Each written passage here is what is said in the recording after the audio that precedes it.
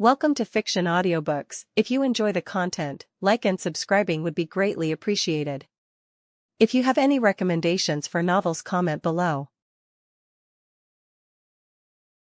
Chapter 1 The Strongest Trait System. East Blue. This was a luxury liner carrying socialites and wealthy merchants.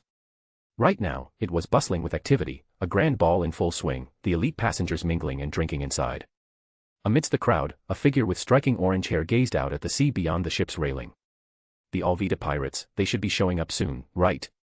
Nami stared at the ocean, still settling after a recent whirlpool, her eyes thoughtful. She'd gotten word that the Alvida pirates planned to attack this liner, so she had changed into a formal dress and snuck aboard earlier. Once the Alvida pirates appeared and started their attack, she could use the chaos as cover to steal their treasure. She was a thief specializing in stealing from pirates. "My beautiful lady, may I have this dance?" A light chuckle sounded from behind her. Nami turned at the voice to see a handsome young man smiling at her. Of course. Nami smiled lightly, placing her slender hand in the young man's.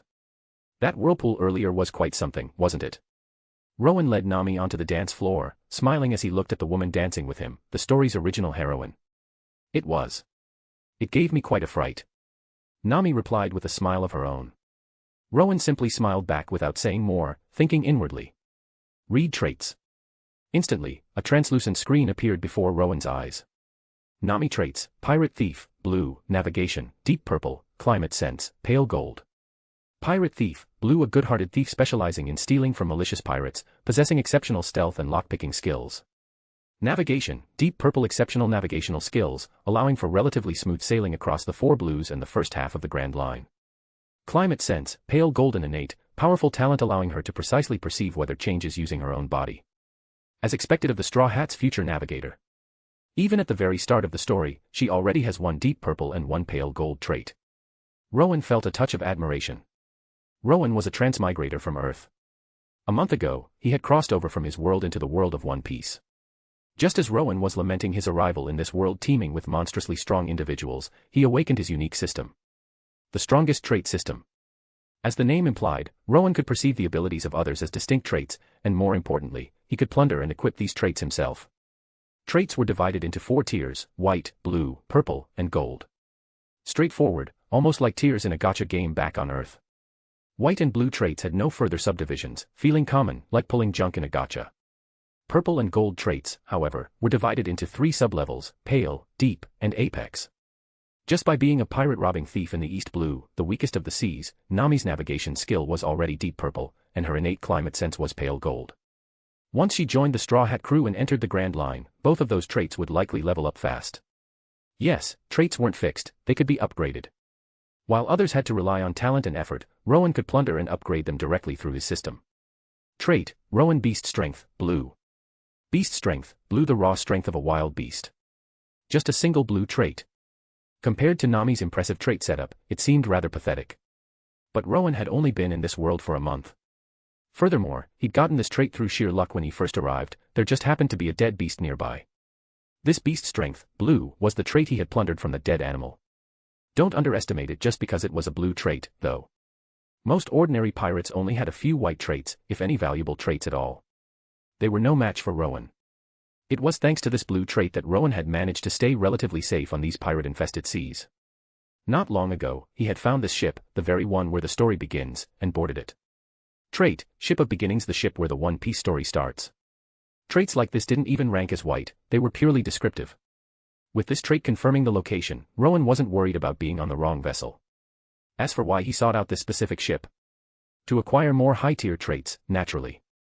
This ship was about to be overflowing with potential treasures. A slight smile touched Rowen's lips. Swish. Boom. Boom. Boom.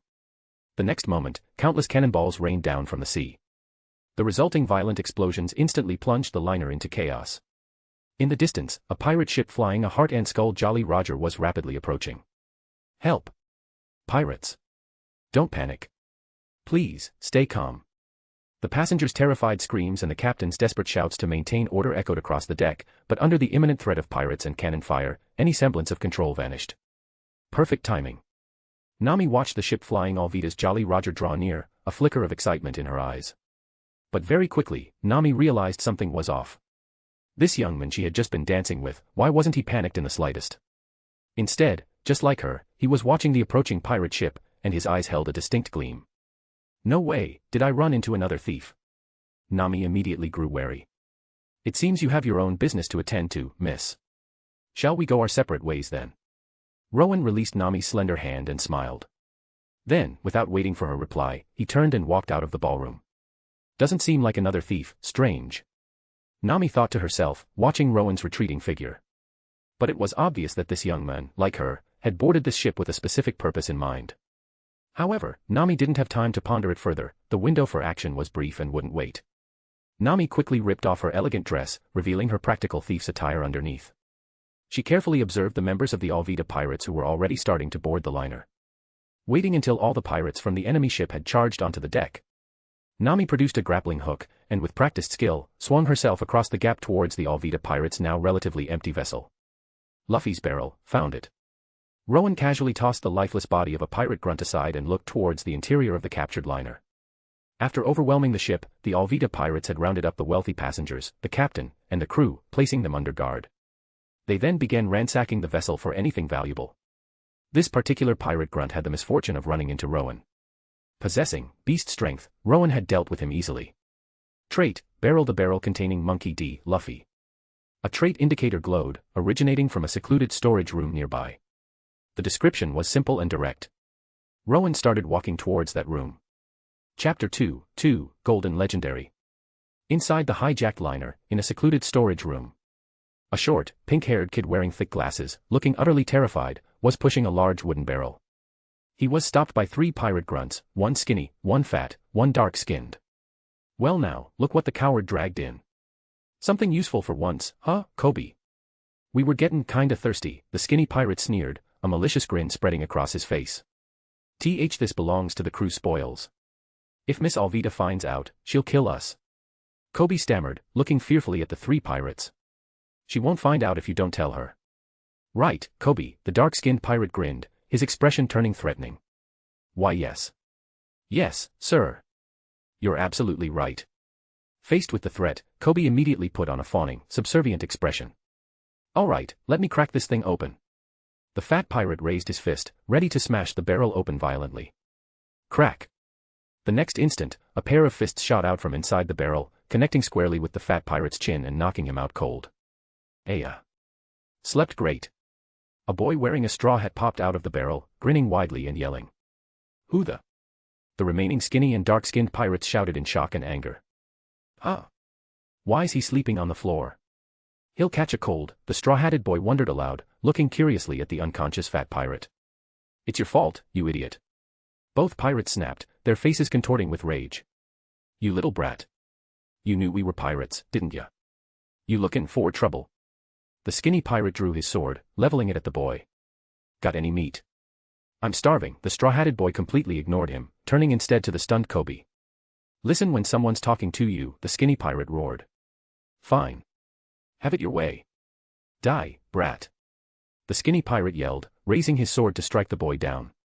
The straw-hatted boy turned, just about to react, when suddenly. Wham! An immense, terrifying force struck the skinny pirate. He went flying backward instantly, the sickening crunch of shattering bones echoing through the room as he slammed against the bulkhead and fell silent. Why you? The last remaining pirate, the dark-skinned one, stared in absolute terror at the handsome young man who had suddenly appeared. Ah. Koby watched the scene unfold, paralyzed by fear. A single bare-fisted strike had silenced that pirate grunt. The sound of his bones breaking was horrifyingly clear and sharp. That kind of power, it was even more terrifying than Miss Alvida with her iron mace. Who are you? You're pretty strong. Why did you help me? The straw-hatted boy asked, grinning broadly. Name's Rowen. I'm a passenger on this ship. These pirates hijacked it, so I'm cleaning them up, Rowen replied with a smile, looking at the legendary Monkey D. Luffy. Yep. He's real. Then, his gaze shifted to Koby, who was cowering in the corner like a terrified clown. Finally. Found him. A slight smile played on Rowen's lips. Rowen. I'm Monkey D. Luffy. Nice to meet you. Luffy grinned. Nice to meet you too, Rowen replied, smiling back. Aya.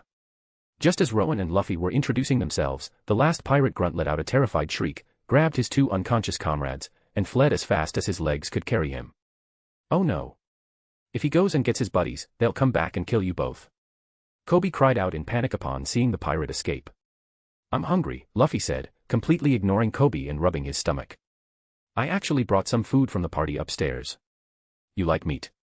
Rowen offered with a smile, pulling out some pre-prepared food. Meat. Luffy's eyes lit up like stars as he stared at the food Rowen produced. He immediately began stuffing his face, devouring everything ravenously. Rowen, you're a really good guy. Luffy mumbled between mouthfuls, grinning. Rowen just chuckled at that. Read traits. A blinding, brilliant golden light flared into existence. Luffy traits: superhuman physique, deep purple, conqueror's haki, unawakened, pale gold, powerful connections, special, sun god, apex gold, gomu gomu fruit, disguise, deep purple, human fruit, mythical Zoan, model, Nika, unawakened, apex gold. Superhuman physique, deep purple possesses physical capabilities far exceeding ordinary humans. Can rapidly absorb vast amounts of nutrients to strengthen himself. Incredible stamina provides ample fuel for devil fruit abilities. Physique-type traits can level up as the owner's body grows stronger. Conqueror's haki, unawakened, pale gold, the disposition of a king, possessed by only one in several million. Cannot be acquired through training. Initial mastery allows the user to overwhelm weaker-willed individuals into unconsciousness with sheer willpower. Further mastery enables basic Conqueror's haki infusion, deep gold. Complete mastery of infusion, combined with sufficient personal presence, allows one to reign as an emperor on the seas, apex gold. Powerful connections, special possesses one of the strongest networks of relationships in the world. If facing a fatal crisis, has a chance to turn disaster into fortune. If pushed into a truly desperate situation, may randomly trigger one of the following effects: pursuit by Fire Fist, Porgus D, Ace at full power, intervention by Hero of the Marines Monkey D, Garps, Fist of Love, arrival of Revolutionary Leader Monkey D, Dragon, rallying of the entire Red Hair Pirates crew led by Emperor, Red-Haired Shanks. Special traits cannot be upgraded. Sun God, Apex Gold, the Sun God of the current era, a warrior who brings hope to the people. As long as people's hope remains, he can rise again stronger than before, fighting on endlessly.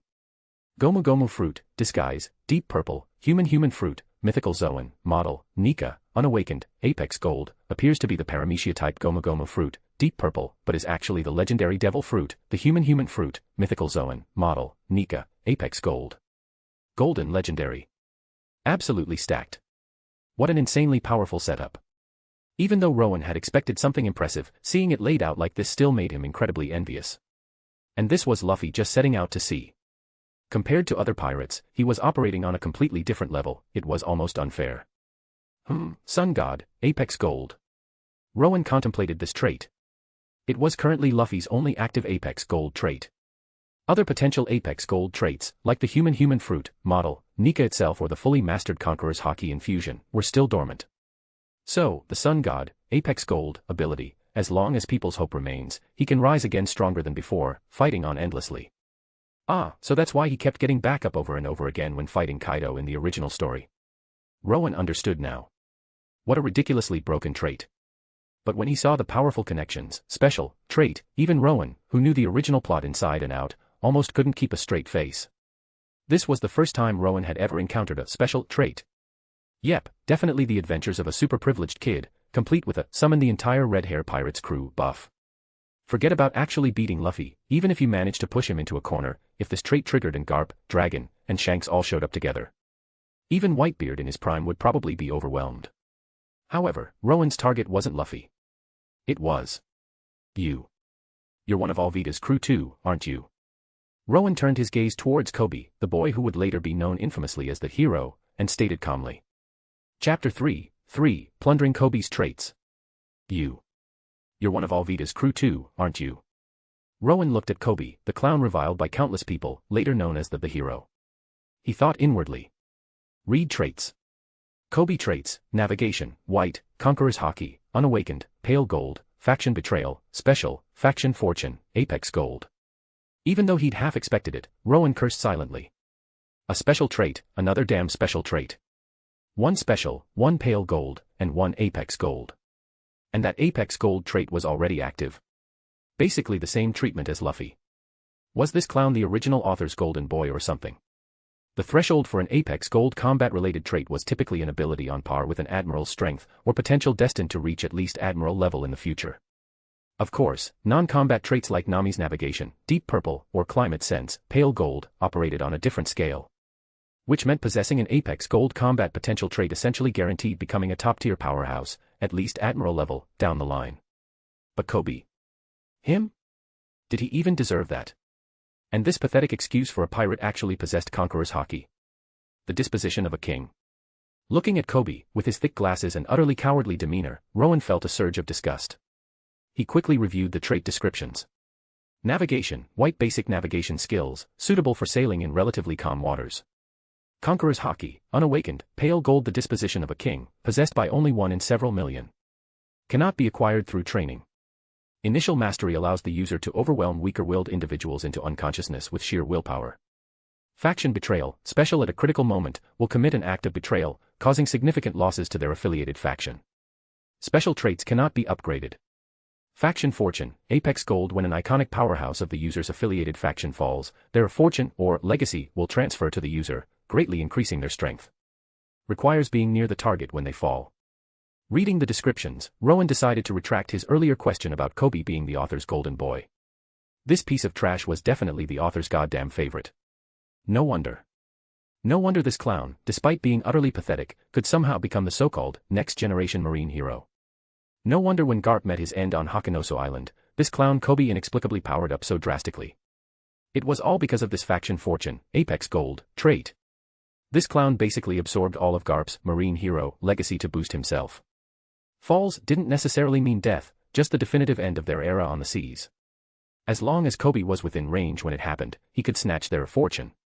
Luffy's power-up on Onigashima, even with his sun god, apex gold, trait, at least came after Kaido beat him senseless with that club multiple times. But Koby? Thanks to faction fortune, apex gold, he just needed to be nearby when an iconic figure from his side fell, and bam, massive power boost. Combine that with the faction betrayal, special, trait, it was practically designed to work together. Rowen finally understood. No wonder this clown had the gall to jump out and try to stop Akainu during the Summit War. And no wonder Akainu, despite his ruthless personality, actually wasted time listening to this clown's whining, delaying things significantly. He was being influenced by the trait. Faction betrayal, special causes significant losses to their affiliated faction at a critical moment. From the Marines' perspective, that delay allowed the Red Hair pirates to arrive, enabled Luffy's successful escape, and let the remnants of the Whitebeard pirates withdraw. Weren't those massive losses? And later on, it was because of this same clown, Koby, that the era of the marine hero, Monkey D. Garp, came to a definitive end. And then Koby used his faction fortune, apex gold, trait to absorb that legacy and strengthen himself. Back when Rowen was still on Earth reading this unfold, he'd cursed the original author's entire family line more times than he could count. But now. For Rowen, the stronger Koby's traits were, the better. Rowen glared at Koby, a sharp glint in his eyes. What? You're one of them too?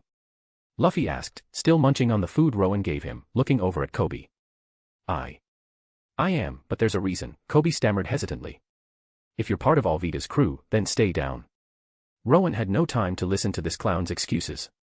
He lashed out with a powerful kick, fueled by his beast strength, knocking Koby unconscious instantly. Rowen. He wasn't even fighting back. Why'd you kick him? Luffy asked, swallowing his food as he looked at the unconscious Koby. Because he betrayed his crewmates, Rowen stated seriously, looking directly at Luffy. Luffy's personality wasn't exactly that of a naive saint, he just generally didn't attack people who couldn't fight back. That was probably Shanks's influence. Betrayed his crewmates? Luffy blinked. That's right. He's part of Alvida's crew, yet he warned us about them. Betraying your comrades like that, it's the most despicable thing you can do on the seas. Comrades are precious people you should be able to entrust your life to, Rowen declared firmly. Whether Koby was forced into Alvida's crew or not didn't matter. Right now, his faction was the Alvida pirates. On the surface, he acted weak and subservient, doing Alvida's bidding. But secretly, he was constantly plotting to betray them and join the Marines. Yet, even after joining the Marines, he'd still backstab them occasionally, causing significant losses to their faction. He was the ultimate clown. Among the Marines, Akainu might be disliked by many for his absolute justice, but Akainu wasn't a clown. A powerful person could be evil, bad, or extreme, but they absolutely couldn't be a clown. Koby's very existence seemed designed purely to disgust people. Oh, I see. Luffy nodded in complete agreement upon hearing Rowen's passionate words about comrades. After all, Rowen had given him lots of food, including meat, when he was starving. And Rowen's understanding of what comradeship meant resonated deeply with Luffy. As for Koby, at this point, Luffy had only just met him. Thanks to Rowen's intervention, they hadn't even exchanged more than a couple of sentences. Luffy's earlier question was purely due to Shanks's influence, not attacking the defenseless. Now that he understood Rowen's reason for attacking, Luffy almost felt like applauding. Guys who betray their comrades were exactly the type of people Luffy wanted to punch the most. Plunder. Rowen focused his gaze on the unconscious Koby, his eyes flashing. To plunder a trait, the target needed to be in this unconscious state. Do you think a clown like you deserves to possess traits like these? Gimme that. VMMMM. Visible only to Rowen, Koby's traits flowed out and were absorbed into his own body. Success. A grin spread across Rowen's face. Rowen traits: navigation, white; beast strength, blue; conqueror's haki, unawakened; pale gold; faction fortune, apex gold. Talk about an upgrade. A massive upgrade. Before, Rowen only had the single blue beast strength trait. Now, he instantly gained one pale gold and one apex gold trait. As for the faction betrayal, special, trait, Rowen naturally left it behind. Like he'd thought earlier, a strong person could be evil, bad, or extreme, but never a clown. That trait was purely disgusting. With the strongest trait system, Rowen didn't need to rely on such clownish abilities to gain power. Besides, special traits couldn't be used to upgrade other traits, making it useless to him anyway. The navigation, white, trait, however, might still have some minor use out on the sea. First time plunder of a gold tier trait detected. Reward granted.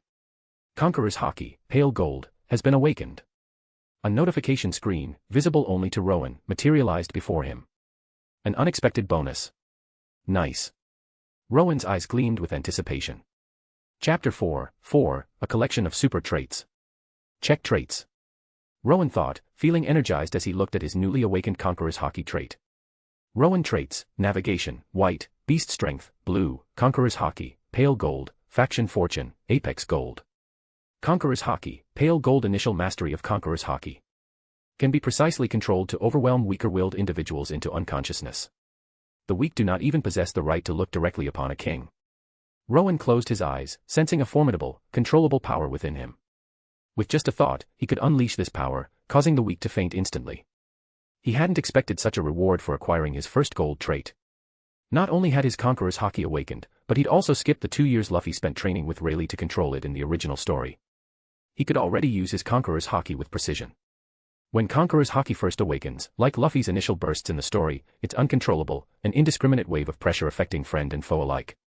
Only after dedicated training can it be precisely controlled to avoid affecting allies. This was the level Luffy reached after training with the Dark King, Rayleigh, for 2 years. However, since both stages primarily involved using haki to intimidate the weak into unconsciousness, the trait itself hadn't undergone a qualitative change, it remained pale gold level. Only by evolving further, reaching the stage where Conqueror's haki could be preliminarily infused into attacks, would it evolve into a deep gold trait. That was the level Yamato displayed in the original story. A deep gold combat trait typically corresponds to the strength level of a Yonko commander or an admiral candidate, or the potential to definitively reach that level. Although Rowen's Conqueror's haki could currently only knock out the weak. In the East Blue, there was virtually no one who could remain conscious when faced with precisely controlled Conqueror's haki. It was more than sufficient for now. Possessing Conqueror's haki meant Rowen now held the ticket to becoming one of the truly top-tier powerhouses on these seas. Once he fully mastered Conqueror's haki infusion and possessed sufficient presence, kingly disposition, it would upgrade to an apex gold trait, allowing him to reign as an emperor on the seas. The so-called Yonko/Admiral level. Furthermore, because infused Conqueror's haki attacks were so overwhelmingly powerful, their sheer offensive capability surpassed even that of admirals who couldn't use the technique. A full power strike from such a peak individual could overwhelm Yonko commanders or admiral candidates, who couldn't even withstand a single blow. Below the level of emperors and admirals, all are mere ants. Fortunately, Rowen had already secured his pass to reach that level. With the strongest trait system at his disposal, Rowen was confident that fully mastering infused conquerors was only a matter of time. Ah, that hit the spot. At that moment, Luffy finished devouring all the food Rowen had given him, patted his belly, and grinned widely. With his superhuman physique, deep purple, trait, that amount of food was naturally far from enough to truly satisfy Luffy's appetite. But that was because the trait allowed him to rapidly digest and absorb massive amounts of nutrients to strengthen himself, enabling his astonishing eating capacity. To simply stop feeling hungry, however, the food had been sufficient. "Hey, Rowen, are you a pirate?" Luffy asked, looking at him. "Not yet. I'm just a passenger on this ship, Rowen replied honestly, not bothering to hide it. Then how about it? Wanna join my crew? Be my nakama? Luffy grinned. Rowen had already demonstrated considerable strength. But Luffy didn't choose his crewmates based solely on strength. What truly made Luffy decide to invite Rowen was his earlier speech about comrades.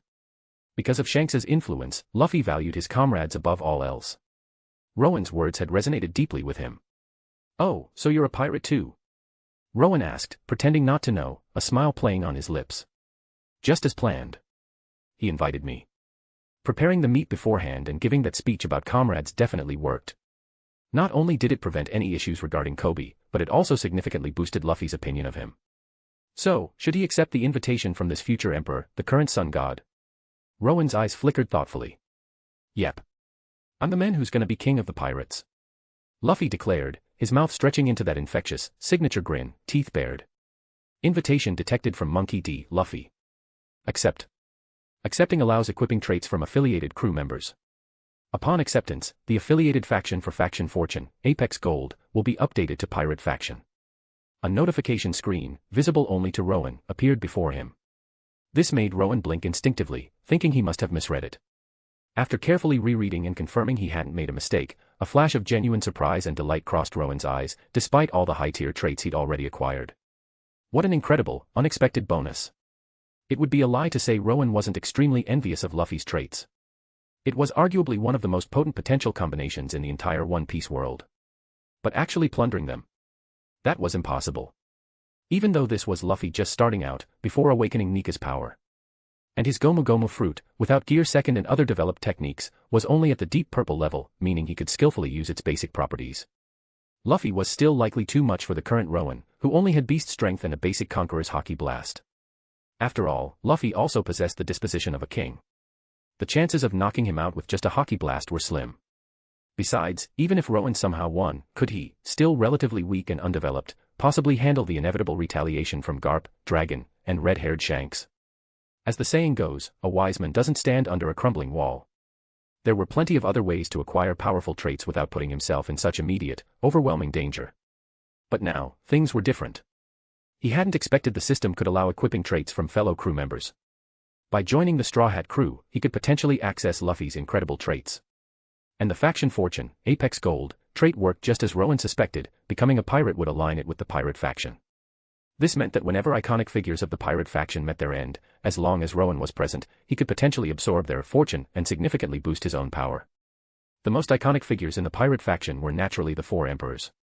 And arguably, the 7 warlords of the sea, though nominally affiliated with the world government, mostly operated their own pirate domains and possessed legitimate rights to plunder, they likely counted as part of the pirate faction too. And what faster way was there to eventually confront the emperors, warlords, and other iconic figures of the pirate faction than by joining the Straw Hat crew? Whether it was equipping Luffy's super traits or positioning himself to benefit from the fall of major pirate figures via his Faction Fortune, Apex Gold, trait, joining the Straw Hats was clearly the optimal choice. Besides, Luffy himself was quite admirable. Rowen had already considered joining the Straw Hats as a viable option anyway. Since Rowen wasn't fully developed yet, the Grand Line still held uncertainties. Traveling with the main protagonist crew offered the safest path for him to grow stronger steadily. And now, with such a massive benefit waiting for him, there was no need for further hesitation. All right then. Looking forward to working with you, Luffy. Rowen extended his right hand towards Luffy, his smile radiating genuine brilliance. Looking at Luffy, it was as if Rowen could already see those amazing super traits slowly becoming his own. Naturally, his smile was incredibly bright. Koby traits plus Monkey D. Luffy's traits, the future is certainly looking exciting. Shishishishi. Looking forward to it too, Rowen. Luffy grinned back just as brightly. Rowen was his very first crewmate. Chapter 5, Shining Conqueror's Haki. Detected acceptance of Monkey D. Luffy's invitation. You are now a member of the Straw Hat Pirates. Faction Fortune, Apex Gold, faction updated to Pirate Faction. Traits from Straw Hat Pirate members can now be equipped. Currently available target, Straw Hat Captain, Monkey D. Luffy. Available traits for equipping, Superhuman Physique, Deep Purple, Sun God, Apex Gold, Gomu Gomu Fruit, Disguise, Deep Purple. Equip. After Rowen confirmed his acceptance of Luffy's invitation, the notification screen, visible only to him, appeared. Very user-friendly, the strongest trait system displayed the 3 equipable traits from Luffy, each with an Equip Now option next to it. The powerful connections, special, trait couldn't be equipped, as it stemmed from Luffy's unique background and relationships. However, as Luffy's comrade, Rowen would still benefit indirectly from it, so it didn't really matter. Rowen thought for a moment, then mentally selected yes for superhuman physique, deep purple, and sun god, apex gold. He chose not to equip the Goma Goma fruit, disguise, deep purple. Before awakening into the human fruit, mythical Zoan, model, Nika, the standard Goma Goma fruit was just average among Paramecia types. To draw out significant power from it required developing techniques like gear 2nd, 3rd, and 4th. And based on information from the original story, using those gears consumed the user's lifespan. For Rowen, who could simply plunder the abilities of others as traits, the trade-off wasn't worth it. Later, once Luffy awakened and gained Nika's power, Rowen could just equip the Nika ability directly. That ridiculously broken Nika-exclusive power of imagination, that was the true strength of the fruit. After Rowen made his selections, 2 new traits appeared on his status. Rowen traits, Navigation, White, Beast Strength, Blue, Conqueror's Haki, Pale Gold, Faction Fortune, Apex Gold. Superhuman Physique, Deep Purple, Equipping.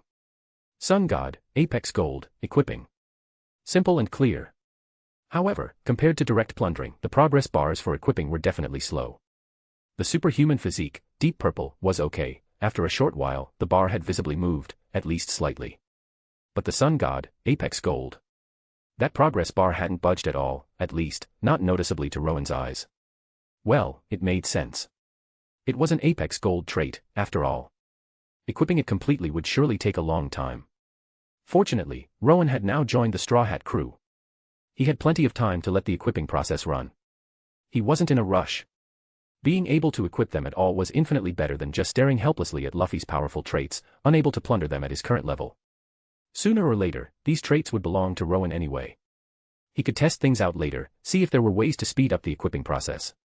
Alright. Let's set sail. First, we need to find a boat. Mine got swallowed by that giant whirlpool, Luffy said, adjusting his straw hat with a grin. Having found his first crewmate, Luffy was in an excellent mood. If we find a boat, I actually know some basic navigation, Rowen replied with a smile. This was precisely why Rowen had bothered plundering Koby's navigation, White, trait. Rowen hadn't forgotten that in the original story, before Nami joined as their navigator, Luffy basically just drifted aimlessly. And in the story, it was Koby the Clown who used his basic navigation skills to guide Luffy to find Zoro. Now that Rowen had dealt with Koby, he naturally needed to take the trait to temporarily fill the role of the Straw Hat Pirate's navigator. You're a navigator too. That's great. It's really great that I got you on the crew, Rowen. Luffy exclaimed, genuinely surprised and happy. It's just basic navigation, really. I wouldn't call myself a proper navigator. It's fine for sailing in calm waters like the Four Blues, but my skills aren't good enough for the Grand Line. Luffy, you want to become king of the pirates, right? You definitely have to go to the Grand Line, Rowen said with a smile. Of course. You have to conquer the Grand Line to become king of the pirates. I promised someone, Luffy declared, holding his straw hat in his hand, his eyes filled with reminiscence. Rowen knew Luffy was referring to his promise with the Emperor, red-haired Shanks. In that case, finding a navigator who can handle the Grand Line is absolutely necessary, Rowen stated, the image of a certain beautiful woman he danced with not long ago flashing through his mind. Shishishi. Crewmates and stuff, of course I'll find more. I'll definitely find them. Luffy plopped his straw hat back on his head, laughing optimistically. Crash. Just then, a figure crashed through the deck ceiling from above, landing heavily right in front of Rowen and Luffy with the force of a wild boar. So you're the brats causing trouble for my crew, huh? A monstrously ugly creature, barely resembling a human, wielding a giant iron mace, snarled, revealing a cavernous mouth. Above the shattered hole in the deck, numerous pirate grunts peered down. Doesn't look like, pirate hunter, Zoro, Alvida sneered after scanning Luffy and Rowen, her grotesque mouth twisting into a vicious grin. Zoro. Luffy looked puzzled. Koby. You useless waste of space. Are you still alive down there? Alvida bellowed down at the motionless Koby lying nearby. Getting no response, her boar-like face contorted with annoyance. She didn't care if Koby was alive or dead, she was furious that she wasn't hearing his usual fawning praises. Who's this rude old lady? Luffy asked curiously, pointing directly at Alvida. The Alvida pirate crew members on the deck above froze in terror, too scared to speak. Ha ha ha. That's Iron Mace Alvida.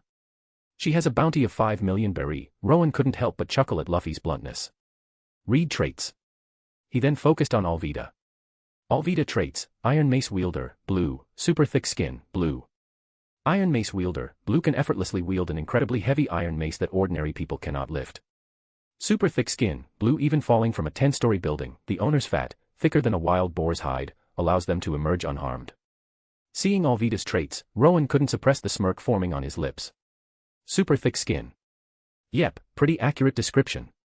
Luffy's comment, combined with Rowen's laughter, was the ultimate insult in Alvida's eyes. Die. Both of you damn brats. Alvida roared, raising her massive iron mace to crush Rowen and Luffy. Whoosh. Using his beast strength, Rowen pushed off the floor powerfully. He and Luffy leaped up through the hole Alvida had just made, landing smoothly on the main deck. My name's not damn brat. It's Monkey D. Luffy. I'm a pirate. Nice to meet you. Luffy announced with a grin. Who cares what a little brat like you is called? Alvida charged up after them. What a scary old lady, Luffy commented with a sigh. Brat. Alvida's eyes were completely bloodshot with rage now. Her pirate grunts knew this was their cue to act. If they didn't, an enraged Alvida would surely bash their heads in with her mace later. With battle cries, they swarmed towards Luffy and Rowen, intending to overwhelm them with numbers. Hey! Ganging up on us isn't fair. Luffy shouted, preparing to fight back using his Gomu Gomu abilities. Leave this to me. Rowen reached out, stopping Luffy. A dark, crimson-black light suddenly flared within his eyes. Chapter 6, I will stand above all. Sky Sovereign. Rowen. Can you handle all these guys? Luffy asked with concern, watching Rowen step forward to face the Alvida pirates alone. Don't worry. Dealing with trash like this. My abilities are way more efficient than yours for this, Luffy, Rowen replied, a confident smirk playing on his lips. The dark, crimson-black light in his eyes seemed to shimmer faintly. Trash. You got some nerve, brat. Think you're pirate hunter, Zoro or something. Alvida snarled, veins bulging on her forehead. Combined with her boar-like features, she looked even more grotesque. Right now, pirate hunter, Zoro's reputation among East Blue pirates was formidable. Even pirates with bounties in the tens of millions were wary of him. Zoro. Of course not. But. Rowen's eyes suddenly sharpened. The next instant, the terrifying crimson-black light within them solidified, erupting outwards with insane ferocity. Remember this name, Sky Sovereign Rowen. The men who will, in the future, stand above all. Boom. Conqueror's haki exploded outwards. Crackling arcs of crimson-black energy roared through the air. Every single member of the Alvida pirates caught in this terrifying blast, including Alvida herself, froze with looks of utter horror. The next moment, their eyes rolled back into their heads, and they collapsed, unconscious. Thump. Thump. Thump. Bodies littered the deck. The entire Alvida pirate crew was wiped out in an instant. Under the pressure of Conqueror's haki, the weak don't even have the right to look directly upon a king. The crimson-black light in Rowen's eyes gradually subsided. Sugigi. Amazing. Luffy stared, jaw dropped, as Rowen took out the entire Alvida crew, including that rude old lady, with just a look. His eyes went wide, and he started yelling excitedly. Got to admit, Luffy really knew how to provide positive reinforcement for his comrades. Seeing Luffy's exaggerated amazement, combined with the feeling of unleashing Conqueror's haki for the first time, left Rowen feeling pretty damn good. But I feel like I've seen that power before. When I was little, something like this happened too, Luffy mused after his initial burst of excitement, a thoughtful, faraway look in his eyes. He remembered when he and his brothers were captured by some thugs. Just when he was in danger, the thugs had suddenly fainted. That's called Conqueror's haki. Under its influence, anyone with a weak will instantly passes out, Rowen explained calmly, looking at Luffy. Luffy was likely remembering the time Fire Fist Porgus Ace first awakened his own Conqueror's haki to protect young Luffy from danger. But afterwards, Ace, disgusted that this power came from the bloodline he despised, that of the Pirate King, Gold Roger, completely sealed it away. Rowen wouldn't judge Ace's actions. He wasn't Ace, he hadn't lived through Ace's suffering. He wouldn't stand on high from an outsider's perspective and casually say, it's foolish not to use the power you have. After all, for Ace, his mother died because the Marines were relentlessly hunting Roger's bloodline. And throughout his childhood, because of that same bloodline, he was shunned by everyone, treated as someone who shouldn't even exist. In modern terms from Rowen's old world, it was a classic case of childhood trauma stemming from his family background. Ace just wanted to escape that influence. But if he hadn't sealed away his Conqueror's haki, given Ace's potential, he likely wouldn't have met the tragic end he did in the original story. Ultimately, Ace just didn't have the disposition, the kingly spirit, required. However, for Rowen, Ace's choice, and the upcoming Summit War, were extremely advantageous. Whitebeard, the man known as the world's strongest man, was undoubtedly the current figurehead of the pirate faction. When his era ended, how much stronger would Rowen become thanks to his faction fortune, Apex Gold, trait? Rowen eagerly anticipated finding out. Furthermore, Rowen was absolutely determined to acquire Whitebeard's tremor fruit. The difference between top-tier devil fruits and garbage ones was greater than the difference between humans and pigs. That early notion, likely born from insufficient information, of, there are no useless devil fruits, only useless users, had long been debunked by later events in the story. The inherent potential cap of each devil fruit ability was clearly defined. A fruit's power depended fundamentally on the fruit itself, supplemented at most by the user's stamina and physique, since activating abilities consumes the user's energy. The fact that Sabo, immediately after eating the Flare fruit, could wield its power at a level equal to, or even greater than, Ace's was clear proof. But for any given devil fruit user, their power ceiling based solely on the fruit was fixed the moment they ate it. Further growth relied on mastering Haki and other skills. A powerful devil fruit, upon being eaten, could instantly elevate someone to at least the level of a warlord. The reason Whitebeard was called the man capable of destroying the world was solely due to the power of the tremor fruit. Rowen had no intention of letting Blackbeard snatch such a supreme devil fruit. The summit war, Rowen absolutely had to participate. Starting now, he needed to get stronger, fast, so he could claim the biggest prize during that pivotal conflict. A determined glint shone in Rowen's eyes. But Rowen, when you said you're gonna stand above all, that sounded really cool. Sky Sovereign Rowen. Shishishi. That's a great nickname. Luffy exclaimed. At this point, he didn't grasp the true significance of Conqueror's Haki, he was far more interested in Rowen's declaration. The Pirate King's first mate, the man known as the right hand of the Pirate King, his epithet was Dark King. Since you aim to be the Pirate King, I figured Sky Sovereign would be a fitting title for me, as your comrade, Rowen explained with a smile. It wasn't that Rowen was being overly dramatic just for show. This was his debut on the world stage, essentially.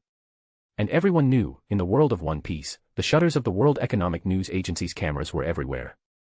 Rowen naturally wanted a relatively cool-sounding epithet for himself. Otherwise, who knew what kind of ridiculous nickname those Marine guys might slap on him later? Rowen's method for choosing was simple. The Pirate King's right hand, Silver's Rayleigh, was the Dark King, Mao, Underworld King/Pluto.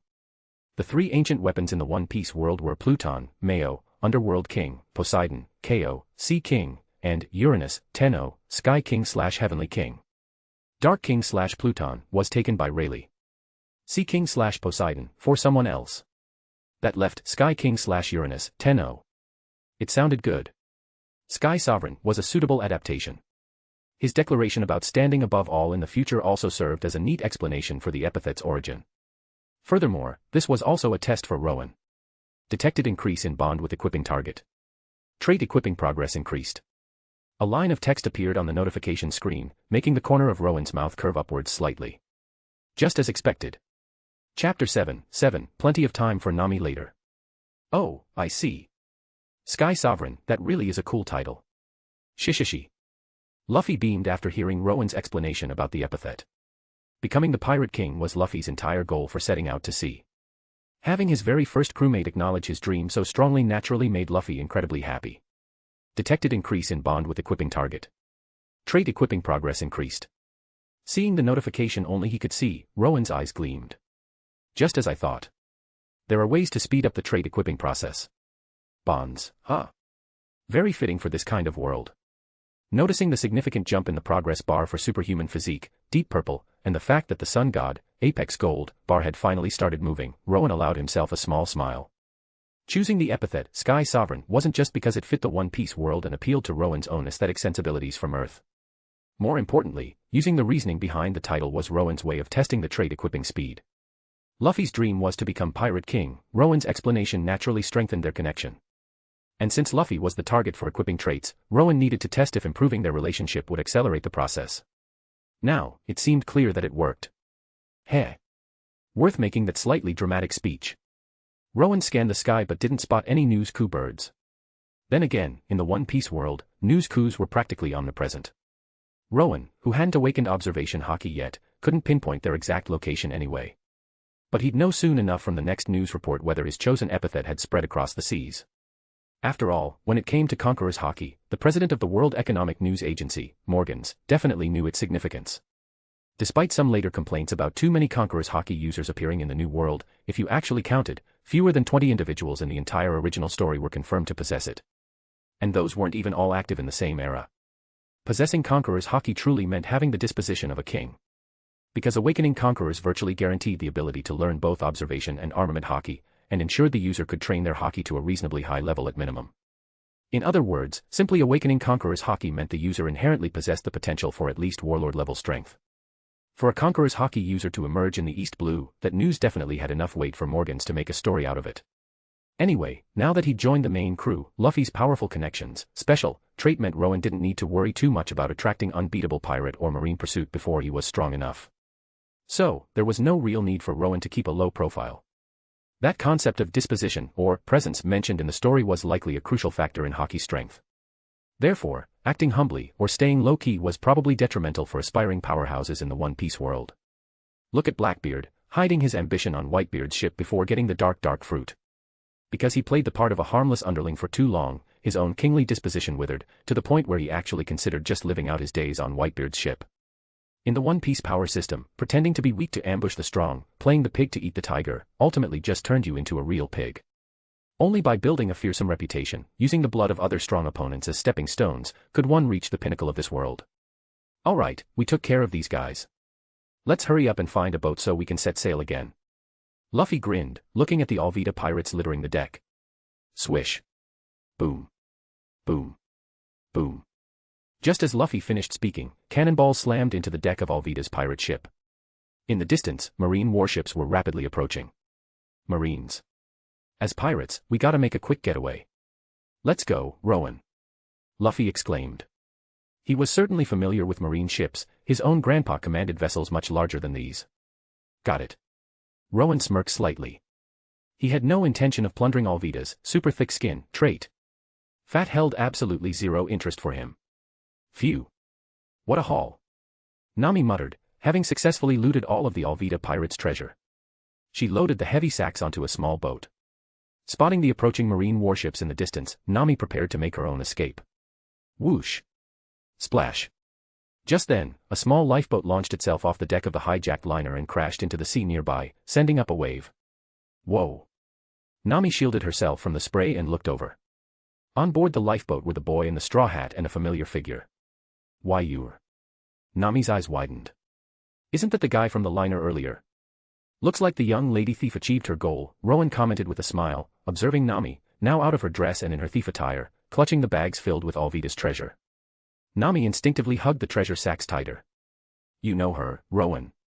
Luffy asked curiously. We crossed paths briefly, Rowen replied casually. Oh, okay. But we gotta hurry up and get out of here. Luffy shouted, seeing the marine ships getting closer. Set sail.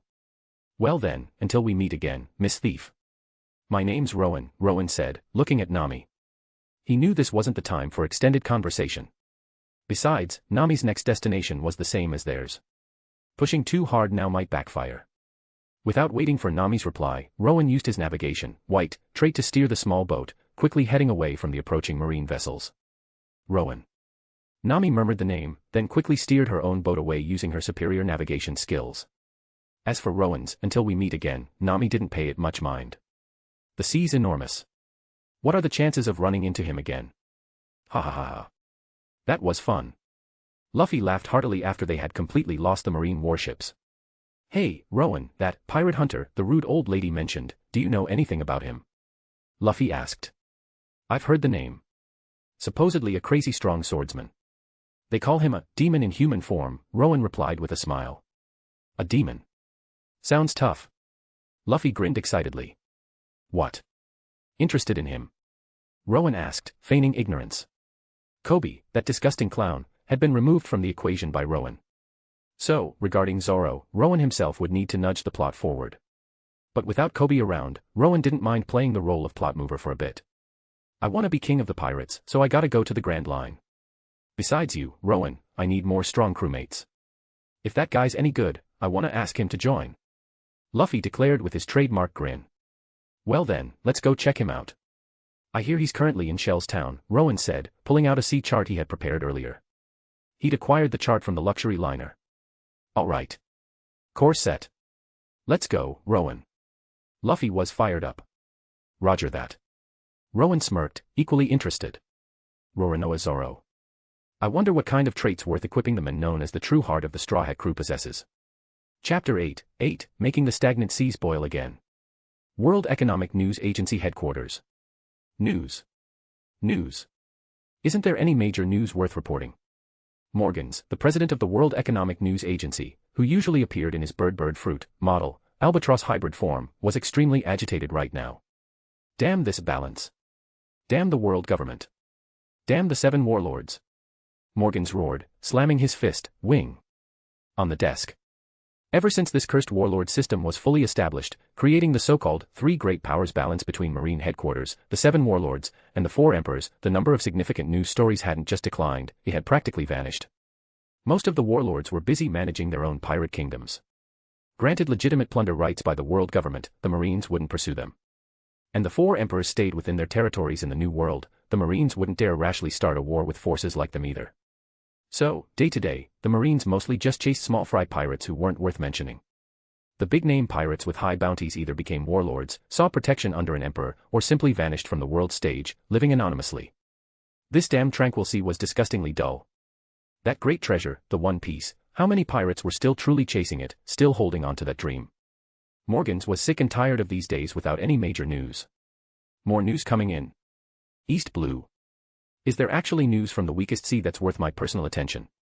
Seeing the incoming data and images, Morgan's interest was instantly piqued when he noted the location. As the world's largest news organization, the World Economic News Agency had an incredibly vast structure. To ensure no major news was missed, Morgans had operatives stationed everywhere, responsible for capturing scoops. While most were deployed along the Grand Line, there were operatives in the 4 Blues as well. When an operative in the 4 Blues captured something newsworthy, it would go through layers of review, moving up the chain of command. For this news to reach his desk meant that after multiple levels of scrutiny, this report from the East Blue was deemed worthy of the personal attention of the World Economic News Agency president himself. This is.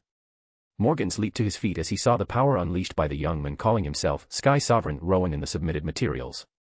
The sequence of numerous photographs combined with the written report created an effect similar to watching a video. Conqueror's Haki. No doubt about it. That's Conqueror's Haki. Morgans felt every cell in his body buzz with excitement. After stagnating for so long, these dull seas had finally produced a newcomer possessing the disposition of a king.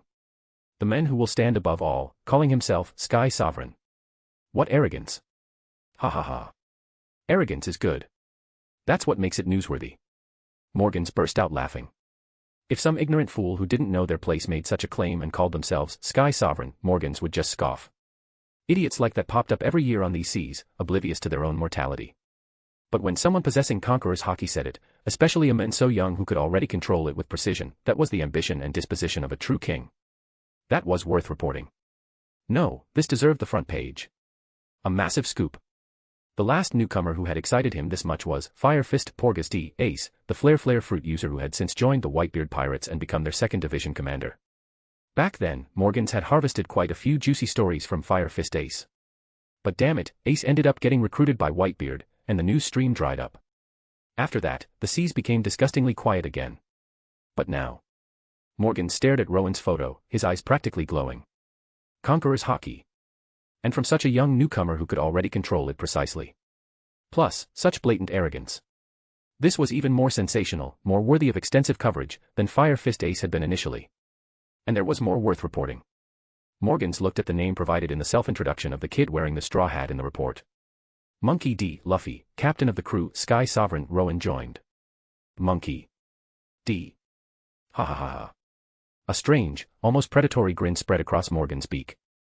As the head of the World Economic News Agency, Morgans was all too familiar with that surname. Wasn't that the family name of the Marine hero, Monkey D. Garp, and the revolutionary leader, Monkey D. Dragon? Judging by age, this Straw Hat kid had to be Dragon's son, Garp's grandson.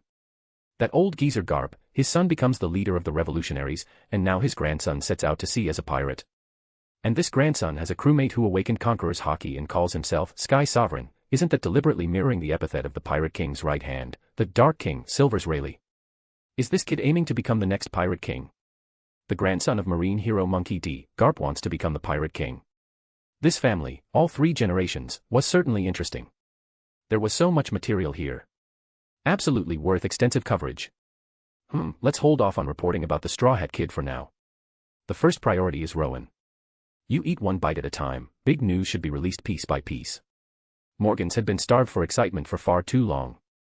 Now that he'd finally snagged a major story, and one that looked like it could provide continuous, developing reports, he needed to grip it tightly and milk it for all it's worth. Compared to the sheer impact of Conqueror's Haki, the Straw Hat Kid's currently demonstrated power wasn't eye-catching enough yet. What was the most important thing in news? Grabbing attention instantly. And what could possibly grab more attention than a newcomer claiming he'll stand above all, calling himself Sky Sovereign, and possessing Conqueror's Haki? Once he had the world's eyes fixed on this, he could follow up with ongoing reports about the crew. Besides, with the Monkey D name involved, Morgans didn't have to worry too much that excessive hype might attract disaster and get the crew wiped out prematurely, leaving him with no future stories. Garp wouldn't let that happen easily. This kind of news, one he could trumpet loudly and without reservation, he hadn't encountered anything like it in far too long. Morgan's eyes gleamed with avarice. Get this photo distributed worldwide. Spread the name Sky Sovereign Rowen across the globe. Tell all those rotten trash on these seas, those who've lost their dreams and are practically decaying, that a new king is about to be born. These stagnant waters are finally going to boil again. Ha ha ha ha. Morgans roared with laughter. On his desk lay a close-up photo of Rowen. In it, Rowen's eyes blazed with overwhelming power, captured at the very instant he unleashed his Conqueror's Haki. Soon, the front-page story featuring Rowen was printed. Beneath the close-up photo of Rowen, the headline screamed in bold type, "I will stand above all." Of course, the news of Straw Hat Monkey D. Luffy's debut was included as well, with Morgans making sure to heavily bold the Monkey D initials. Carried by countless news coups, this report would soon spread throughout the entire world. The long stagnant seas were about to erupt. Chapter 9, Limitless Devil Fruits. Meanwhile, completely unaware that his goal had been achieved and that his front-page story was about to spread across the entire world, Rowen was currently using his navigation, white, skill to sail with Luffy. Landfall ahead. That's our destination, Shell's Town, Rowen announced, comparing the approaching landmass to his sea chart, a smile gracing his lips. After a tedious journey on the open sea, nothing brought more joy than spotting land. Seeing your actual destination. That doubled the happiness. Thanks to Rowen's advanced preparations, this trip, unlike Luffy's previous solo voyages, didn't involve starving for days. Plus, this stretch of the East Blue was remarkably calm. So, for Rowen, equipped with the navigation, white, trait, the journey had been relatively smooth. Shishishi. We got here so fast. Guess we really do need a navigator for the Grand Line. Oh, right. And a musician too. Luffy declared enthusiastically. Before Rowen joined, Luffy's entire journey consisted of aimlessly drifting in the small boat he'd brought from Windmill Village. Experiencing the speed and precision of reaching a destination like this just once had gotten Luffy completely hooked. But since Rowen had mentioned his own navigation skills weren't sufficient for the Grand Line, finding a proper navigator naturally moved up Luffy's priority list. Of course, a musician was still essential. A musician, huh? Not a bad idea, Rowen chuckled, amused by Luffy's priorities. Luffy's fixation on having a musician was real. Though, in the original story, the Straw Hats wouldn't get one until they confronted the warlord, Gecko Moria. Rowen had already confirmed through his system during their voyage. Although the 7 warlords were nominally affiliated with the world government, they were fundamentally still powerful pirates, belonging to the pirate faction. Within the pirate faction, they were the most prominent figures right below the 4 emperors. Taking down a warlord would also trigger Rowen's faction fortune, Apex Gold, trait. If that was the case, then confronting Moria would truly kill 2 birds with 1 stone. Moria's current strength was among the lowest of the warlords, practically a free meal delivered right to their doorstep. But before Moria, there was another troublesome warlord they'd have to deal with. The warlord, Sir Crocodile, user of the Logia-type Sand fruit, Crocodile. Rowen's eyes narrowed slightly. The Sand fruit, even among Logia types, was easily a top-tier powerful devil fruit. Acquiring that ability alone, based purely on the fruit's power, guaranteed at least warlord-level strength. Add Haki into the mix, and reaching the level of a Yonko commander or admiral candidate would be relatively easy. Of course, Rowen's true ultimate target among Logias was that fruit, the one considered practically invincible even within its own category, the Rumble fruit. Speed, offensive power, destructive range, all rolled into one. A cataclysmic force of nature.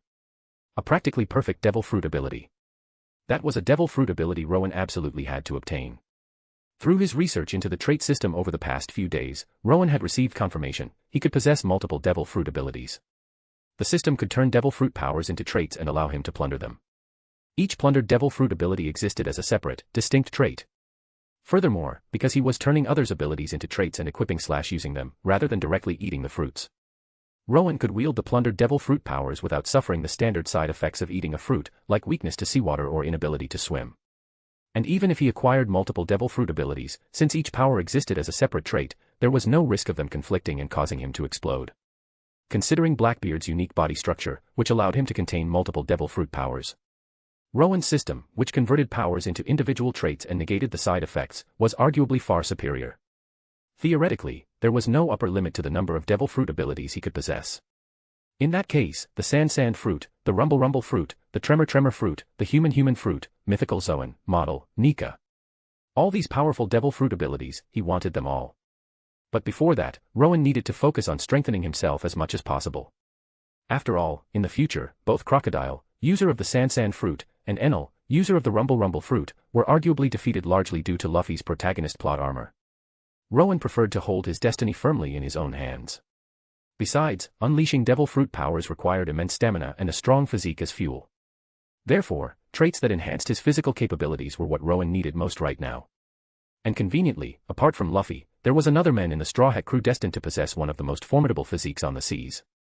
The pirate hunter, Zoro. Rowen steered the small boat towards the shore, looking at the town ahead, Shell's town, a slight smirk playing on his lips. Weird. Why are the people here so scared when they hear the Marine captain's name? While searching for Zoro, Luffy, being his naturally outgoing self, directly asked the townsfolk for directions. But while their fear upon hearing Zoro's name was understandable, they seemed even more terrified when they heard the name of the local Marine captain, Morgan. Marines aren't always the good guys for civilians. A corrupt Marine can cause even more destruction than some pirates, Rowen commented slowly. Knowing the original story, Rowen understood this was because the Marine captain here, Axe-Hand Morgan, ruthlessly oppressed the townspeople. For ordinary citizens, pirates were naturally detestable. Most pirates weren't like Luffy and his crew, who were, strictly speaking, more like adventurers chasing a dream. However, aside from a few extremely vicious pirates who engaged in wanton murder and pillaging, most pirates primarily harmed civilians through robbery. After all, the more atrocities they committed, the higher their bounty would climb, attracting stronger marine pursuit and drawing the attention of bounty hunters. While robbery was certainly bad, it was nothing compared to someone like Morgan, who abused his power to exploit the people under his command. Or even worse, scum like Captain Nezumi, one of the key figures responsible for allowing Arlong to tyrannize Nami's hometown unchecked. That was a true nightmare. If civilians encountered vicious pirates, they could still seek help from good marines. But if they encountered corrupt marines like these, that was a disaster where calling for help was utterly futile. Rowen, having come from Earth, despised such corrupt individuals the most. As they walked, the two eventually arrived at their destination. The marine base of Shell's town. A man was tied to a crucifixion post in the courtyard. The pirate hunter, Zoro. Look, Rowen. That must be the guy. Chapter 10, The Ticket to Becoming a True Monster. Following Luffy, Rowen climbed up the high wall overlooking the marine base courtyard. He looked down at the man tied to the execution post. Though his head was bowed, an almost palpable, beast-like aura radiated from him. For Rowen, who possessed the beast strength, blue, trait, this aura felt even more intense. Truly worthy of being called a demon in human form, even right at the start of his journey. Rowen mentally acknowledged Zoro's presence, then thought inwardly. Check traits. Zoro traits, 3-sword style, deep purple, demonic physique, deep purple, Azura aura, special, conqueror's haki, unawakened, pale gold. 3-sword style, deep purple, a unique sword style utilizing one sword in each hand, with a third held in the mouth for the killing blow. Possesses biting strength greater than an adult hyena. Demonic physique, deep purple, the physique of a demon clad in human skin. No matter how extreme the training, no matter how damaged the muscles and bones become, they can fully recover and grow even stronger. Azura aura, special, a unique, demon godlike power. When imbued into techniques, allows them to unleash strength far exceeding conventional limits. Just as I thought. Zoro does have conqueror's haki. Rowen nodded, looking at Zoro's conqueror's haki, unawakened, pale gold, trait. As one of the Straw Hat crew's main 3 combatants in the original story, arguably second only to Luffy, Zoro was meant to parallel the Pirate King's right hand, the Dark King, Silver's Rayleigh. And Zoro's lineage wasn't simple either.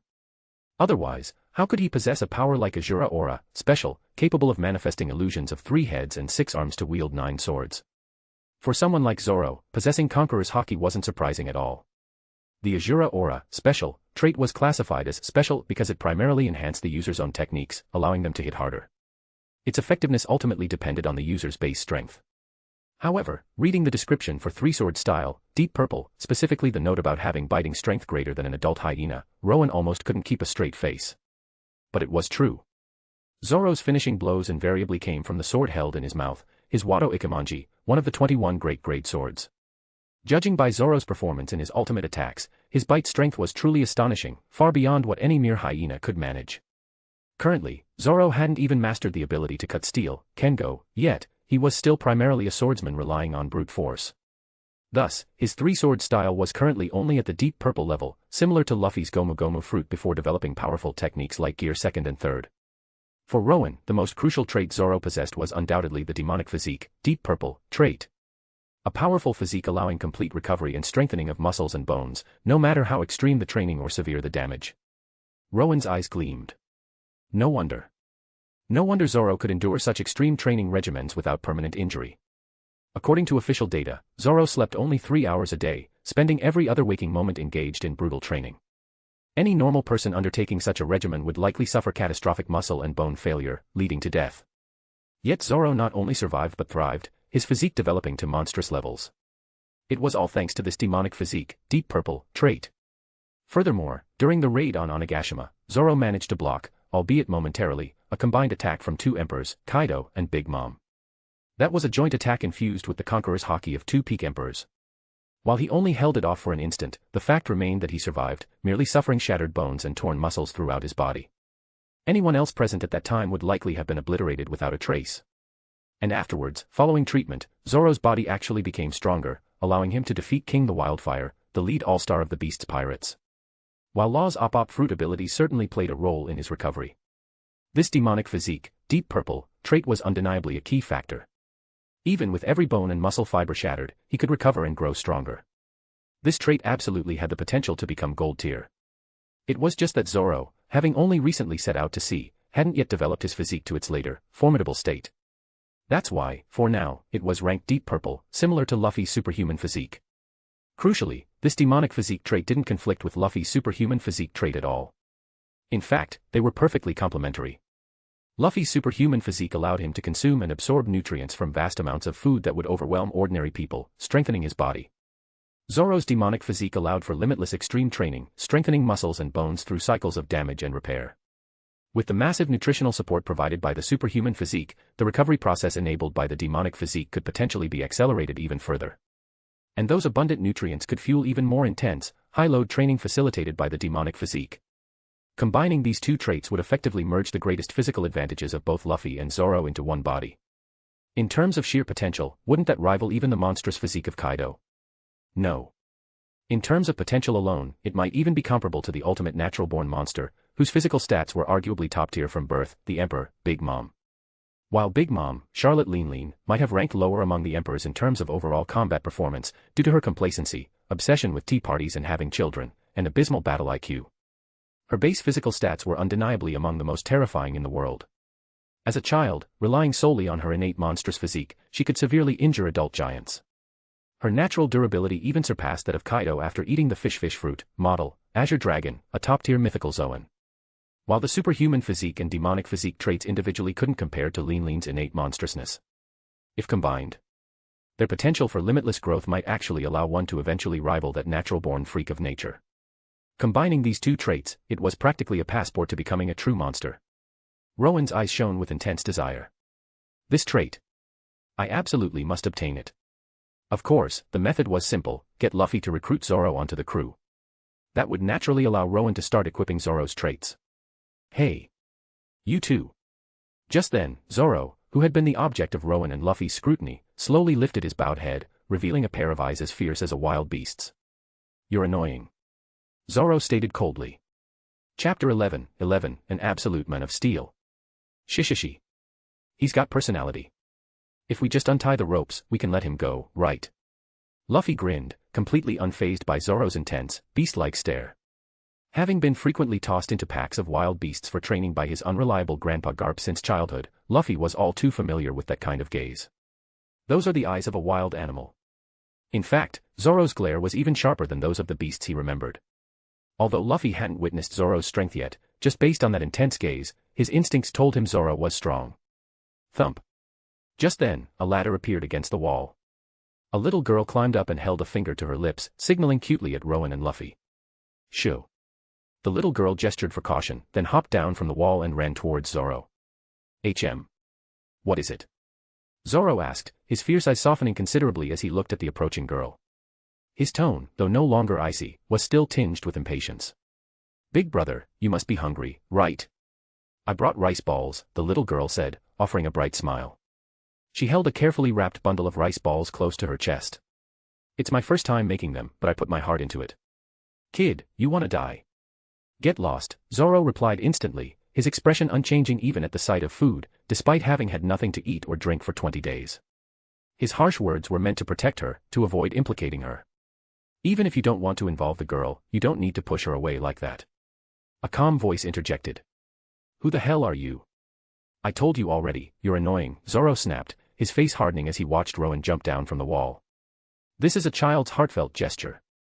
A child's sincerity is more precious than gold, Rowen said, gently patting the little girl's head reassuringly as she looked crestfallen that Zoro wouldn't eat her rice balls. Rowen definitely didn't want this sweet girl's kindness trampled by that scumbag Helmeppo. Shishishi. Well said, Rowen. Luffy declared, hopping down from the wall to join Rowen.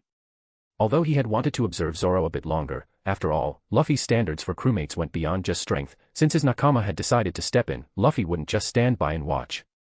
Luffy would always fully support his comrades' decisions. You're Zoro, right? Luffy asked, grinning at the tied-up swordsman. Yeah. And who are you guys? Zoro asked, his icy demeanor thawing slightly after hearing Rowen's words, though his tone remained unfriendly. I'm Monkey D. Luffy. The man who's gonna be king of the pirates. Luffy declared proudly, pointing at himself with a grin. Rowen. Luffy's comrade, Rowen added, a slight smile playing on his lips. King of the pirates. Are you an idiot? Zoro deadpanned, his eyebrow twitching as he looked at Luffy. But Rowen, what did you mean? Why did you say Zoro didn't want to involve the little girl? Luffy asked curiously. Simple. Judging by how the townspeople react to the Marines here, the local Marine captain can't be any good. And the name, Pirate Hunter, Zoro is pretty famous throughout the East Blue right now. As a renowned bounty hunter, he wouldn't be tied up here unless there was a specific reason, Rowen explained smoothly. While he couldn't reveal he knew the plot because he was a transmigrator, knowing the plot made it easy to deduce a logical explanation based on the current situation. Rowen then turned to the little girl. But why don't you tell us the details? Since you risked coming here to bring him food, this must involve you somehow, right? Rowen asked gently. Big brother, my name is Rika, the girl introduced herself politely, then proceeded to explain what had happened. The son of the local Marine Captain Morgan, Helmeppo, frequently paraded around town with his so-called pet, a vicious dog. At the restaurant Rika and her mother ran to make a living, the dog started harassing customers and causing chaos. Rika bravely tried to stop it, which drew Helmeppo's ire. Zoro intervened, easily dealing with Helmeppo and his dog. But Helmeppo threatened to use his father's authority to have everyone present executed. Therefore, Zoro made a deal with Helmeppo, he would allow himself to be tied up here for a month without food or water. If he survived, Rika and the others would be spared. Today marked the 20th day. Wow, you're amazing. If I went more than 3 days without eating, I'd definitely starve to death. Luffy exclaimed. After hearing the story, he had already decided he wanted Zoro to join his crew. My willpower is completely different from yours. I will survive, Zoro declared with a determined grin. Definitely a man of steel. It'd be a waste for him to die here, Rowen said appreciatively. When it came to sheer willpower, Zoro was absolutely top class. Later in the story, Zoro would endure the full measure of pain extracted from Luffy by Kuma's pawpaw fruit, suffering horrific injuries and massive blood loss. And when questioned by Sanji, he would deliver the iconic line, "Nothing happened." Die here? What are you talking about? I only have 10 days left to fulfill the agreement. I will survive, Zoro retorted coldly, assuming Rowen doubted his ability to last the final 10 days. I'm not questioning whether you can survive. I'm questioning whether you really think trash like him, who abuses his father's power to oppress civilians, will actually honor his promise to you, Rowen stated calmly. Ha ha ha. He's right. Just then, an obnoxious laugh echoed through the courtyard. A young man, clearly dressed like a spoiled brat relying on daddy's influence, swaggered towards them, flanked by 2 Marine soldiers. Helmeppo, Zoro muttered, realization dawning in his eyes, which turned exceptionally cold. I was originally planning to tell you tomorrow, right before your execution. But since someone already figured it out, executing you today works just fine too, Helmeppo sneered, laughing mockingly at Zoro. You bastard, Zoro growled, his eye twitching. Ha ha ha. The famous pirate hunter dying by my hand. My name, Helmeppo, will surely spread far and wide across the seas now. Ha ha ha. Helmeppo gloated arrogantly. Whoosh. Smack. While Helmeppo was lost in his arrogant laughter, an elongated fist shot out and slammed squarely into his obnoxious face, sending him flying. What a scumbag, Luffy commented coldly, retracting his rubber arm after punching Helmeppo. What the hell are you? Zoro stared, dumbfounded, at the completely inhuman feat he had just witnessed. Luffy ate the Gomu Gomu fruit. He's a rubberman, Rowen explained with a calm smile. Chapter 12, Upgradable Traits. Gomu Gomu fruit. Rubberman. Zoro stared at Luffy in disbelief. Devil fruits, things like that actually existed. You bastard. How dare you hit me? My dad will kill you. Helmeppo shrieked, clutching his rapidly swelling face where Luffy had punched him. Pow. Pow. Pow. Luffy's response was another barrage of punches. Stop. Stop it. If you keep hitting him, you'll really get yourselves killed. The two nearby marine soldiers, initially stunned by Luffy's rubber abilities, snapped back to reality as Helmeppo neared unconsciousness. They moved to intervene. Could you please not interfere with our captain's business? Rowen asked calmly, the crimson-black light flickering faintly in his eyes. VMM. The next moment, an invisible wave washed over the two marines. Their eyes rolled back, and they instantly collapsed, unconscious. What was that? Zoro watched, stunned. This man named Rowen merely narrowed his eyes, and Zoro's instinct screamed as a terrifying power surged from him, instantly knocking the two soldiers out cold. Having never witnessed such power before, Zoro was utterly incredulous. That's called Conqueror's Haki. The weak can't maintain consciousness under its pressure, Rowen explained with a faint smile, the crimson-black light receding from his eyes. Conqueror's Haki. Zoro murmured the unfamiliar term. Since setting out, he'd become a bounty hunter out of necessity, needing money to survive, trading pirates for cash. His formidable strength had earned him the title, Pirate Hunter, but he'd never encountered powers as bizarre as these before. Whether it was Luffy's rubber abilities or this man Rowen's power. The sea truly is vast. Ah, much better. That scumbag needed a beating, Luffy sighed contentedly, looking at the now unconscious Helmeppo. Check traits. Rowen thought inwardly, focusing on the knocked-out Helmeppo. Helmeppo trait, Reformed Boost, Pale Purple. Reformed Boost, Pale Purple can undergo a redemption arc. Upon redemption, strength increases. Even weaklings like him has a Pale Purple trait. And this scumbag had used his father's power to torment countless civilians. Yet he could inexplicably get redeemed and become stronger. The original author's logic was baffling sometimes. But, even though it's a Pale Purple trait, it's completely useless to me. Just as Rowen had that thought, another notification appeared. Traits of purple tier or higher can be converted into fixed upgrade materials. Upgrade materials can be used to enhance existing equipped traits. Reading the screen, Rowen confirmed the details, a slight smile touching his lips. So that's how the system's upgrade function works. Waste not, want not, I suppose. Plunder. Helmeppo's trait was instantly absorbed by Rowen. Convert. Rowen focused on the Reformed Boost, Pale Purple, trait. Conversion complete. Current quantity of potential type Pale Purple upgrade materials, 1. Having used the function, Rowen now fully understood. Basically, he could convert unwanted traits into upgrade tools to enhance the traits he did want. However, white and blue tier traits couldn't be used for upgrades. Also, only traits fully plundered could be converted. Traits equipped from crewmates, being more like mirrored copies, couldn't be used as upgrade materials, even though Rowen could use them freely without restriction once fully equipped.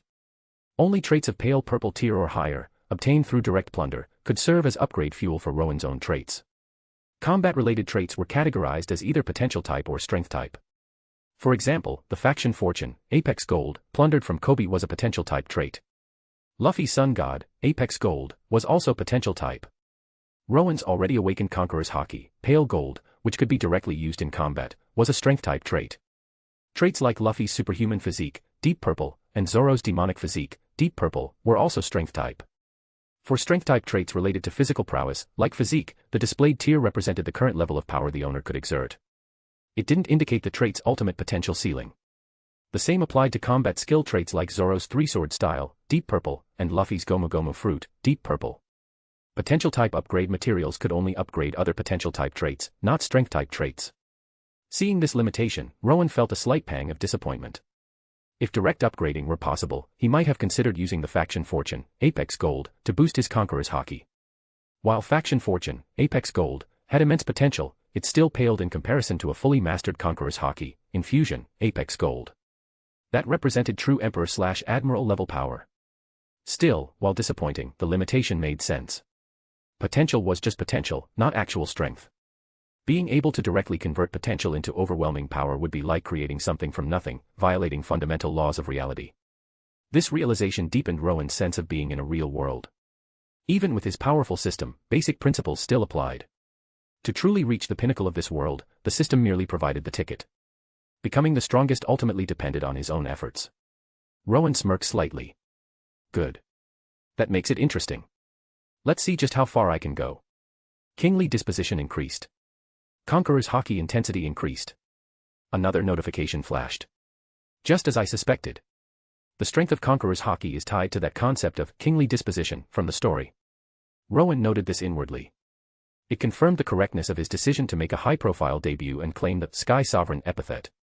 In the One Piece world, only by building a fearsome reputation, using the blood and failures of enemies as nourishment, could one truly stand at the absolute top. Looks like I'll need to be even more high-profile in the future. Get that bounty nice and high. Anyway, with Luffy's connections backing him, he didn't need to worry too much about attracting unbeatable enemies prematurely. Rowen resolved his future course. Having clarified his path, Rowen continued examining the upgrade function. It required 10 upgrade materials of the same tier to raise a trait by 1 sublevel. For instance, the potential type pale purple material obtained from Helmeppo, 10 of these could upgrade another potential type pale purple trait to potential type deep purple. Compared to others who had to train slowly over time, this method was incredibly fast. Rowen was quite satisfied. From now on, even useless traits of purple tier or higher could serve a significant purpose. And without his most valuable, albeit pathetic, pale purple trait, Helmeppo was now utterly worthless. You guys are pirates, right? Why are you getting involved in this mess? Zoro asked at that moment, clearly confused. When you see scum like that, you gotta punch them. Luffy declared matter-of-factly with a grin, then looked straight at Zoro. Hey, you. Wanna be my nakama? Luffy extended the invitation. Why would I want to become a villain? Zoro retorted, baffled by Luffy's logic. But I've already decided you're gonna be my nakama. Luffy stated with absolute certainty. Hey. Will you listen when someone's talking? Zoro snapped. But if you don't agree, you'll just die here, right? A man like you must have ambitions you need to fulfill. Are you really content to die here? Rowen interjected calmly. Zoro fell silent instantly. Die here? How could he possibly be content with that? If he were, how could he have endured 20 days without food through sheer willpower? To become the world's greatest swordsman, to make his name echo even in the heavens, that was his promise to his deceased childhood friend, Kuina. It was Zoro's ambition. Oh yeah. You're a swordsman, right? Where are your swords? Luffy suddenly asked. That guy took them, Zoro replied, glancing towards the unconscious Helmeppo. Huh. Then I'll go get your swords back for you. If you want them back, you gotta be my nakama. Luffy grinned, then grabbed the unconscious Helmeppo and started dragging him away. Hey. Wake up. Where are Zoro's swords? If you don't tell me, I'll beat you up some more. Luffy yelled, slapping Helmeppo's face. Luffy, the marine base is that way, Rowen called out, pointing in the opposite direction of where Luffy was heading. Oh, right. Thanks, Rowen. Luffy quickly changed direction and dashed off again. That guy, he really doesn't listen to anyone, Zoro muttered, his eyebrow twitching as he watched Luffy disappear. And you actually acknowledge him as your captain? Zoro asked, looking at Rowen who had stayed behind. Luffy might seem like an airhead most of the time, but he's incredibly reliable when it counts, Rowen replied with a smile, then turned to Rika. You should head home now, Rika. Things are about to get chaotic here, Rowen said gently. But. Rika hesitated, looking down at the now slightly cooled rice balls in her hands. Give them here, Zoro suddenly said. Rika blinked, then her small face broke into a radiant smile. Here you go, big brother. Watching Zoro hungrily devour the rice balls she made, Rika's smile grew even brighter. Delicious. I'm full, Zoro said after swallowing the last bite, a faint smile on his face. I'm so happy. Thank you, big brother. Rika beamed, then looked towards Rowen, understanding that it was because of him that Zoro had eaten her food. See. Isn't a child's sincerity more precious than gold? Rowen smiled, observing the scene. Yeah, Zoro admitted, a genuine smile gracing his own features. Boom. Just then, a massive explosion rocked the area. Chapter 13, Zoro joins. Equipable traits updated. Boom. The massive explosion echoed through the base. Rowen and Zoro turned towards the sound, watching as a colossal statue plummeted from the highest point of the marine building, crashing heavily to the ground and kicking up a cloud of dust. That. Don't tell me. Zoro's eye twitched as he stared at the shattered remains of the statue. The statue's likeness was clearly that of the base's commander, Marine Captain Morgan. Zoro had been stuck here for 20 days, he'd seen them working almost non-stop on that statue. That meant Morgan was incredibly obsessed with it. Looks like Luffy got lost again, Rowen commented, amused. In the original story, Luffy destroyed Morgan's statue while chasing Helmeppo. But this time, Helmeppo was already with Luffy, yet he still managed to bring the statue down. Guess it just proved that scum like Morgan never deserved a statue like that in the first place. Rowen. Could I ask you a favor? Zoro hesitated, looking towards Rika. He struggled to get the words out. Asking someone for help was proving more difficult than Zoro had anticipated. Don't worry. Rika will be fine, Rowen reassured him, stepping protectively in front of the little girl with a calm smile. Rebels. Just then, a group of Marines surged towards them, led by a tall, imposing figure. The most striking feature of the leading Marine was that one of his arms was entirely replaced by a massive axe. Marine Captain Axe Hand Morgan. You're accomplices of that Straw Hat brat. And you, planning a coup, are you? Rorinoa Zoro. This ends now. You're all guilty of rebellion. I'll execute you on the spot. Morgan roared, his eyes bloodshot with fury. Rowen. At least get Rika out of here. Zoro yelled desperately. Trying to run. All units, prepare. Morgan raised his hand. Click. Clack. Forced by Morgan's authority and power, the Marines reluctantly raised their rifles. Is this really how I die? Feeling the chilling approach of death, Zoro wasn't afraid, but he was filled with immense frustration. He hadn't fulfilled his promise to Kuina yet, to become the world's greatest swordsman. And now, he had dragged Rika and Rowen into this mess. So noisy. Rowen kept Rika safely behind him, the crimson-black light in his eyes flashing wildly. Aren't you underestimating me? You're merely a branch captain, Rowen stated coolly. VMM. An invisible pressure washed over the Marines aiming their rifles. The next instant. Thump. Thump. Thump. The numerous rifle-wielding Marines' eyes rolled back, and they collapsed unconscious. That power again. Can he just use it infinitely? Zoro muttered in shock, staring at the sea of unconscious Marines littering the ground. Rowen. I remember now. There was a recent news report. About a man in the East Blue who wiped out the entire Alvida pirate crew without even lifting a finger, just with his presence alone. The man who claims he will stand above all. Are you that Sky Sovereign, Rowen? Morgan stammered, sweat beading on his forehead as he witnessed the incomprehensible scene and recalled Zoro shouting Rowen's name. The most prominent news story in the East Blue lately flashed through his mind. The World Economic News Agency's front-page headline from a few days ago perfectly matched the current situation. That report had hailed this man as the herald of a new king's birth upon the seas. For Morgan, who believed titles were everything, a man bearing such an epithet was inherently terrifying. And now, he had witnessed this utterly unbelievable power firsthand. The man who will stand above all, Sky Sovereign Rowen. Zoro murmured, looking at Rowen. What an arrogance. But possessing such power, maybe this man actually had the right to be that arrogant. Oh. Even a weakling like you has heard the news. The World Economic News Agency is quite efficient, aren't they? Rowen nodded, very satisfied. At least he wouldn't have to worry about the Marines giving him some ridiculous nickname now. Kingly disposition increased. Conqueror's hockey intensity increased. Just as expected. Rowen's earlier hypothesis was confirmed again. Gaining fame and reputation across the seas increased one's kingly disposition, which in turn strengthened their hockey. As for why, Rowen gained a slight intuitive understanding. Seeing Morgan sweating just from hearing his name. Felt really good. Gomu Gomu no. Rocket. Just then, accompanied by a familiar shout, Luffy launched himself down from the top of the Marine base building. Whoa, Rowen. You took care of this many already. Luffy grinned, looking at the few Marines still standing amidst the sea of unconscious bodies. Straw Hat brat. Morgan's eyes turned bloodshot again at the sight of Luffy. The grudge for destroying his precious statue had to be repaid. But. Looking at Rowen, cold sweat dripped down Morgan's brow. Get them. Kill them all.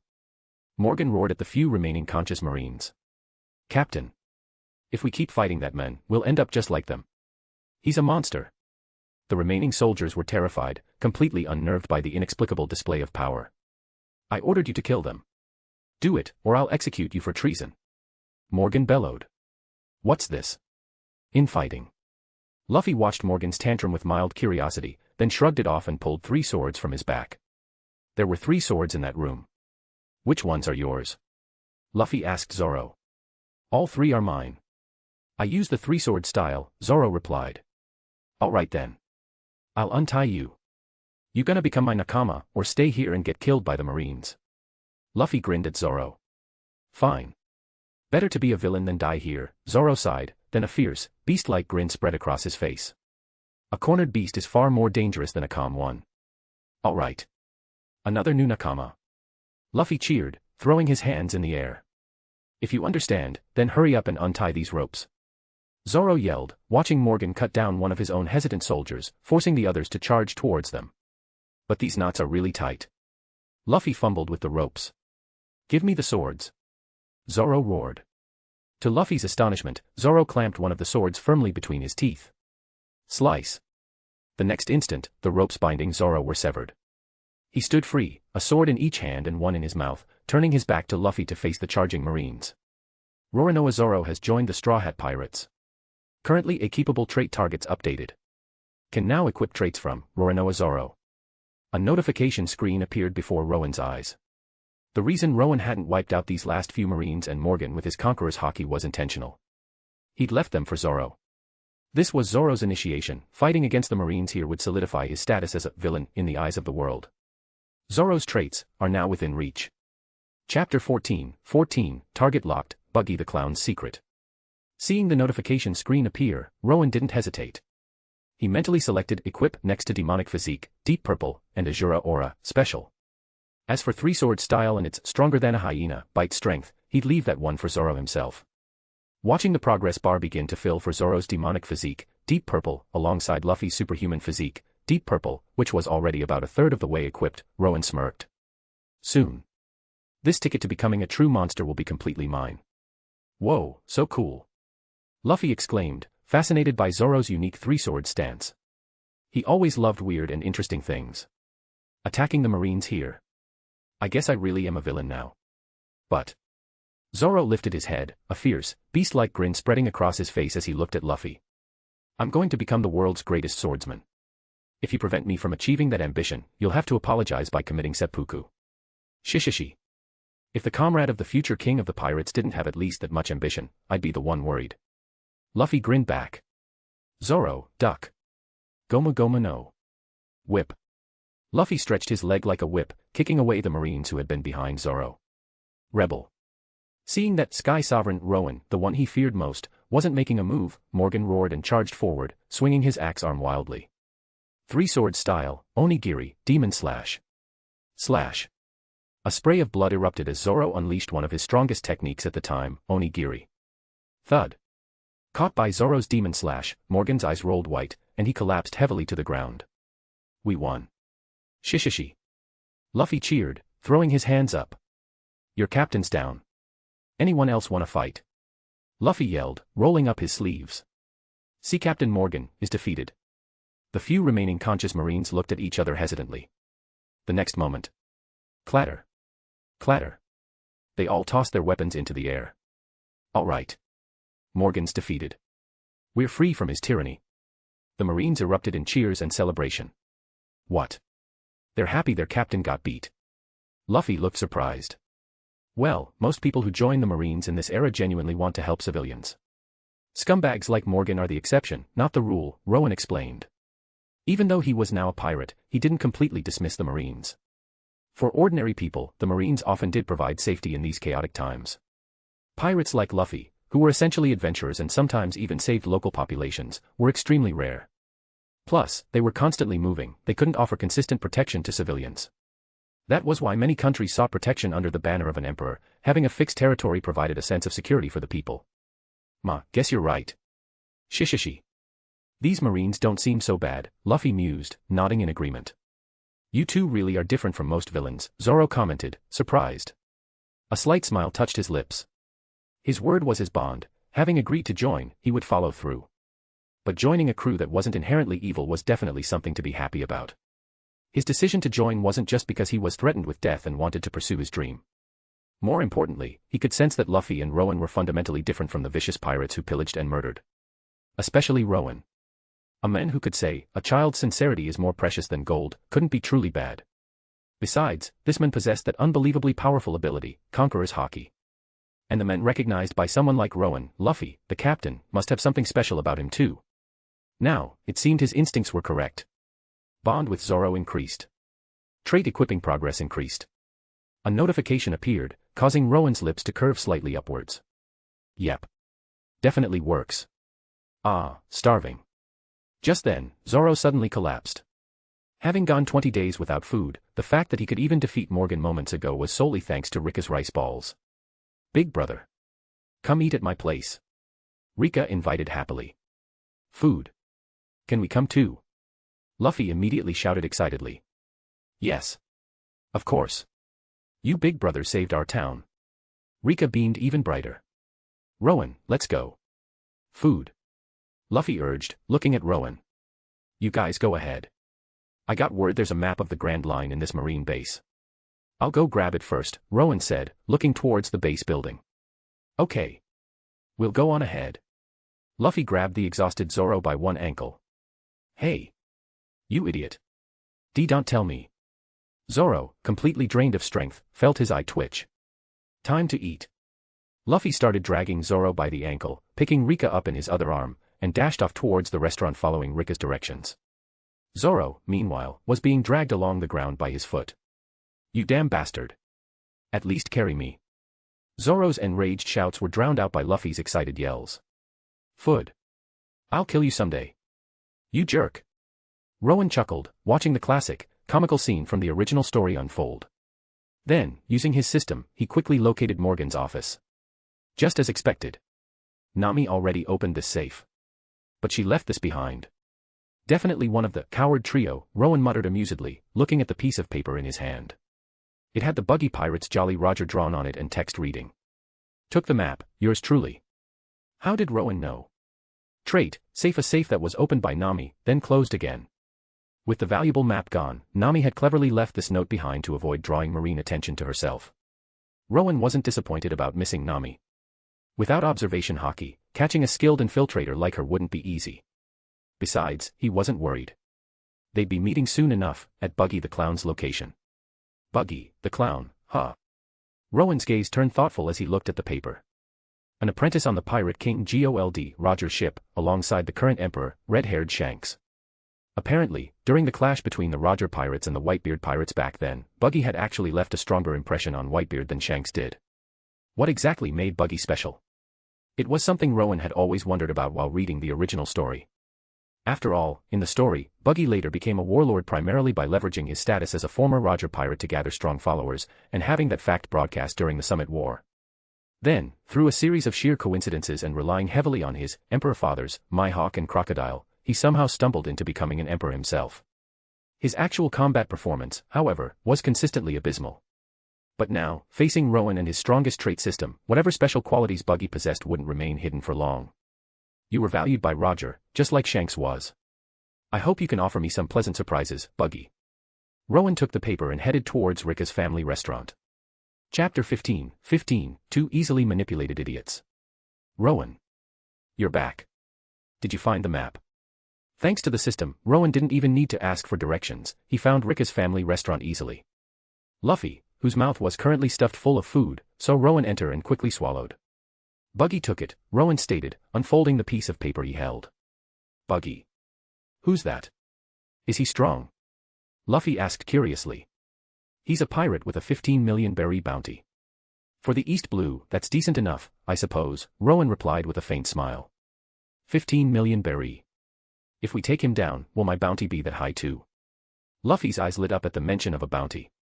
"Maybe," Rowen chuckled, seeing Luffy's reaction. "Yep. Hook, line, and sinker. Yosh. Then let's go beat up that Buggy guy and take back the map," Luffy declared, rolling up his sleeves, full of fighting spirit. "Hey. Are we really going to war with a whole pirate crew just for a bounty? Zoro exclaimed, suddenly feeling like he'd boarded a ship of fools.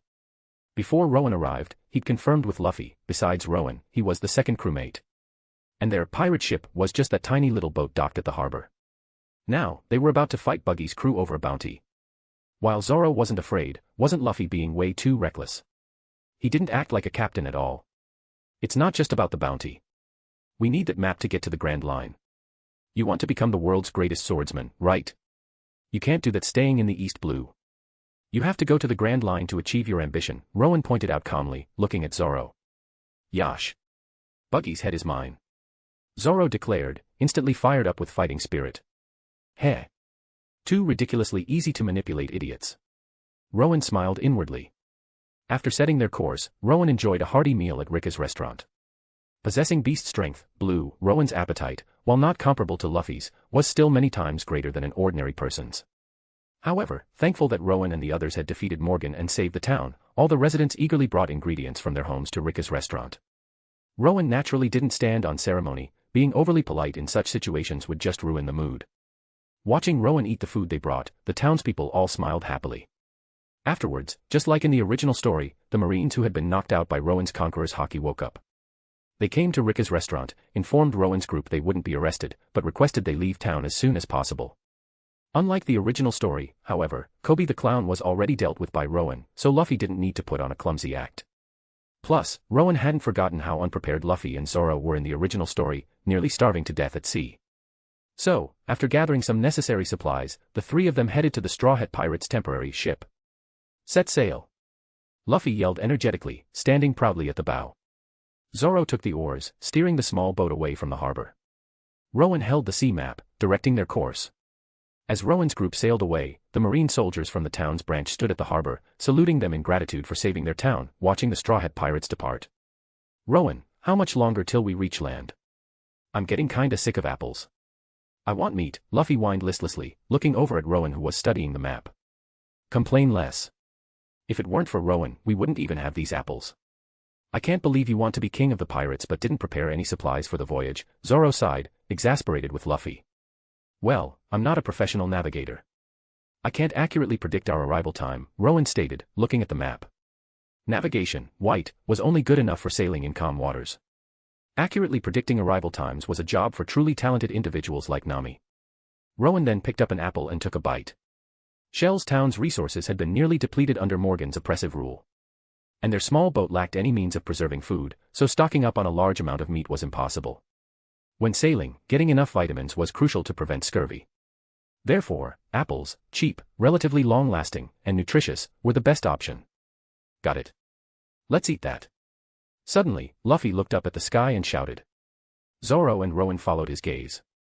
It was a large bird. Huh. I can't fly. How are we supposed to knock that down and eat it? Zoro asked, his eyebrow twitching. Watch this. Goma Goma no. Rocket. Luffy grabbed the mast, stretched his arms back using his rubber elasticity, and launched himself into the sky. Oh, right. Zoro almost forgot their unreliable captain was a devil fruit user. Maybe Luffy is useful for something after all. At least he can help improve the menu. Rowen, however, wore a strange, knowing smile. The next moment. Chomp. The large bird accurately snatched Luffy's head in its beak. Aya. Help me.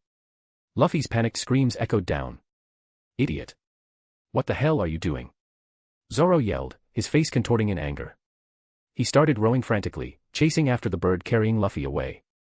You wanted to knock down the bird to improve our meal, and instead, you became the bird's meal. Trait, plot bird, a bird that advances the plot. Hey. You boat over there. Stop.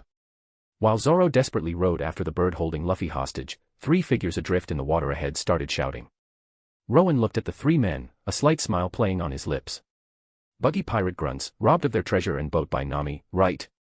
Damn it, survivors now of all times. Hey. No time for you guys. Get yourselves on board. Zoro yelled while still rowing furiously. The three castaways looked terrified as the small boat bore down on them, then scrambled with all their might to climb aboard just before impact. Are you trying to kill us? The three yelled at Zoro once they were safely, relatively, on board. Surprised you actually made it, Zoro smirked. Hey. We're part of the great Captain Buggy's crew. Stop this boat right now. It's ours, the leader of the 3 buggy pirates threatened, drawing his sword. Huh. Zoro turned, his expression shifting into a feral snarl. A few moments later. Ha ha ha. We had no idea you were the famous pirate hunter, Zoro, sir. And the legendary Sky Sovereign, Rowen, whose name is already spreading across the seas. We are so incredibly sorry. The 3 buggy pirates, now sporting bruised and swollen faces, had taken over rowing duty from Zoro. They rowed diligently while offering fawning, sycophantic smiles. It's your fault we lost track of our comrade. Just keep rowing straight ahead, Zoro ordered coldly. Yes, sir. Don't worry. That direction happens to be our destination anyway, Rowen commented, looking at the map with a smile. Yep. Just as expected. Even though I prepared apples so Luffy wouldn't starve, his craving for meat still led him to get his head bitten by a bird. And that bird's destination was, of course, the buggy pirates' current base of operations. Orange Town. Chapter 16, Buggy's Secret. A super trait. Orange Town. This town, famous for its oranges, was now the base of operations for the buggy pirates. Finally got it. A slender figure clutching a sea map was running for her life. It was Nami, having just stolen the Grand Line map from the buggy pirates. Behind her, Buggy's grunts were in hot pursuit. Aya. Help me. High above, the large bird was still flying, Luffy clamped firmly in its beak. Captain Buggy. There seems to be an unidentified object above the harbor. Inside a large tent set up on high ground in Orange Town, a man with a conspicuously large red nose opened his eyes. Shoot it down, Buggy ordered coldly. Boom. A cannonball accurately struck the bird. Luffy was released, plummeting towards the ground, landing precisely between Nami and her pursuers. What happened? Nami stared at the deep crater billowing dust. Ah, saved. That was an interesting trip. Luffy hopped out of the crater, adjusting his straw hat. Why you are? Nami stared at Luffy, finding him incredibly familiar. A moment's thought brought back the image of the handsome face she danced with on the luxury liner, the one who told her, until we meet again. His name was Rowen, right? This straw-hatted boy was the one who had been on Rowen's boat when they escaped. Nami quickly glanced around but didn't see Rowen anywhere. Hey. It's you. Luffy noticed Nami at that moment, his face registering shock. Just as I thought. He remembers me. Just as Nami was about to say something, Luffy tilted his head, a look of utter confusion, complete with question marks, appearing above him. Who are you? Nami's eye twitched uncontrollably. If you don't remember me, why did you look so shocked when you saw me just now? Captain. It's me. The one who knows Rowen. Seeing the pursuing buggy pirates hesitate, Nami quickly composed herself and called out with a smile. Oh. You're the thief Rowen mentioned. The mention of Rowen finally jogged Luffy's memory. That's right. You came to save me, right? I'll leave these guys to you, then. Nami didn't care what Luffy called her at this point. Pointing at the buggy pirates, she quickly made her escape. Hey. If you're that woman's captain, then we'll capture you first. Then we'll make her hand over the map. The buggy pirate grunts shifted their target to Luffy. Ah, I'm starving, Luffy complained, clutching his stomach, looking weak. Bastard. I'm talking to you. One of the pirates roared in anger, punching Luffy's straw hat off his head. Don't touch my treasure. Luffy's arm stretched out, snatching his hat back. His eyes turned incredibly dangerous. Having angered Luffy, the pirate grunts were naturally dealt with easily. Wow, you're really strong. Nami, who had escaped to a nearby rooftop to observe, exclaimed in pleasant surprise upon witnessing Luffy's power. I'm Nami, a thief specializing in stealing from pirates. How about we team up? Seeing Luffy's skills, Nami, who initially only wanted the Grand Line map, now set her sights on the buggy pirate's treasure as well. No way. I don't want to team up with you, Luffy glanced at Nami, then turned to leave. Don't say that. I'll treat you to a meal. Nami offered with a charming smile. Really? Luffy's face instantly lit up with delight. Delicious. Inside a nearby house, Luffy devoured a hamburger in one bite, grinning happily. Do you live in such a big place all by yourself? Luffy asked curiously, looking around at Nami. No, I'm not from this town. Everyone fled because they were afraid of Buggy, Nami explained. So you broke in, then, Luffy stated bluntly, always saying whatever was on his mind. How rude. I'm a thief who specializes in stealing from pirates. Don't compare me to common burglars. Nami retorted indignantly. But a thief is a thief, right? Luffy commented casually between bites. I absolutely have to save up 100 million berry. With this Grand Line map, I can definitely do it. Nami declared with fierce determination. Map. You're a navigator. Luffy's expression changed instantly upon hearing that. I'm way better than your average navigator, Nami stated confidently when it came to her navigational skills. Then join my pirate crew as our navigator. Remembering Rowen's words about needing a skilled navigator for the Grand Line, Luffy immediately extended the invitation. No way. So you are a pirate? I hate pirates more than anything. Nami's expression soured instantly. The image of Rowen also flashed through her mind. She had initially thought Rowen's strange behavior on the ship meant he was another thief like her. Turns out, that guy was a pirate too. Oh, okay, Luffy didn't push it, simply returning to his food. Knowing Luffy was a pirate, Nami dropped the subject of teaming up and prepared to leave. But as she reached the window and saw Buggy's pirates patrolling outside, an idea sparked. She turned back to Luffy. However, if you agree to one condition, I might consider it, Nami offered with a sly smile. Really? I'll agree to anything. Luffy exclaimed excitedly. Okay. You have to come with me to meet Buggy, Nami said, pulling out a rope and quickly tying Luffy up. Why are you tying me up? Luffy asked, confused. Is there a problem? Nami smirked, seeing Luffy securely bound. Nami was fundamentally kind-hearted, otherwise, she wouldn't specifically target only pirates to earn her 100 million berry. But when it came to tricking pirates, she felt absolutely no guilt. Nope. I wanted to meet some pirates anyway. Let's go. Luffy replied with a surprisingly carefree grin.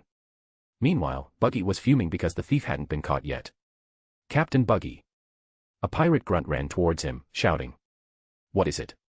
Buggy snapped, still furious about the stolen Grand Line map, which was very important to him. That thief. She came back on her own, the grunt yelled. What did you say? Buggy stared in disbelief. Looking over, he saw the thief herself escorting a tied-up boy wearing a straw hat towards them. That's them. That's the woman who stole the map. Another Buggy pirate pointed at Nami, shouting. Smack. Nami didn't panic. She just gave Luffy a hard shove, sending the bound boy tumbling to the ground. I've captured the thief for you, Captain Buggy the Clown. Here's your map back. Nami held up the sea map. Glad you brought it back. But what exactly caused this change of heart? Buggy asked, taking the map and giving Nami a strange, unsettling smile. My captain and I had a falling out. I've had enough of him. Please let me join your Buggy crew. Nami exclaimed with feigned enthusiasm. This was Nami's improvised plan. Surrounded by Buggy's crew, escape was impossible. So, she decided to use this pirate and the map to gain Buggy's trust, then find another opportunity later to steal the map back and escape. Hearing her words, Buggy's eyes suddenly filled with rage. See, Captain Buggy's angry. He's gonna use his devil powers. The surrounding Buggy pirates looked terrified. Devil powers. Luffy, still tied up on the ground, blinked upon hearing this. Could this Buggy guy be a devil fruit user too? Ha ha ha ha. The next moment, Buggy burst into uproarious laughter instead. Couldn't stand that guy anymore, huh? You're an interesting woman. All right. You can join. Buggy laughed heartily. Nami's eyes curved into crescents as she smiled brightly. Infiltration successful. Pirates really are simple-minded and easy to fool. Buggy's crew then dragged Luffy away and threw him into a cage. Why are you locking me up? Luffy yelled. But no one paid him any attention. I'm in a great mood today. What's your name, woman? Buggy asked Nami. Nami, she replied with a smile. All right. Everyone, let's throw a welcome party for Nami. Let's have a flashy celebration. Buggy threw his arms wide, laughing grandly. Oh. Buggy's crew roared in response. Soon, food and drinks filled the Buggy pirates' base. The pirates' way of celebrating was always through feasts and parties. What's wrong? Eat up. This is your welcome party. Buggy urged Nami, who was seated opposite him. Okay. Thank you very much. Nami replied with a smile. Having successfully infiltrated, Nami was already scheming how to steal the map back, and maybe even Buggy's treasure hoard. The Buggy pirates were notorious in the East Blue, and Buggy himself was famous for his love of treasure. If she could steal his stash, she'd surely make a fortune. Ha ha ha. Feeling great. Men. Prepare the special Buggy ball. After downing several drinks, Buggy suddenly roared with laughter. What are you doing? Nami watched with confusion as Buggy's crew rolled out a large cannon and loaded a peculiar-looking cannonball into it. Watch closely. The power of the special buggy ball. Light the fuse. Buggy grinned sadistically. Boom. With a tremendous blast, the special buggy ball was fired. The massive explosion tore straight through the town center in front of them, obliterating countless buildings in a violent blast. What was that explosion? Zoro, having already reached the shore, stared at the bright flash of light in the distance. That's Captain Buggy's ultimate move. The buggy ball, one of the 3 buggy pirates Rowen and Zoro had commandeered, explained, sweating nervously. Buggy ball. Zoro repeated the name. Let's go. Luffy's probably right over there. He has a knack for attracting trouble, Rowen commented, looking towards the direction the buggy ball was fired from, a faint smile on his lips. Isn't it magnificent? With my buggy balls and my devil fruit powers, I'll definitely conquer the Grand Line. Right, Nami. Buggy gloated, admiring the destruction wrought by his buggy ball. Why yes, Captain Buggy, Nami managed to reply, trying to suppress the turmoil within her. Thank goodness the townspeople already left, no casualties. Huh. I'm the one who's gonna conquer the Grand Line. I'm gonna be king of the pirates. Luffy yelled indignantly upon hearing Buggy's boast. Buggy's face instantly contorted with rage, veins popping on his forehead. Ha ha ha. Now I see why you couldn't stand this idiot, Nami. Buggy scoffed, finding it ridiculous that such a little brat dared claim he'd be Pirate King. Exactly. He's just a naive fool who hasn't seen the world. That's why I couldn't follow him anymore. Nami quickly agreed, forced to play along. Alright then. As a reward, I'll let you fire a buggy ball. Blow your former captain away. Buggy grinned cruelly. This will also serve as proof of your true loyalty to me. This is the real welcome ceremony, Nami. Click. A new buggy ball was loaded into the cannon, aimed directly at Luffy's cage. Fire. Fire. The surrounding buggy pirates began chanting wildly. A box of matches was thrust into Nami's hand, but it trembled uncontrollably. She knew perfectly well that if she didn't fire, Buggy would kill her. But, how could she become one of them, one of the pirates? What's wrong? Your hand is shaking, Luffy suddenly commented. Nami flinched. It's because you challenged pirates without having the necessary resolve. That's why you ended up like this, Luffy stated calmly, showing no fear despite being trapped in a cage with a cannon aimed at him. Resolve. What resolve? To kill people casually. Is that what pirate resolve means? Nami shot back, biting her lip as painful memories surfaced. No. It's the resolve, to bet your own life, Luffy replied, his usual carefree expression replaced by a glimpse of the true depth of his own kingly disposition. Fine. Let me do it. Seeing Nami hesitate, one of Buggy's crew snatched the matches, preparing to light the fuse. Whoosh. Thwack. Just as he was about to light it, Nami whipped out a collapsible bow staff and struck the pirate down hard. Nami. What do you think you're doing? Buggy's face turned ugly. I'm sorry. Nami blurted out impulsively, her usual cautious nature returning as she bowed deeply in apology. You think a simple apology is enough? Buggy roared, his face twisting into a furious snarl. What the heck? You're only trying to save me now. Luffy looked confused by Nami's actions. Don't be ridiculous. It was just an impulse. I just don't want to become like those cruel pirates. Nami retorted, gripping her staff tightly as Buggy's crew began to surround her warily. Oh. So it was just an impulse, huh? Luffy sounded slightly disappointed, having thought maybe Nami was finally joining his crew. Pirates took the life of the most important person to me. Who would ever want to associate with them? Driven to the edge, Nami finally vented her true feelings. Oh, so that's how it is, Luffy finally understood why Nami, who had initially seemed willing to cooperate, had instantly rejected his offer the moment she learned he was a pirate. FSSSSSSS. Just then, the sound of a burning fuse filled the air. Ah. The fuse is lit. Luffy panicked. His rubber body could withstand punches, but not explosions. Don't push your luck, little girl. Kill her. Flashily. Buggy was completely enraged now, his eyes bloodshot. Die. Flashily. Several buggy pirates eager to impress their captain charged at Nami. Nami dodged agilely, then sprinted towards the burning cannon fuse. Water. Where's water? Luffy frantically looked around. Damn it. Not enough time. Seeing the fuse about to burn out, Nami grit her teeth and grabbed it directly with her bare hands. Aya. The searing pain of the burning fuse made Nami cry out. You. Luffy stared, shocked by Nami's action. The fuse slowly sputtered out in Nami's grasp. Die. But the danger wasn't over. The buggy pirates behind her raised their weapons, charging in for the kill. Nami closed her eyes in despair. Clang. Ganging up on a defenseless woman like this. How pathetic. A mocking voice cut through the tension. Zoro.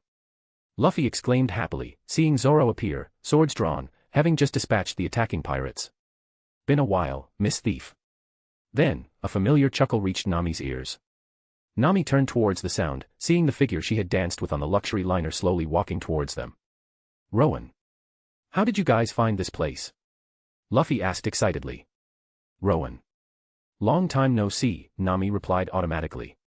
She hadn't expected, on this vast sea, that they would actually meet again. Especially not under circumstances like these. Check traits. Rowen, however, didn't have much time for reunions right now. He focused his gaze intently on Buggy. VMMMM. A brilliant, dazzling golden light flared into existence. Buggy definitely has a huge secret. Rowen's eyes shone with intense anticipation. Chapter 17, Get Stronger Just by Swimming. The Ultimate Hockey Training Cheat.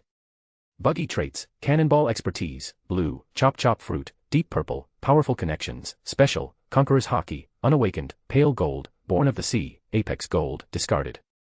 A golden light, easily as dazzling as Luffy's Sun God trait, flared brilliantly for an instant before strangely dimming. Buggy's traits were now displayed before Rowen's eyes. Cannonball Expertise, Blue, represented Buggy's ability to create his special Buggy balls. The Chop Fruit, Deep Purple, wasn't particularly noteworthy to Rowen either.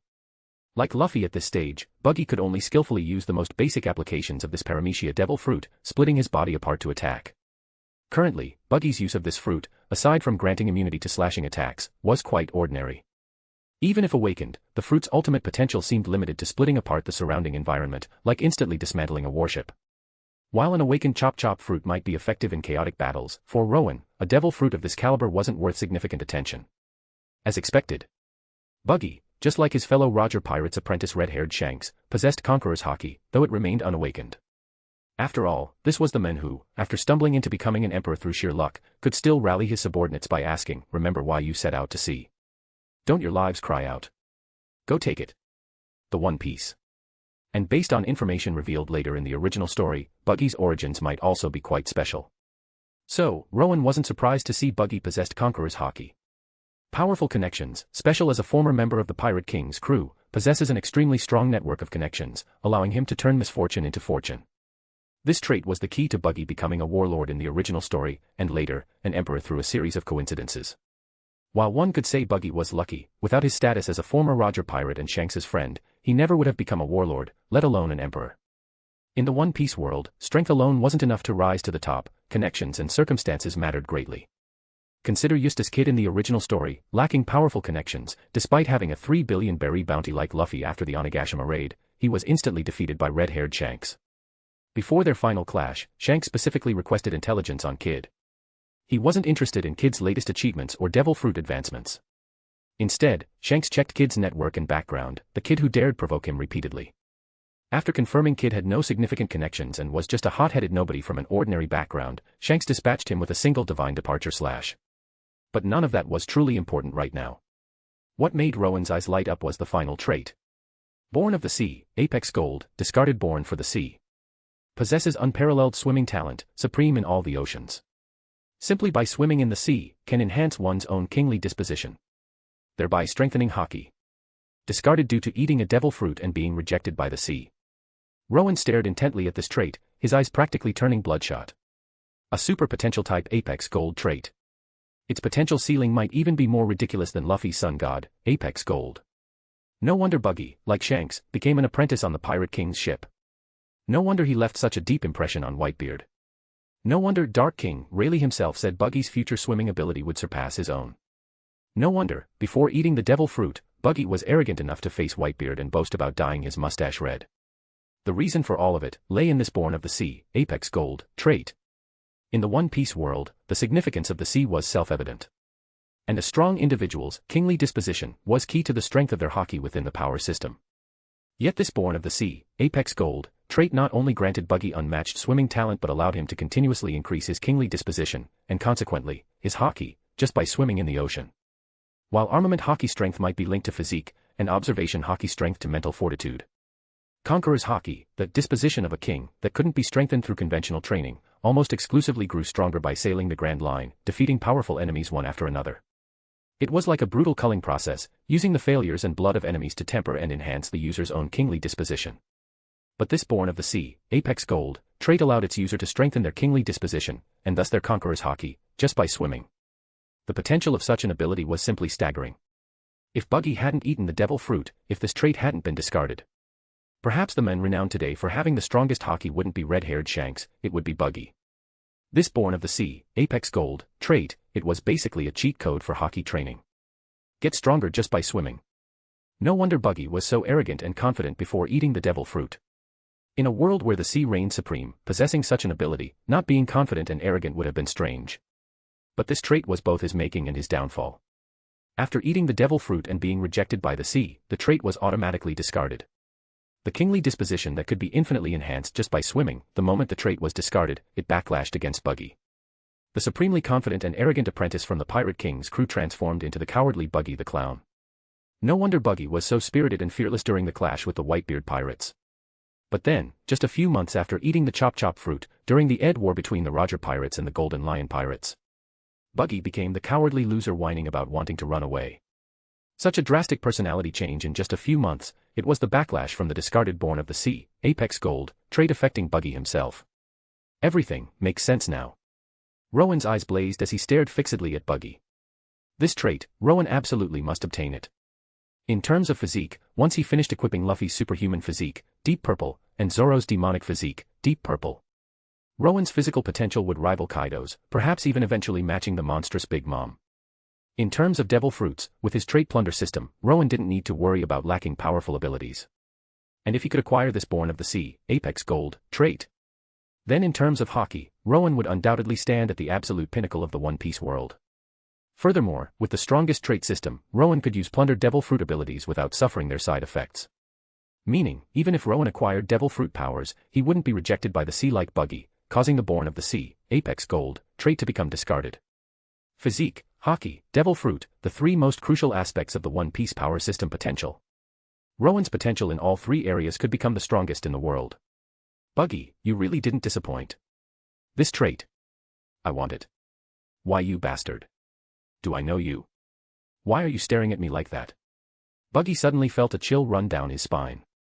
This guy's eyes were bloodshot, looking like he wanted to devour him whole. His name was Rowen. Wait. Rowen. Chapter 18, bonus, showing off before the crowd. Rowen. Why, you're that. Sky Sovereign Rowen. Buggy's face changed drastically as he stared at Rowen. Lately, the hottest topic across the seas was that World Economic News Agency report about a new king about to be born in the East Blue. Sky Sovereign Rowen. That was the man's epithet. Why, yeah. That's right, Captain Buggy. This guy, he's that Sky Sovereign Rowen. And the green-haired one is Pirate Hunter Zoro. One of Buggy's nearby subordinates pulled out a newspaper, comparing the picture to Rowen's face, and swallowed hard. A user of Conqueror's Haki. Even Buggy felt cold sweat prickle his forehead now. While Pirate Hunter Zoro had a fearsome reputation among East Blue pirates, Buggy wasn't worried about swordsmen, thanks to his Chop Chop fruit. But Conqueror's Haki was different. As a former crewmate on the Pirate King's ship, having sailed with the Roger pirates nearly everywhere except Laugh Tale, due to a sudden illness, Buggy had practically conquered the entire Grand Line alongside them. No one in the East Blue understood better than Buggy what Conqueror's Haki truly signified. It was the disposition of a king. Anyone who awakened it was considered a formidable power, even in the New World. And such a man had appeared here, in the East Blue. Wait a minute. Something clicked in Buggy's mind.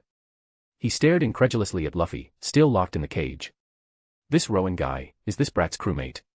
That Sky Sovereign title, don't tell me he chose it because this brat wants to be Pirate King, mirroring Vice Captain Rayleigh's Dark King epithet. Does that mean this Conqueror's Haki user actually believes this brat can become the next Pirate King? What kind of sick joke is this? There was a world of difference between some arrogant little punk saying he wants to be Pirate King, and a man acknowledged by a Conqueror's Haki user as having the potential to become Pirate King. But why? Why would someone possessing Conqueror's Haki acknowledge this brat? Buggy's eyes turned bloodshot with disbelief and indignation. Sky Sovereign. Rowen. Nami murmured the name, looking at Rowen with disbelief. These past few days, Nami had been completely focused on the Grand Line map, with no time to buy the latest newspaper. Even without seeing the report, the sheer imposing nature of the Sky Sovereign title, combined with the reaction of Buggy the Clown, a pirate with a 15 million berry bounty, a major figure in the East Blue, spoke volumes. Buggy's palpable tension and fear upon hearing Rowen's name said everything. Nami knew the weight pirate hunter Zoro's name carried in the East Blue. Yet Buggy only showed surprise at hearing Zoro's name. Hearing Rowen's name, however, elicited genuine fear and apprehension. Just his name alone made a major pirate like Buggy this nervous. Could this man really be that strong? Nami stared blankly at Rowen, who now stood protectively in front of her. Kingly disposition increased. Conqueror's haki intensity increased. Another notification appeared. Rowen noted Buggy sweating nervously at the mention of his name, and Nami's shocked gaze behind him. A slight smirk played on his lips. The reactions of mere grunts to his name no longer boosted his disposition.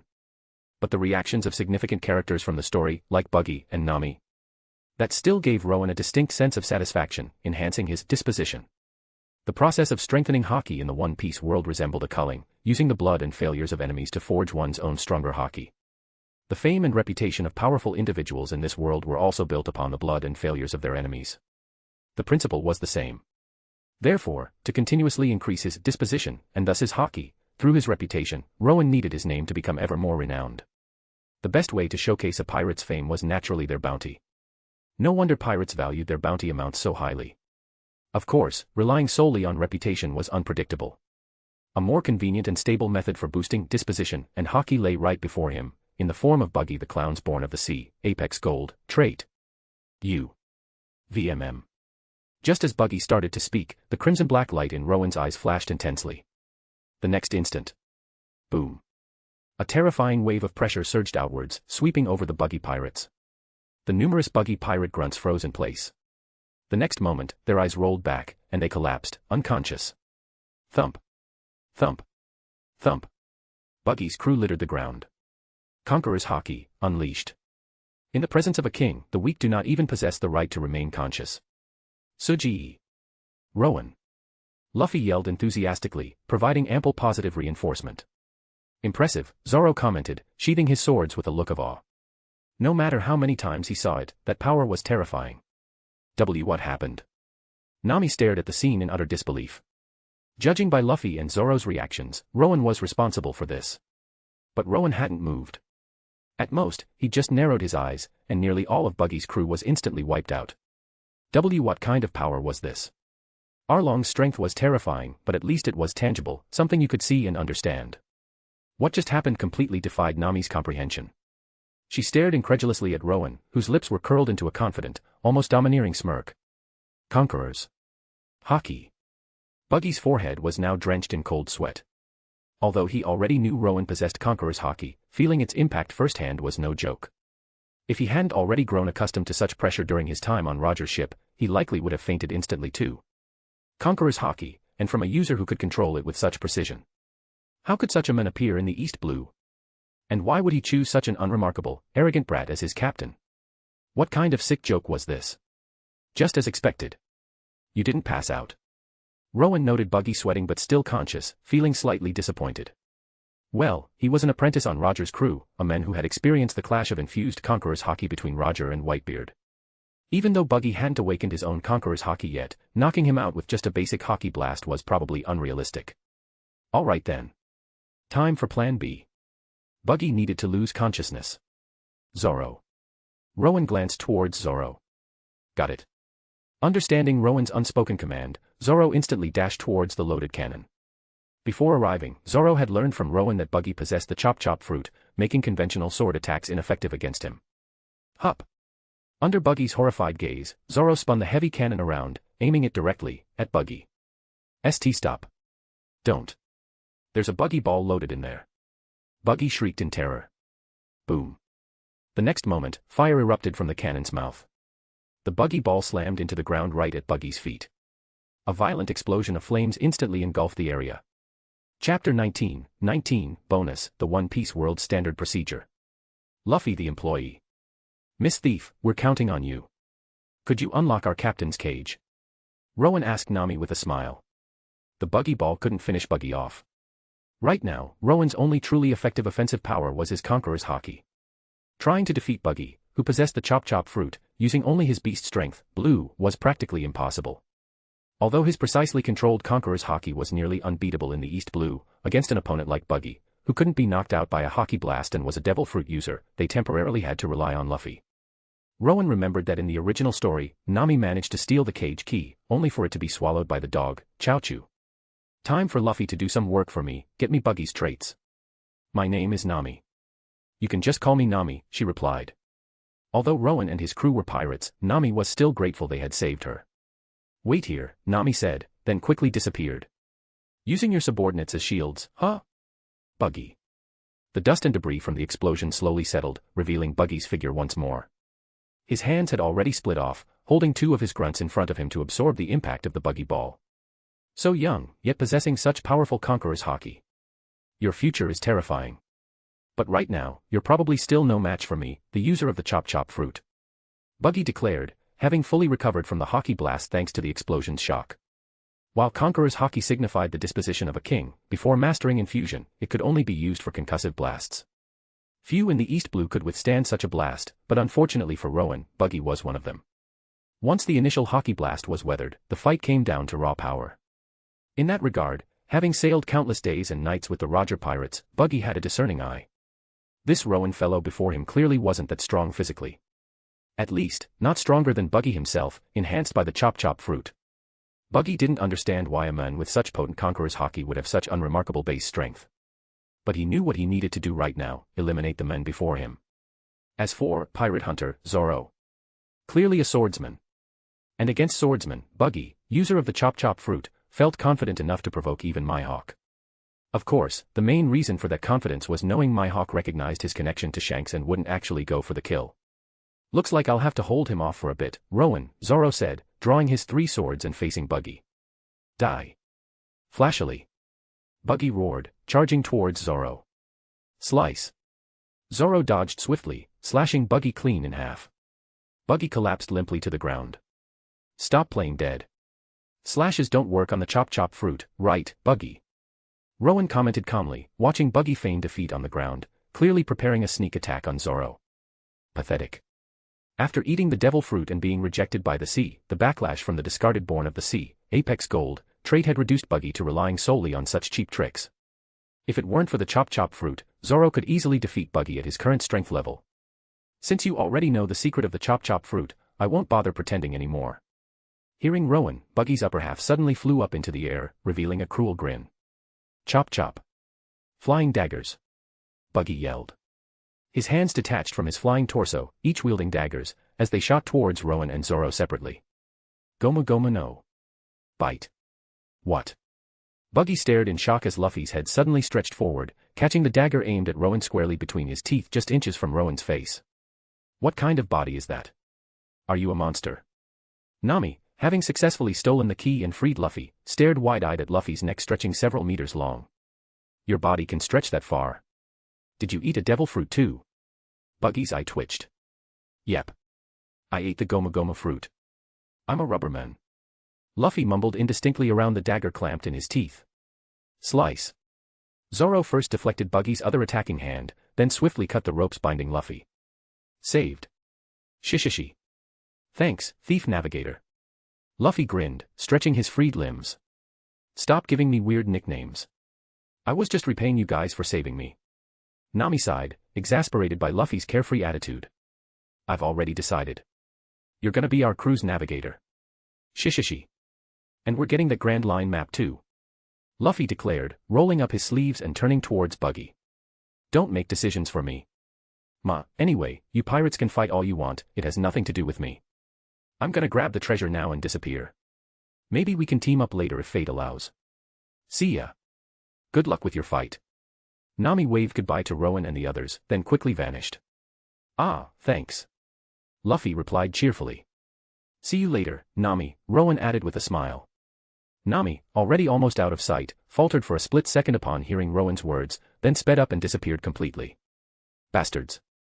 You think you have time for idle chit-chat? Straw Hat brat. Seeing that hat just reminds me of that damned red hair. It really pisses me off. Buggy snarled, eyes bloodshot. Red hair. Do you know Shanks? Luffy's attention snapped upon hearing the keyword red hair. So what if I do? Buggy smirked strangely. Where is Shanks now? Luffy asked eagerly. Who knows? You could say I know him, or you could say I absolutely don't know him at all, Buggy spat, remembering that it was because of Shanks he ended up eating the chop fruit in the first place. The thought still infuriated him. What are you talking about? Are you an idiot? Luffy looked at Buggy like he was crazy. I'm not nice enough to tell you what you want to know. Buggy roared, his face contorting in rage. Fine then. I'll just beat it out of you. Luffy declared, rolling up his sleeves, ready to fight. Let's just sit here and watch, Zoro. Buggy's all yours, Luffy. Rowen led Zoro to a clean spot nearby, sat down, and shouted encouragement to Luffy. Listening to Luffy and Buggy's exchange, a strange smile played on Rowen's lips too. Classic One Piece world. Before any major fight, everyone has to lay out their connections and relationships first, just to make sure they don't accidentally kill someone with powerful relatives. It's practically become standard procedure. Leave it to me. Luffy's eyes burned with fighting spirit. Rowen's temporary employee, Luffy, was now online. Chapter 20, the cheat code acquired. Gomu Gomu. Chop chop. On the battlefield between Luffy and Buggy, one possessed a rubber body, the other a body that could split apart. The fight was a chaotic flurry of limbs flying everywhere. Witnessing a battle between devil fruit users up close for the first time, Rowen found it quite fascinating. Because Rowen's conqueror's haki had cleared the field, only Buggy himself remained active among his crew. Everyone else, even Buggy's second-in-command, Chief of Staff Kabeji, couldn't withstand the impact of Rowen's haki and had passed out. Thus, Rowen's side was quite peaceful. Even when occasional daggers or detached Buggy body parts flew their way, Zoro, standing beside him, easily deflected them with his sword sheaths. What a messy fight, Zoro commented, his eye twitching. Having only recently set out to sea, he'd never witnessed combat like this before. So this is the legendary devil fruit power. It really is ridiculous. My swordsmanship is completely useless against this kind of devil fruit user, Zoro noted grimly, slicing a flying Buggy limb in two, only to watch the pieces immediately fly back towards Luffy and reattach. This was the first time Zoro had encountered a situation where his swords were ineffective. Without haki, defeating devil fruit users often requires exploiting their specific weaknesses, Rowen explained, deciding to broaden Zoro's horizons a bit early. Haki? You mean that power you used to knock everyone out? Zoro's gaze sharpened. That was Conqueror's haki, the disposition of a king possessed by only one in several million. What I'm talking about now is armament haki. With that haki, even ordinary attacks can harm devil fruit users, Rowen elaborated with a calm smile. Disposition of a king possessed by only one in several million. And armament haki that can hit devil fruit users. Zoro murmured the terms. Disposition of a king, no wonder Rowen's power felt so overwhelming. So, how do you acquire this haki power? Zoro asked Rowen eagerly. Conqueror's haki cannot be obtained through training, it's an innate quality of kings. As for acquiring armament haki, conquer the Grand Line, Zoro. Defeat one powerful enemy after another. Like I said, you can't achieve your ambition staying in the East Blue, Rowen advised, clapping Zoro on the shoulder. Armament haki, too, required sufficient disposition and physical fortitude to awaken. And without a ridiculously overpowered trait like Buggy's Born of the Sea, Apex Gold, the only way to accumulate that disposition was through the trials of conquering the Grand Line and overcoming formidable foes. That process allowed one to eventually learn and strengthen their haki. This explained why haki users were virtually non-existent in the Four Blues and the first half of the Grand Line, but incredibly common in the second half, the New World. The challenges offered by the Four Blues and Paradise simply weren't enough to forge the disposition required to awaken haki. The Grand Line, huh? Sounds exciting. Joining you guys was definitely the right choice, Rowen, Zoro replied, a feral grin spreading across his face. The sea, it really is vast. The things he was learning from Rowen were beyond anything he'd ever heard before. He eagerly anticipated the journey ahead. Meanwhile, after scrapping for a while, Buggy started reminiscing about his past with Shanks. Upon learning that Buggy only ate the chop fruit and lost his ability to swim because of Shanks, but that Shanks had also saved Buggy from drowning. Oh. So Shanks saved you? Luffy exclaimed, looking at Buggy with sudden understanding. That's not the point.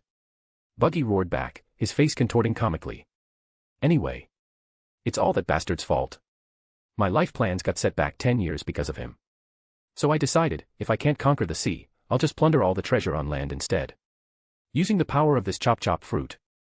Buggy flashed a vicious grin. So, anyone who dares touch my treasure. Buggy's upper and lower body separated, his torso flying into the air. No matter who they are, I won't forgive them. Buggy roared, bypassing Luffy and shooting towards a slender figure in the distance. "Put my treasure down!" Buggy yelled, daggers drawn, hurtling towards Nami. "Crap! He spotted me." Nami panicked, having just managed to steal the Buggy pirate's treasure. Luffy turned, looking quizzically at Buggy's lower half still standing on the ground. "Ha!" Rowen suddenly stood up. This was the opportunity he'd been waiting for. "Don't think you can escape me, Nami. Watch me flashily chop you into pieces." Buggy cackled sadistically, closing in on Nami. The next moment. Wham! Buggy's expression instantly twisted in agony. Crunch! Luffy had delivered a swift kick directly to Buggy's groin, his detached lower half still standing vulnerable on the ground. The faint sound of something shattering could be heard. Thud! Buggy's airborne upper body plummeted to the ground. My crotch. Attacked in the ultimate male weak spot, Buggy's face contorted in pain. However, his resilience honed on Roger's ship prevented him from losing consciousness immediately. But the next second. Hiya! Crack! Rowen unleashed his beast strength to its absolute limit. He followed up with another powerful kick, striking the exact same spot Luffy had just hit. The shattering sound was much more distinct this time. The compounded agony was too much. Buggy's eyes rolled back, and he finally lost consciousness, albeit temporarily. Target has lost consciousness. Trait plunder available.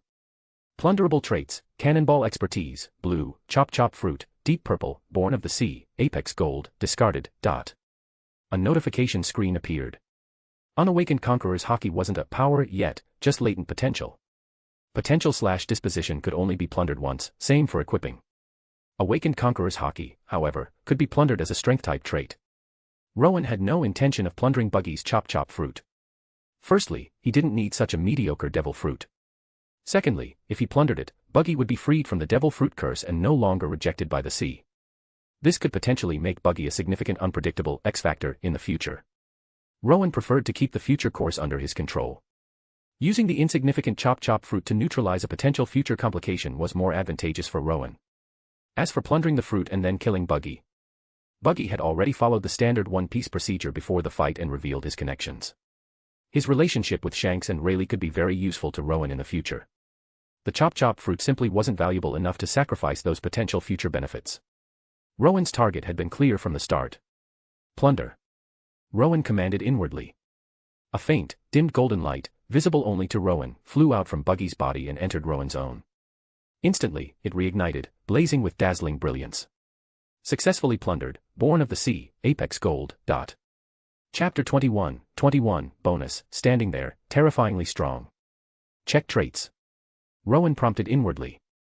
A screen materialized before him. Rowen traits: Navigation, White, Beast Strength, Blue, Conqueror's Haki, Pale Gold, Faction Fortune, Apex Gold, Born of the Sea, Apex Gold. Superhuman Physique, Deep Purple, Equipping. Demonic Physique, Deep Purple, Equipping. Azura Aura, Special, Equipping. Sun God, Apex Gold, Equipping. Born of the Sea, Apex Gold, Born for the Sea. Possesses unparalleled swimming talent, supreme in all the oceans. Simply by swimming in the sea, can enhance one's own kingly disposition, thereby strengthening Haki. The discarded label was gone.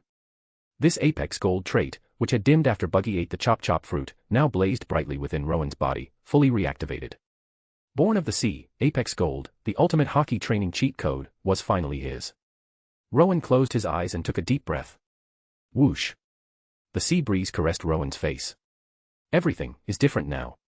Rowen slowly opened his eyes, a distinct curve forming on his lips, an expression reflecting Rowen's newfound, kingly disposition. As expected of a cheat code for enhancing disposition and Haki. Even without entering the ocean yet, just feeling the sea breeze felt completely different than before. Rowen could clearly perceive it now, the energy emanating from the sea itself, carried on the wind. In the One Piece world, the sea's energy was ubiquitous. Whitebeard's saying, "Everyone on the sea is a child of the sea," wasn't just empty words. It was just that most people couldn't sense this energy at all. Those who could directly perceive the sea's energy were either devil fruit users, rejected by the sea itself, or individuals like Rowen now, possessing a trait like Born of the Sea, Apex Gold. However, devil fruit users were rejected by the sea, they couldn't even move freely when submerged in its energy. But Rowen, through Born of the Sea, Apex Gold, could utilize the sea energy to become even stronger. Confidence, absolute confidence. It felt as though he had become the sea's favored child. Even without swimming, just feeling the sea's energy in the wind caused a profound shift in Rowen's mindset. It felt like a fish returning to water, utterly comfortable. And the positive feedback from the sea's energy filled him with immense self-assurance. This feeling, it was simply too wonderful. Rowen gazed out at the distant ocean, feeling an overwhelming urge to dive in and swim. Just by swimming in the sea, he could enhance his disposition, thereby strengthening his conqueror's haki. With the Born of the Sea, Apex Gold, trait, reaching the level of fully mastered conqueror's haki, infusion, Apex Gold, achieving the strength of a peak emperor, was a matter of time. Furthermore, possessing Born of the Sea, Apex Gold, meant Rowen's haki potential now stood at the absolute zenith of the One Piece world. Kaido himself had said, only haki can transcend all else. Therefore, possessing the strongest haki potential in the One Piece world, meant Rowen was destined to stand above all. A confident, almost domineering curve touched Rowen's lips. His earlier declaration, originally intended just to gain fame, secure a cool epithet, and test Luffy's reaction for trait equipping, had felt somewhat overly dramatic at the time. But now, having acquired the Born of the Sea, Apex Gold, trait, it felt perfectly natural, completely justified. Making arrogant claims without the strength to back them up was foolish. But with sufficient power, such claims became the ambition of the strong. Rowen's mindset had fundamentally changed. Be bastard. How dare you treat me like this? Just then, Buggy finally regained consciousness from the excruciating pain. Instinctively, he activated his chop fruit, splitting his entire body into even more pieces. If those two bastards landed a couple more solid hits like that, his weak spot would truly be shattered beyond repair. You're pretty tough, huh? Rowen commented, now in an excellent mood. He even looked at Buggy with a measure of goodwill. Without Buggy, he wouldn't have obtained such an incredible potential-boosting trait. More importantly, this trait had given Rowen the true mindset befitting a powerful individual. Why do I feel like you're somehow different from before? Buggy, though furious and wanting revenge on Luffy and Rowen, hesitated for a moment upon looking at Rowen again. Having spent years on Roger's ship, Buggy, despite his current weakness, still possessed a keen eye. Previously, although Rowen possessed powerful conqueror's haki, Buggy hadn't perceived Rowen himself as a truly strong individual. It wasn't just about raw power, the earlier Rowen lacked the aura of the strong. People like Captain Roger or Vice Captain Rayleigh, just standing there, even without using haki, they radiated an aura of terrifying strength. That was the presence born from the mindset of a top-tier powerhouse. But the Rowen standing before him now felt completely different. Strong. Just standing there, this man felt terrifyingly strong. It was like a complete metamorphosis compared to before. Buggy felt a sense of disorientation, then shook his head vigorously. What the hell is wrong with me? For a terrifying instant, he thought he saw a shadow of Captain Roger in this guy. That same imposing air, ready to challenge anything, ready to trample everything underfoot. Enough talk. You messed me up good. Watch me flashily finish you off. Perhaps reminded of his own spirited days on Roger's ship by Rowen's presence, and contrasting it with his current state, Buggy flew into a rage fueled by shame and anger. Chop chop. Parts assemble. Buggy roared, intending to bring all his separated body parts back together. Whoosh. Buggy stared down at himself, bewildered. Only, his feet had arrived. Ah. My body parts. Buggy looked over and let out a cry of shocked rage. Nami had used a rope to neatly tie up all his other detached limbs and torso. Right now, Buggy consisted only of a head, 2 hands, and 2 feet. Shishishi. That thief is amazing. Luffy grinned, stretching both his arms far behind him. Fly away, Buggy. Goma Goma no. Ah. Stop. Buggy shrieked in terror, watching the rapidly approaching rubber fists. Bazooka. Luffy yelled. Buggy was sent flying high into the sky, becoming a twinkling star in the distance. Ha ha ha ha. We won. Luffy cheered, throwing his hands up. Knowing Buggy didn't have information about Shanks, and realizing his rubber attacks couldn't deliver a fatal blow to the chop fruit user anyway, blasting him away was the best option. Huh. So getting blasted away really does turn you into a star. Interesting, Rowen mused, shielding his eyes as he watched Buggy's star disappear, a smile on his face. Whether Buggy managed to find his body parts like in the original story remained to be seen. Straw Hat Pirates versus Buggy Pirates, Straw Hat Pirates win, complete victory. And Rowen, having acquired Born of the Sea, Apex Gold, was the biggest winner of all. Chapter 22, Nami joins. Trait equipping complete. Here. You guys need this, right? The Grand Line map, Nami said, handing the sea map to Luffy after the battle was completely over. Eh? You're giving it to me. Luffy looked at Nami, pleasantly surprised. Well, we kind of teamed up, didn't we? And I couldn't have gotten the Buggy Pirate's treasure without you guys, Nami replied, smiling as she looked at the 2 large sacks of treasure beside her. If converted to berry, this treasure was worth a full 10 million. This was her biggest haul ever. After all, without Rowen and the others, Nami wouldn't have dared to single-handedly infiltrate the base of a major pirate with a 15 million berry bounty. But even though we sort of cooperated, this treasure is all mine. Nami quickly hugged the sacks tightly, her expression turning wary again after her moment of happiness. Shishishi. With this, we can go to the Grand Line, right, Rowen? Luffy, completely uninterested in the treasure, excitedly held up the Grand Line map and called out to Rowen. That's right. But we still need a proper pirate ship. And a navigator, Rowen replied after carefully examining the map. With only navigation, white, Rowen struggled even to understand this map properly, let alone navigate the Grand Line. The Grand Line, huh? A fierce grin spread across Zoro's face. After Rowen had opened his eyes to the possibilities, Zoro was now eager to head to the Grand Line and pursue his ambition. Navigator. Isn't she right here? Shishishi. Luffy pointed at Nami, grinning. Nami had been staring blankly at the 3 of them. She'd never met pirates who were so completely indifferent to such a large amount of treasure before. These guys, their eyes held no greed, only dreams. Pirates who set sail purely for their dreams, do people like that really exist in this world? Just as Nami was pondering this, she heard Luffy's words and immediately retorted. Hey! I told you I won't join a pirate crew. But then, Nami's eyes darted around thoughtfully, and she smiled again. However, teaming up with you guys does seem pretty profitable. Maybe we could continue working together. Shishishi. Then it's decided. Nami's our navigator. Luffy yelled excitedly. Temporary navigator, Nami corrected. Welcome aboard, Nami, Rowen said, extending his hand to her with a smile. Just like when he had invited her to dance on the luxury liner. Seeing this gesture, Nami clearly remembered her first meeting with Rowen, feeling a sense of déjà vu. She had assumed they'd never meet again on this vast sea, that Rowen's, until we meet again, was just a casual platitude. Yet, not only had it come true today, but she had somehow become the temporary navigator on his ship. Nami nodded, taking Rowen's hand, her lips pressed together thoughtfully. Why you guys defeated Buggy the Clown? Just then, a shocked voice interrupted them.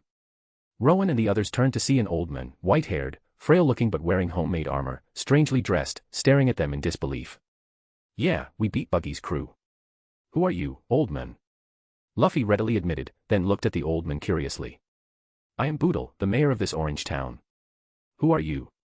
You don't look like Marines, Boodle introduced himself, then asked, his face still showing traces of shock. The Buggy Pirates, defeated by these kids? Their town was taken over by the Buggy Pirates, they must hate pirates. Definitely don't tell them who you are. Nami whispered urgently. I'm Luffy. I'm a pirate. Luffy announced straightforwardly. Thump. Nami nearly face-planted. Ha ha ha ha.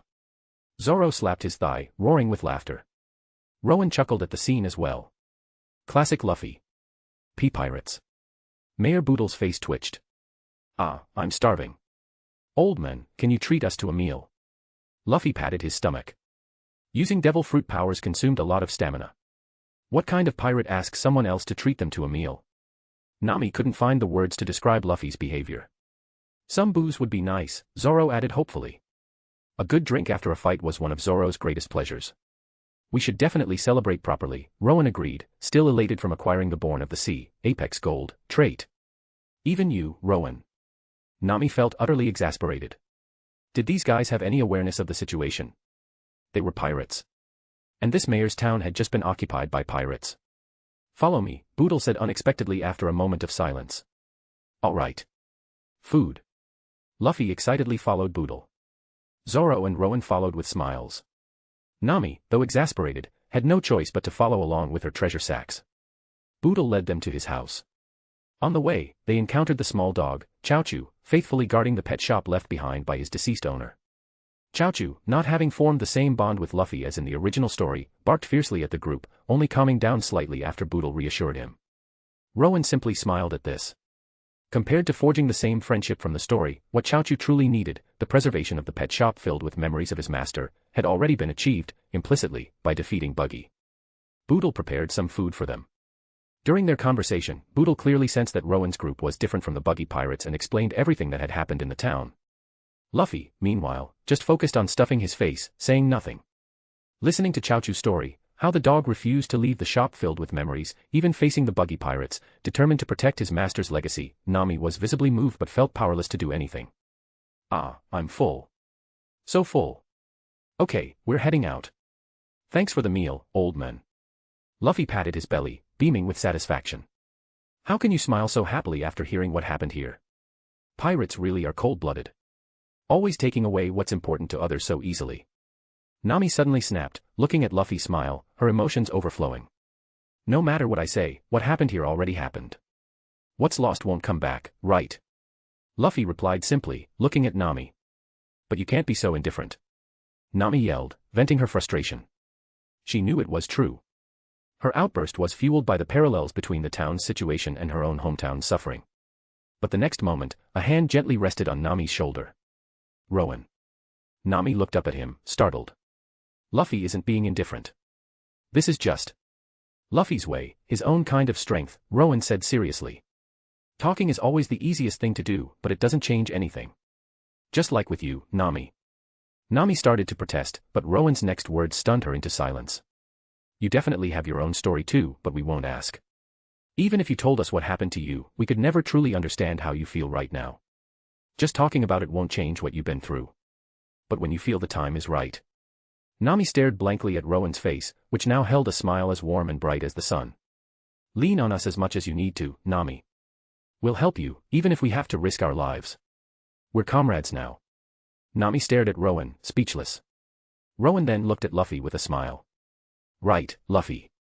Shishishi. That's right. Luffy yelled back enthusiastically.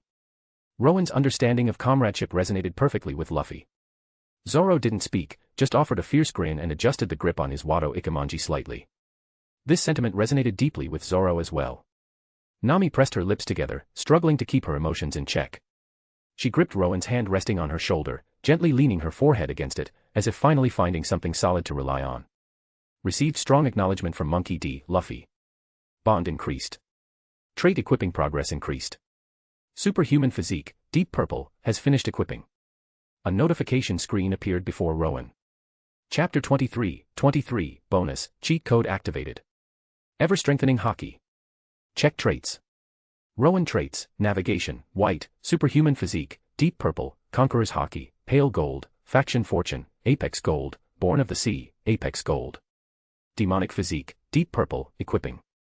Azura aura, special, equipping. Sun god, apex gold, equipping. Superhuman physique, deep purple, was now fully equipped. Rowen could feel the food he'd eaten earlier, which hadn't fully digested yet, being processed by his body at an astonishing speed, converting into nutrients and nourishing him. Furthermore, his stamina and strength received a massive, all-around boost. With a deep purple combat trait now active, Rowen possessed more offensive options beyond just his conqueror's Haki. Higher tier trait of the same type detected. Beast strength, blue, automatically converted into nutrients. Another notification appeared. The first blue trait Rowen obtained after transmigrating had now fulfilled its purpose. While blue traits couldn't be used as upgrade materials, this wasn't an upgrade scenario. Instead, the superior superhuman physique, deep purple, trait effectively overwrote the lower tier beast strength, blue, trait. Leveraging the properties of the superhuman physique, deep purple, trait, the energy from beast strength, blue, was converted into nourishment, further enhancing Rowen's physique. However, this overriding effect was a one-time occurrence. Acquiring additional blue-tier physique traits in the future wouldn't provide further nourishment. Only by obtaining combat traits of pale purple tier or higher could he upgrade the superhuman physique, deep purple. Rowen felt his physique strengthen slightly more. Even though the gap between blue and deep purple traits was vast, every little bit helped. Right now, in terms of raw physique, Rowen actually surpassed Luffy by the equivalent of one blue trait. The gains from the encounter with the buggy pirates had truly exceeded Rowen's expectations. Not only had he acquired Born of the Sea, Apex Gold, but the superhuman physique, deep purple, equipped from Luffy had also completed. The equipping progress for the Sun God, Apex Gold, trait had also noticeably advanced. Next, he just needed to wait for Zoro's demonic physique, deep purple, to finish equipping. Once that happened, Rowen's vision would be realized. His physical potential would reach the absolute peak tier of the One Piece world. Rowen clenched his fist, feeling the surge of power, a slight smile playing on his lips.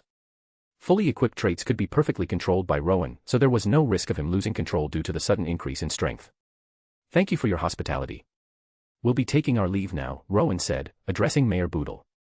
Right now, Rowen's most pressing desire was to dive into the sea and experience the power of the Born of the Sea, Apex Gold, trait. Ha! Boodle suddenly stood up straight and performed a deep, 90-degree bow towards Luffy, Rowen, and the others. Words cannot express my gratitude. Thank you. Thank you for saving this town. Tears streamed down the old mayor's face. Shishishi. Don't worry about it. Take it easy. Luffy replied with his signature grin. Rowen smiled at the scene, then glanced at Nami. Their eyes met, and Nami offered a small smile in return. She understood. Rowen was showing her, not telling her, that they wouldn't offer useless words of comfort. They acted. When she felt the time was right, if she just asked, Rowen and his crew truly would risk their lives to help her. Comrades, huh? Nami pressed her lips together thoughtfully. Setting sail. At the harbor, Nami had tied their small boat alongside one of the Buggy pirates' smaller vessels, preparing them to sail side by side. Luffy stood energetically at the bow, shouting his departure. Splash. Luffy's declaration was answered by the splash of Rowen diving into the water. Rowen. What are you doing? The seawater makes me weak. Luffy yelped, scrambling to avoid the splashing water, looking concernedly at Rowen in the sea. Just felt like a swim. Rowen laughed heartily, reveling in the ocean water. Incredible. Exhilarating. Rowen felt every cell in his body singing with joy. As expected of the trait, Born of the Sea. Being in the ocean felt like being home. Nami watched Rowen laughing freely in the water, her eyes filled with a complex emotion. Rowen in the sea felt completely different. Free, confident, powerful. Many adjectives could describe him now. But to summarize it simply, Rowen, in the ocean, seemed to practically glow. Born of the Sea, Apex Gold, activated. Kingly disposition increased.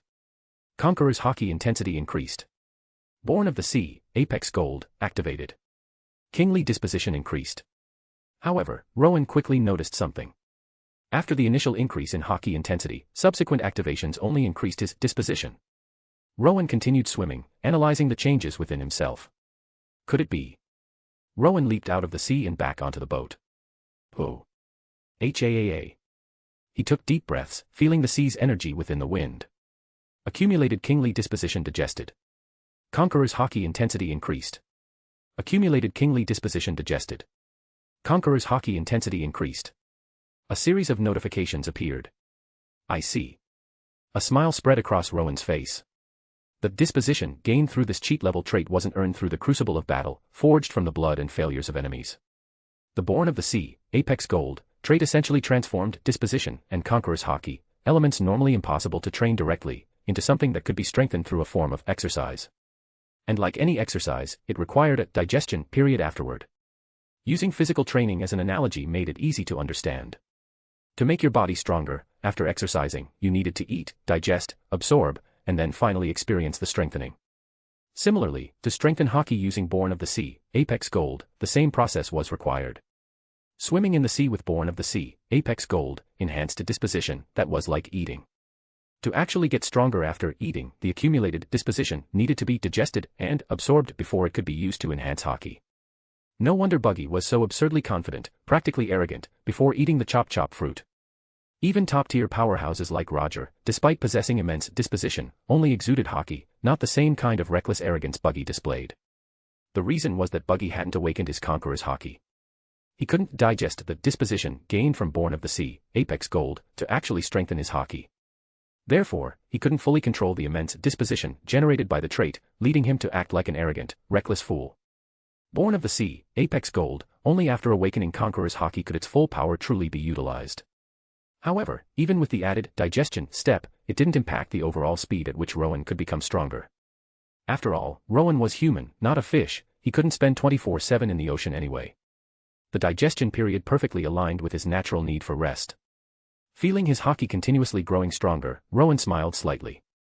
This feeling was very good. Chapter 24, Evolving Haki. Next destination.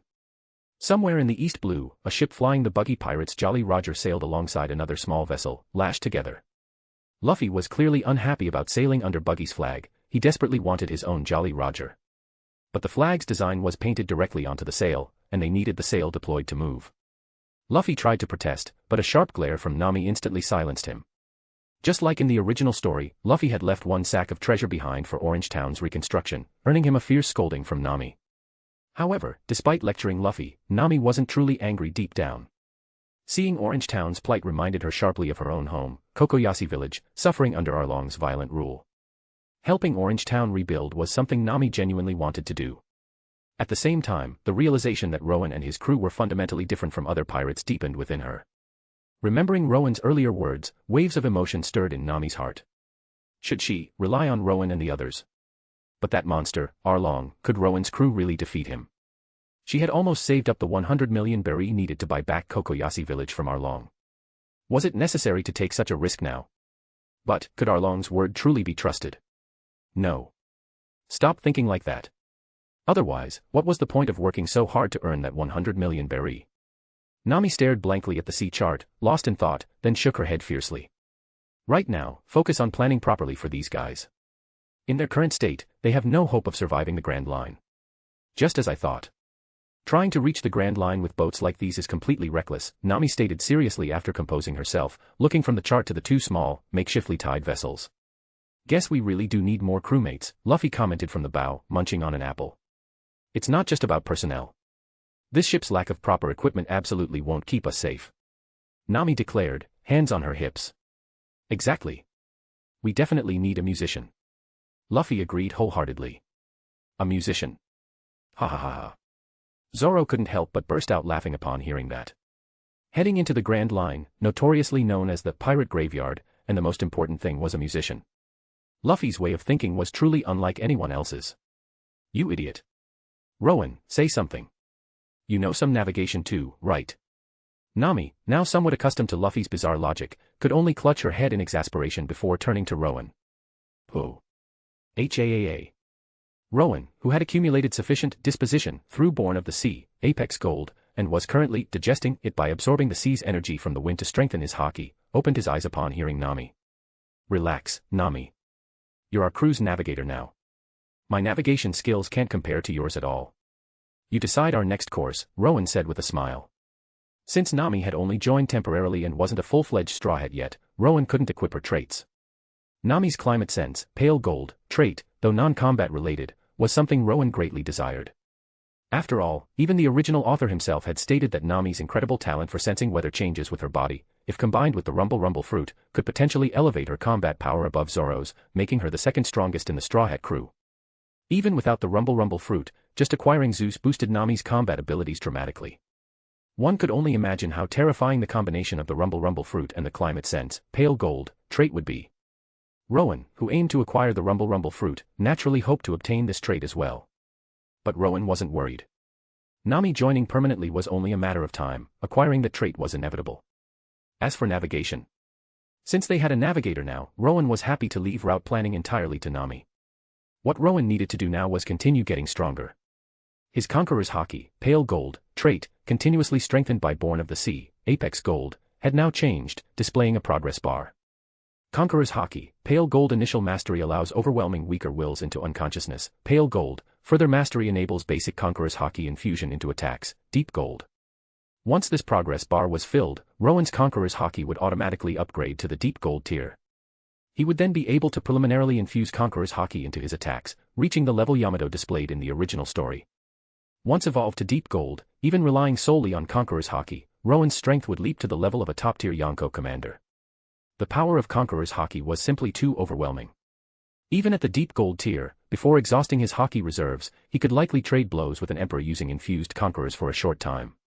This was unlike other Yonko commanders or admiral candidates, who often couldn't even withstand a single full-power infused Conqueror's strike from an emperor. Someone capable of basic Conqueror's Haki infusion was definitely a strong contender for being the most powerful individual below the emperor/admiral tier. Although the upgrade progress bar was moving slowly, the crucial point was that Rowen could upgrade his Haki thanks to Born of the Sea, Apex Gold. Other powerful individuals in the One Piece world lacked such means. They could only rely on the slow, crucible-like process of accumulating disposition through the blood and failures of their enemies to gradually strengthen their Haki. And this accumulation, which couldn't be achieved through simple training, was incredibly time-consuming. Before Luffy, even powerhouses like Whitebeard and Gold Roger generally didn't reach the peak of their strength, fully mastering Conqueror's Haki infusion, until they were well past 40 years old. The age at which powerhouses in the One Piece world reached their absolute peak often exceeded 50. Most of the current emperors and marine admirals, the pinnacle figures on the seas, were over 50, with the notable exception of red-haired Shanks, who was under 40. This was because accumulating disposition was incredibly slow, requiring years of experience and countless victories to forge exceptionally strong haki. But Rowen, possessing the Born of the Sea, Apex Gold, trait, didn't need to rely on such gradual accumulation. He just needed to continuously train, swim and digest, to constantly strengthen his conqueror's haki until he fully mastered infusion. The more Rowen used this trait, the more satisfied he became with it. Alright. If we head a bit further south, there's an inhabited island. It would be great if we could get a decent ship there, Nami announced, studying the chart and planning their route seriously. Then let's go there. Time for meat. Luffy cheered, raising his hands. Don't forget the booze. Zoro reminded him. You guys. Nami instantly transformed into her sharp-toothed exasperated state again. South, huh? Rowen gazed towards the horizon. He had already looked at the chart. Their destination was Syrup Village. Besides being Usopp's hometown, it was also the birthplace of that ship, the one whose fate caused endless grief for countless One Piece fans back on Earth, the Going Merry. Having acquired superhuman physique, Deep Purple, what Rowen needed most now was a well-equipped pirate ship, and a cook. After all, only a properly equipped ship could store large quantities of nutrient-rich meat. Small boats like these could only carry fruits for sustenance during voyages.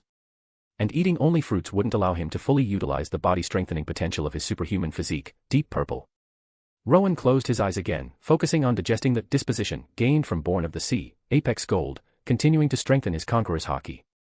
Chapter 25, Bonus, Syrup Village, Usopp. Syrup Village, Outer Coast. The Straw Hat Pirates slowly made landfall. Finally ashore. Zoro stretched, loosening his stiff muscles.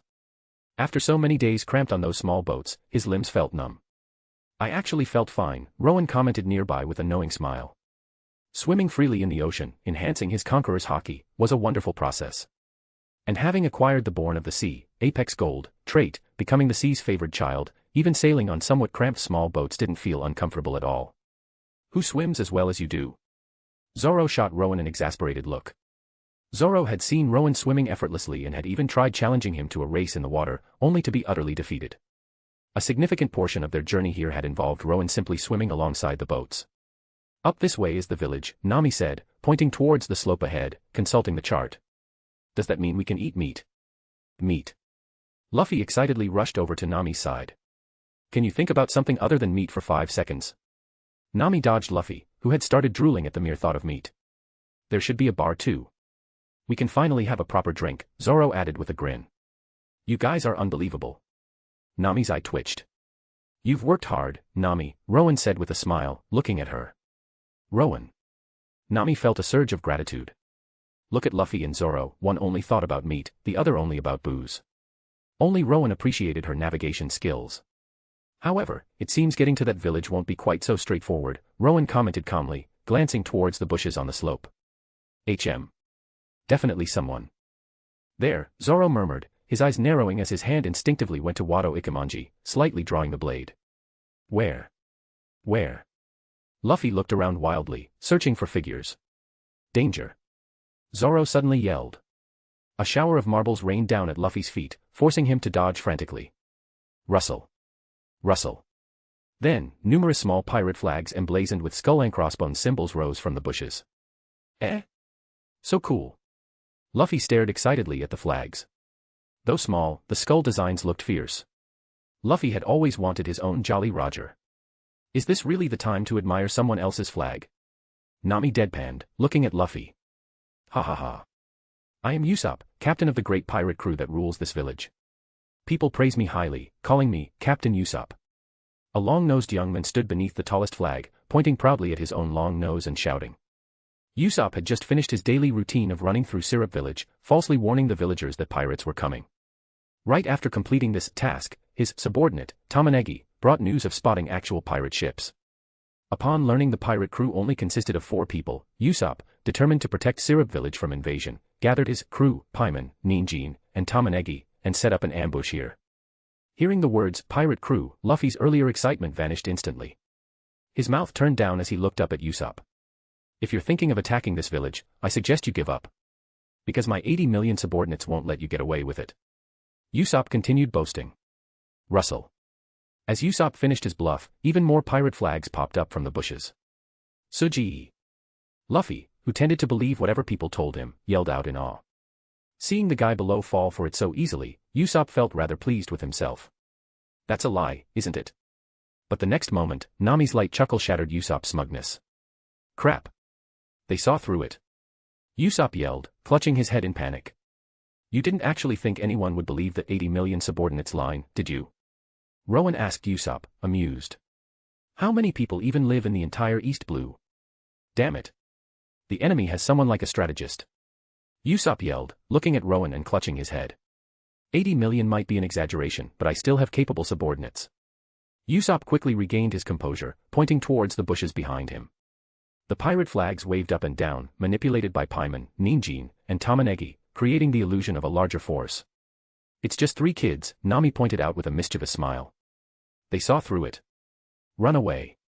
Paimon, Ninjin, and Tamanegi instantly panicked, scrambled out of the bushes, and bolted. Hey! Don't run away. Usopp yelled in dismay. Ha ha ha. You're pretty funny. Luffy burst out laughing, looking at Usopp. Don't underestimate me, you jerk. I'm a man with immense bravery. That's why people call me Brave Usopp. Hearing Luffy's laughter, Usopp grew flustered and angry. He pulled out a slingshot and aimed it at Luffy. Seeing Usopp draw a weapon, Luffy's smile vanished. He lowered the brim of his straw hat. You saw earlier. My slingshot skills are way better than most pistols. Usopp still hoped to scare off these pirates with words. Now that you've drawn your weapon, be prepared to bet your life on it, Luffy said quietly, tilting his head up slightly. Beneath the shadow of his hat, a sharp glint flashed in his eyes. Eh. Usopp was genuinely startled. I mean, this isn't just a toy for bluffing. Since you drew it, you have to stake your life, Luffy stated, revealing his classic, serious business expression. Rowen subtly nodded at Zoro. Zoro understood immediately. He placed his hand on Wado Ikemanji, exposing the gleaming edge of the blade as he looked intently at Usopp. You're standing before real pirates now, Zoro added, adopting a similarly intimidating expression. Are you prepared to bet your life? Rowen finished, his own expression turning serious, a hint of domineering presence emanating from him. Now possessing the aura of a true powerhouse, Rowen's mere presence could make even pirates of Buggy's caliber feel unnerved. An overwhelming sense of pressure instantly washed over Usopp. Clink. The pellet fell from Usopp's slingshot, landing at his feet. Wow. Real pirates really do have a different kind of presence and intensity when they talk. Scary. Usopp thought, cold sweat beating on his forehead. Ha ha. But to Usopp's confusion, the next moment, Rowen and the others looked at each other and burst out laughing. Just kidding. I was just repeating something I heard from Shanks, a pirate I respect. Luffy explained, adjusting his hat with a wide grin. Shanks. You know the great pirate Shanks. Usopp stared, utterly shocked. Yep. And your dad is Yasopp, right? Luffy continued, still smiling. Usopp was so shocked he tumbled down the hill. Rowen watched with a strange smile. Usopp looks so much like Yasopp. Looks like even Luffy remembers faces clearly when they're connected to his network. Classic One Piece world procedure. Rowen then focused his gaze on Usopp. Does Usopp have any traits I need? Hashtag keep the chapters coming, support with power stones. Hashtag every 100 power stones equals bonus chapter. Chapter 26, Courage is Humanity's Anthem. I've added this fanfic to my Patreon, there are 18 advanced chapters available. If you're interested, check it out below. Shishishi. Delicious. Luffy, invited over by Usopp, took a huge bite out of a piece of meat and exclaimed happily. Beside him, Rowen was also eating at an incredible speed. Having already equipped superhuman physique, Deep Purple, Rowen's appetite now rivaled Luffy's. Like Luffy, Rowen was thoroughly sick of eating apples. Moreover, the nutrients from all this meat were being rapidly absorbed through his superhuman physique, Deep Purple, strengthening Rowen's body. Pretty good, right? I can't believe you know my old man, Luffy. Usopp grinned happily. Hearing news about his father, Yasopp, made him incredibly happy.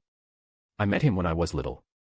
You look exactly like him, so I recognized you right away, Luffy said between mouthfuls of meat. So my old man is on the crew of that great pirate Shanks, huh? Usopp's face filled with admiration. Your dad's marksmanship is incredible. Luffy recalled fondly. I heard so much about you from Yasopp, my ears almost fell off. Yasopp is an amazing pirate, Luffy added with a smile. Right. I'm incredibly proud of my dad for bravely heading out to sea like that, risking his life. Usopp declared proudly. Check traits. Rowen, having finished all the meat on the table, finally had a moment to check Usopp's traits. If he hadn't eaten quickly, Luffy would have devoured everything. Usopp traits: Slingshot Sniper, Pale Purple, Inventor, Pale Purple, Anthem of Courage, Special. Slingshot Sniper, Pale Purple possesses exceptional sniping talent.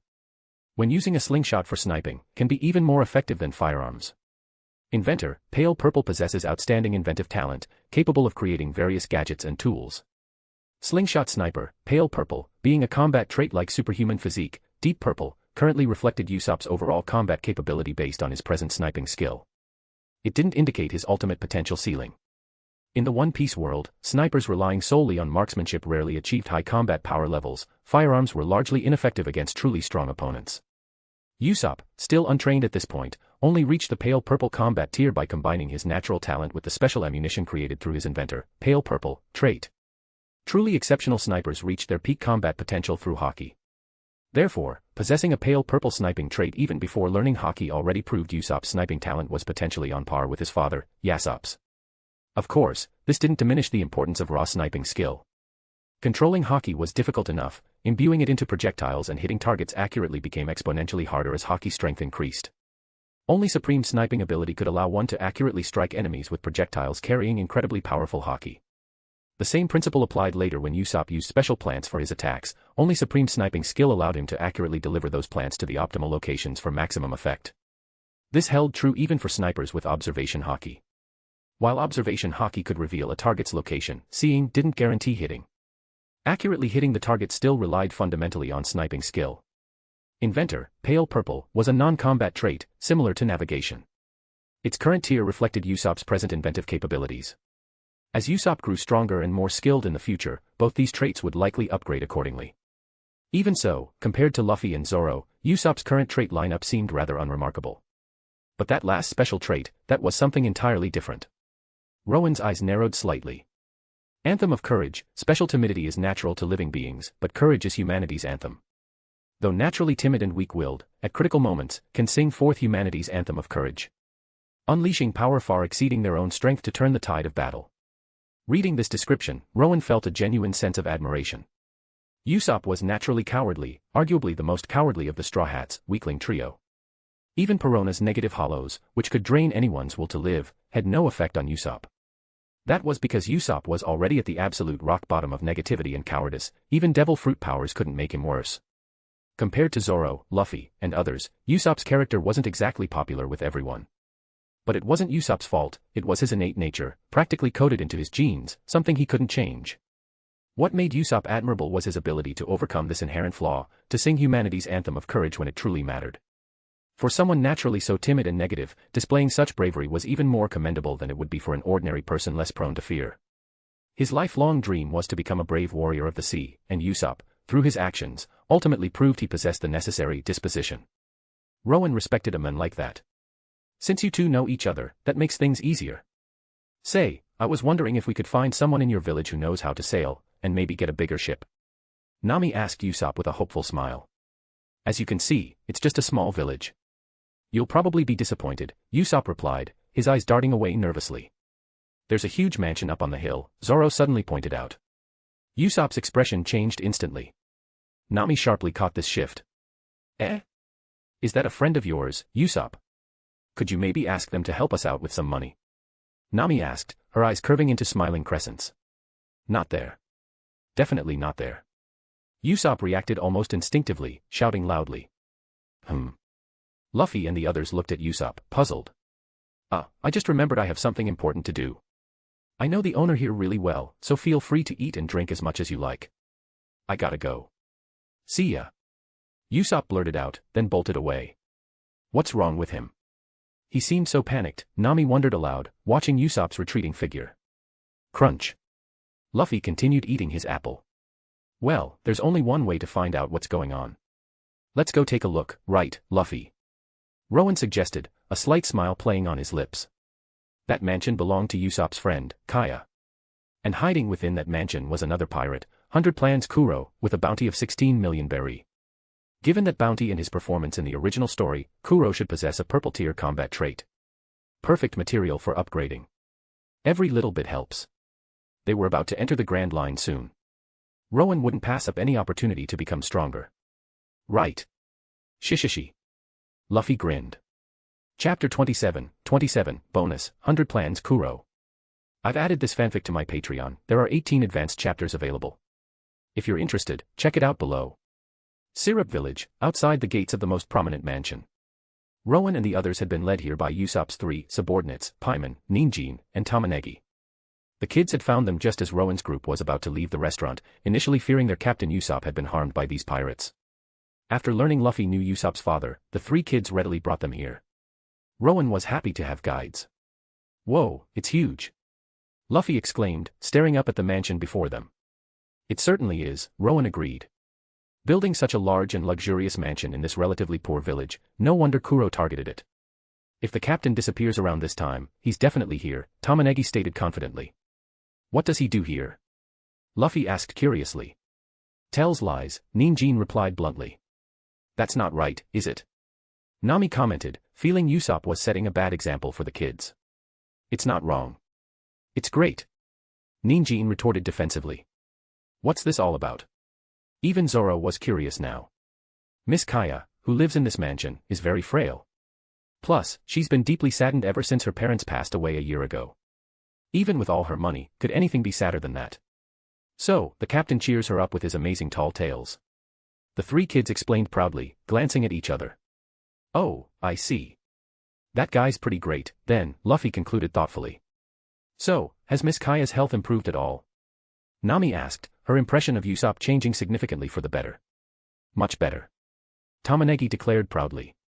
All right. Then let's go ask if she can give us a ship. Luffy cheered, raising his hand with a grin. Hey. Her getting better is thanks to Usopp, right? Zoro pointed out, arms crossed, looking at Luffy. What does Miss Kaya's improved health have to do with them? How can they just go ask her for a ship?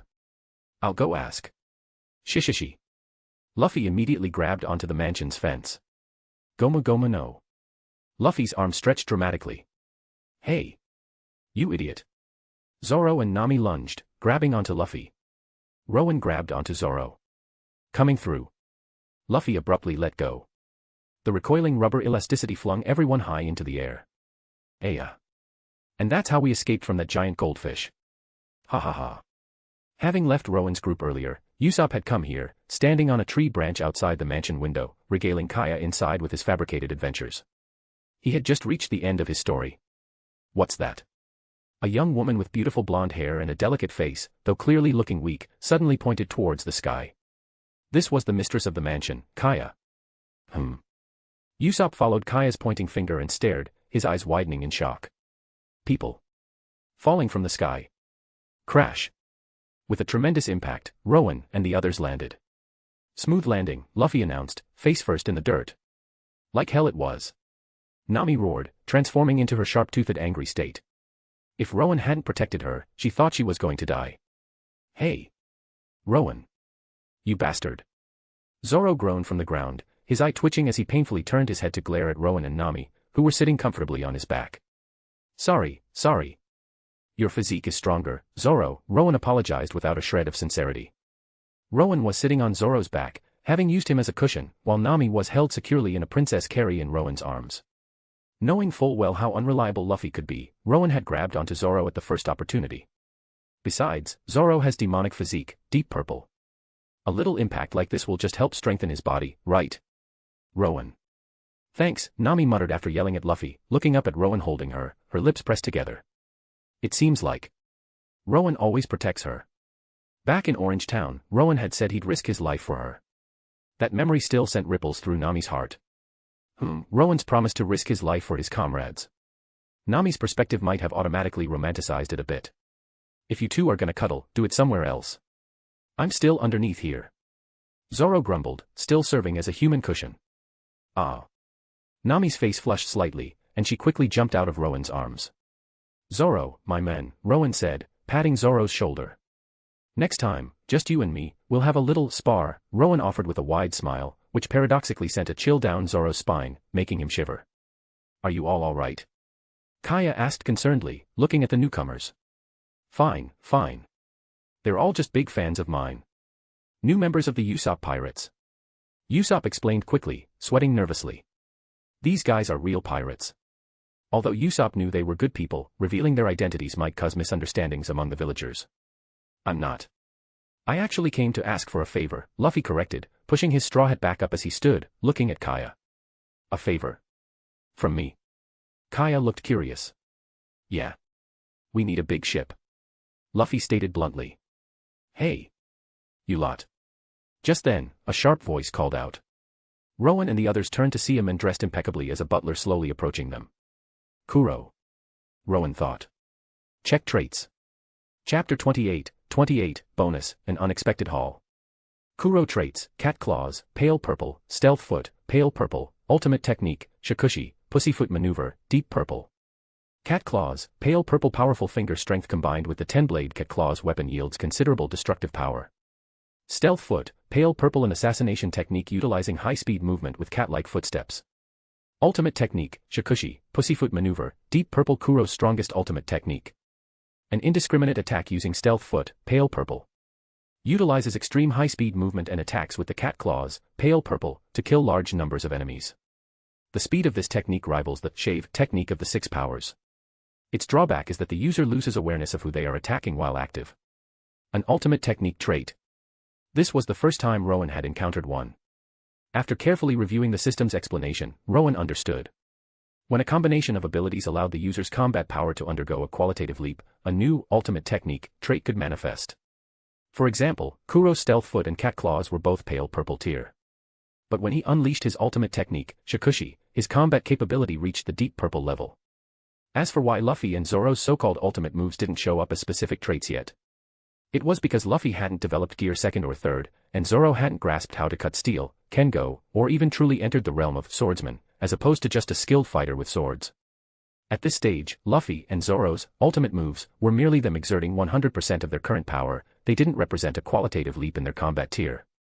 However, if Rowen were to plunder Kuro's traits, taking the ultimate technique, shakushi, deep purple, would automatically render the stealth foot, pale purple, and cat claws, pale purple, traits unusable, or perhaps they wouldn't be plundered at all. Because the deep purple ultimate technique trait was born from the combination of those 2 pale purple traits. Meaning, from Kuro, Rowen would essentially gain only 1 deep purple combat trait. Still, that was a huge win. A deep purple trait was a major tier above pale purple. This outcome already exceeded Rowen's expectations. Who's this guy? Luffy asked, looking at Kuro, who was pushing up his glasses with his palm in a peculiar manner. Claudor, Miss Kaya's butler, Kuro replied calmly, his gaze then sharpening. Would you mind leaving? Or is there something you wish to say? Kuro asked, walking towards Rowen and the others. Yeah. We need a ship. Luffy announced cheerfully. Absolutely not. Kuro suddenly snapped. Usopp, I often hear about you. You're quite the topic in the village, Kuro said, looking towards the large tree where Usopp had instantly hidden upon Kuro's arrival. Really? Am I that famous? Realizing he'd been spotted, Usopp sheepishly climbed out from behind the tree. I hear you often go on adventures, yes. Quite remarkable for someone so young, Kuro commented sarcastically. You can call me Captain Usopp too, you know, Usopp replied, sticking his nose in the air. Captain. Hearing that word, Kuro pushed his glasses up with his palm again. I've also heard rumors about your father. Kuro's words made Usopp's face darken. That's enough, Claudor, Kaya intervened, knowing about Usopp's background and trying to stop Kuro. You are nothing but the son of a filthy pirate. I wouldn't be surprised by anything you do, but please stay away from my mistress. Kuro ignored Kaya completely, shouting harshly. Luffy's expression started to change. Why you called him filthy? Usopp's face turned extremely pale and angry. Pfft, ha ha ha. But just as tensions reached a boiling point, a sudden scoffing laugh broke the silence. What are you laughing at? Kuro's gaze sharpened, fixing on Rowen. Luffy and the others looked at Rowen, surprised by his sudden laughter, but trusting him, they simply watched as Rowen took a step forward. Aren't you taking your role a bit too seriously? Captain of the Black Cat Pirates, 100 plans Kuro, with a bounty of 16 million berry, Rowen stated mockingly, a smirk playing on his lips. Kuro's expression instantly turned grim. What? This guy's a pirate. 16 million berry bounty. Higher than Buggy's. Luffy stared at Kuro in shock. Kuro? I think I've heard that name. But wasn't he supposed to have been executed by the Marines long ago? Usopp stammered, sweat beading on his forehead. Even if you're Usopp's friend, that's going too far. Kaya protested loudly, looking upset at Rowen. Indeed. I have no idea what you're talking about. That pirate Kuro was executed by the Marines years ago, Kuro stated flatly, pushing up his glasses with his palm. I'll provide proof, Rowen replied, offering Kaya a gentle smile. He wasn't angered by the young lady's outburst. Having been frail and ill since childhood, Kaya likely often vented her frustration through small fits of temper when feeling particularly unwell due to the pain and helplessness. But Kaya herself was inherently kind. Once her health improved slightly, her gentle and kind nature would return. Kaya had simply been deceived by Kuro. Rowen then turned his gaze back to Kuro. Are you an idiot? You hide out and only bother changing your name. Not even your appearance. Rowen casually produced Kuro's wanted poster. He had obtained this poster back in Shell's Town. Axehand Morgan had climbed the ranks to become the captain of the Shell's Town branch largely due to the merit of supposedly capturing Kuro. In reality, Kuro, tired of being pursued by the Marines, had his subordinate Django hypnotize Morgan into thinking he had captured Kuro. Then, a decoy was executed by the Marines, allowing the real Kuro to hide here as a butler, planning to peacefully inherit Kaya's family fortune. However, the hypnotized Morgan always considered capturing Kuro his greatest achievement. Given Morgan's obsession with his own merits, even wanting a statue erected in his honor, finding Kuro's wanted poster in Shell's Town had been incredibly easy for Rowen with his system. They really look exactly alike, Nami commented, comparing the poster in Rowen's hand to Kuro. Clawdor. Kaya murmured, looking at the poster, still finding it hard to believe. People resembling each other aren't uncommon on the seas, Kuro maintained, his face impassive. Is that so? I hope you can remain this calm in a moment, Rowen replied, looking at Kuro. A domineering curve touched his lips, and the crimson-black light in his eyes flared intensely. Boom. A terrifying wave of pressure erupted from Rowen, sweeping over Kuro. NGH. Kuro's pupils constricted violently, cold sweat instantly drenching his forehead. The next second, his eyes rolled back, and he collapsed unconscious. Conqueror's Haki. Even a supposed major pirate with a 16 million berry bounty, that was only major by East Blue standards. Before Rowen's Conqueror's Haki, he was just fodder. Clawdor. Kaya cried out in alarm. Don't worry. He's just temporarily unconscious, Rowen stated calmly, then thought inwardly. Plunder. Chapter 29, stripped of everything. Plunder. Rowen focused his gaze on Kuro. VMM. A purple light, visible only to Rowen, flew out from Kuro's body and was absorbed by Rowen. Plunder successful. Acquired ultimate technique, Shikushi, deep purple, trait. The next moment. Gurgle. Gurgle. The muscles of the unconscious Kuro began to twist strangely, then seemed to deflate like a punctured balloon, losing all their power. When Rowen plundered a strength-type trait, the target lost all associated power completely. What happened to him?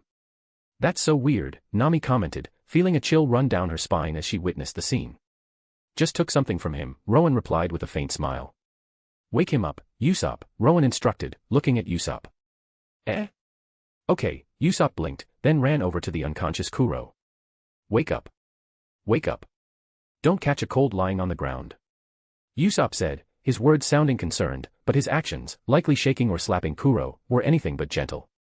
Bad-mouthing his father was the one thing Usopp couldn't tolerate. Under Usopp's rough handling, Kuro slowly regained consciousness. Clawdor. Are you okay? Kaya still found it hard to believe that the butler who had cared for her for 3 years was actually a pirate. Are you awake now? Kuro. No, even if you admit your 100 plans Kuro now, you can't back it up anymore, can you? Rowen looked down at Kuro with a cold smile. That, power. NGH. Kuro was still reeling from the shock of the Conqueror's Haki blast. He shook his head violently, then his pupils suddenly constricted. And my strength. My. Kuro stared at his hands in disbelief. He tried desperately to stand, but his legs buckled, and he collapsed back onto the ground. It's normal to lose control of your weakened body temporarily after losing your power. Relax, Rowen stated, adopting his intimidating villain expression. Why you? What did you do to me? Kuro completely lost his composure for the first time, roaring at Rowen. Kuro. Bounty, 16 million berry. Your most unique combat style is the so-called stealth foot. An assassination technique using high-speed movement like a cat, Rowen narrated calmly, demonstrating the stealth foot as he spoke. Although he had plundered the combined Shikushi, deep purple, trait, he could naturally still perform the individual stealth foot technique. My stealth foot. Cold sweat drenched Kuro's forehead. My power has been stolen. Sanji. That's so fast. Were you always this fast, Rowen? Luffy stared wide-eyed. What did you do? Give me back my power. Kuro screamed, no longer caring about maintaining his disguise. Without his strength, forget about peacefully inheriting the fortune and living quietly. Tomorrow would be his execution day. According to his plan, the Black Cat pirates were scheduled to arrive tomorrow, massacre everyone, force Kaya to ride while leaving him everything, and then kill her too. As the former captain of the Black Cat pirates, Kuro knew the ruthless nature of his former crew all too well. Many of them would resent him, their former captain who had faked his death and disappeared for 3 years. His previous strength was the only thing giving him the confidence to execute this plan. But now, powerless. The Black Cat pirates would probably kill him first. You really are Kuro? Usopp exclaimed nervously, hearing Kuro's desperate admission. How could this be? Kaya covered her mouth, staring at Kuro in disbelief. But the evidence was right before her eyes. Kaya was kind, not stupid. She finally understood. Clawdor truly was the infamous pirate, 100 plans Kuro. Don't worry, Usopp. I took all his power. Even you could easily finish him off now, Rowen scoffed, looking down at Kuro. To develop a skill comparable to the 6 powers shave on his own in the East Blue. Kuro did possess talent. But getting tired of being chased by Marines and bounty hunters, choosing to fake his death and hide. And then infiltrating here as a butler for 3 years, planning to inherit Kaya's fortune through manipulation and murder just to live comfortably. Pathetic. Whoa, Rowen. You can take away other people's powers too. Is that a devil fruit ability? Luffy asked, amazed. No. It's an innate ability I was born with. Nothing to do with devil fruits, Rowen replied, choosing not to hide his power. It wasn't just because hiding it from Luffy and the others, whom he'd be living and traveling with, would be difficult and might cause distrust, potentially slowing down the trait equipping process. More importantly, within the hockey-centered power system, deliberately concealing one's abilities, playing dumb to outsmart others can leave you stuck as the fool. Like Blackbeard hiding on Whitebeard's ship. If Blackbeard hadn't found the dark fruit, his disposition would have continued to shrink due to hiding his true nature, and his thought of maybe just living out my days on Whitebeard's ship isn't so bad might have become reality, turning him into a truly useless freeloader. Besides, sometimes, revealing your strength wasn't a weakness, it was a terrifying deterrent. Only by having your ability sung across the seas as powerful and fearsome could you earn a greater title, forge a stronger disposition, and cultivate stronger hockey. Backed by Luffy's powerful connections, Rowen didn't need to fear attracting unbeatable enemies prematurely anyway. If he were to excessively conceal his ability to plunder others' powers, how could he claim to possess the disposition to stand above all? Of course, Rowen wouldn't go around advertising his ability to the whole world either. There was a difference between kingly disposition and foolishness. The abilities Rowen chose to display were merely the surface layer of his true power. By the time Rowen decided to reveal more of his combat capabilities strategically, using them as a deterrent to further enhance his reputation, he would already be among the world's peak powerhouses. At that point, the partially revealed information about Rowen's strength would serve as the ultimate deterrent to the world, further forging his own hockey. Just like the current 4 emperors, which truly strong individual on the seas didn't know about their powers. Yet how many dared to challenge them? Instead, their fearsome reputations only made their hockey stronger. In clashes between such peak powerhouses, hockey was ultimately the deciding factor. So what if others knew some information? Hockey. That was what transcended everything. Possessing the Born of the Sea, Apex Gold, trait, Rowen had absolute confidence. You're really terrifying, Rowen, Zoro commented. Directly stealing someone's power, such an unbelievable ability genuinely unnerved even him. Good thing Rowen is our comrade. Convert. Rowen issued the command internally at this moment. Having demonstrated the power and confirmed Kuro's identity, this uncontrollable attack style, Shakushi, was useless to Rowen. Better to use it to strengthen his existing traits. Conversion successful. Acquired strength type deep purple upgrade material quantity, 1. A notification appeared. It's over, Kuro, Rowen stated, looking down at Kuro with his villain expression. Wait. I have something to say. Kuro stammered, utterly terrified as Rowen walked towards him. Right now, Kuro was like a cornered, desperate dog. This man before him had stripped him of everything. Chapter 30, bonus, Usopp's resolve. Traits updated. Don't kill me. I have information. We can trade. Kuro, his earlier composure completely shattered, pleaded, his face contorted with terror. Only someone who had truly experienced having their power utterly plundered by Rowen could understand that level of despair. Years of effort, years of training and battle forging his strength, all stolen in an instant. All that remained was a broken shell, a body now struggling even to stand. And for a pirate, being stripped of power meant being stripped of everything. Monster. Kuro, unable to even stand properly due to the sudden loss of strength, sat paralyzed on the ground, staring up at Rowen in utter horror, not even daring to meet his eyes. He had been a notorious pirate in the East Blue, yet he had never encountered such a monster. Whether it was the moment earlier when the man's mere gaze sent an irresistible force washing over him, knocking him unconscious, or now, having everything stolen by some unknown means. Kuro felt like an ant before this man, someone who could be crushed at any moment. He didn't even have the right to look this man in the eye. Now, completely terrified, Kuro only wanted to survive. Information. Rowen's lips curved slightly. Why yes. I'm the former captain of the Black Cat Pirates. But I can still actually command them. Tomorrow, the Black Cat Pirates are coming to attack this village. Even if you're strong, preventing any damage to the village during that kind of chaos is impossible, right? Spare my life, and I can help you take out all those guys. Hey. Usopp. You're friends with them, right? You don't want the villagers to get hurt, do you? Tell them to let me go. Kuro babbled desperately, then immediately turned his pleading gaze towards Usopp. What? Usopp's face turned pale instantly. Kaya covered her mouth, unable to believe this was the true face of Claudor, the butler she had trusted for 3 years. So, why did you infiltrate this place as a butler? And why arrange for the Black Cat Pirates to attack? Rowen asked calmly, his expression unchanged. Knowing the plot, Rowen already knew the reasons, but having Kuro confess himself would completely shatter any remaining illusions Kaya might hold. Kuro's throat felt dry. He hesitated, unable to speak for a long moment. Not talking. Then, Rowen stated coldly, his eyes narrowing. I'll talk. I infiltrated here for this family's fortune. I was sick and tired of the Marines chasing me because my bounty kept getting higher. So I faked my death to hide. Then I spent 3 years earning the villagers' trust. Tomorrow, after the Black Cat Pirates kill Miss Kaya and force her to write a will leaving everything to me, I can legally claim the fortune and live peacefully. Terrified beyond reason by Rowen, Kuro spilled everything immediately. As for why he didn't lie. Under such extreme fear, Kuro's mind had already crumbled, lying was beyond him. Claudor. Kaya whispered, covering her mouth, staring at Kuro in disbelief. The butler her family had taken in, treated like one of their own, intended to murder them all. Let me go. I'll tell you where those Black Cat bastards are. I won't be a pirate anymore. Just spare my life. Kuro begged, completely disregarding Kaya's feelings, focused solely on survival. Wham!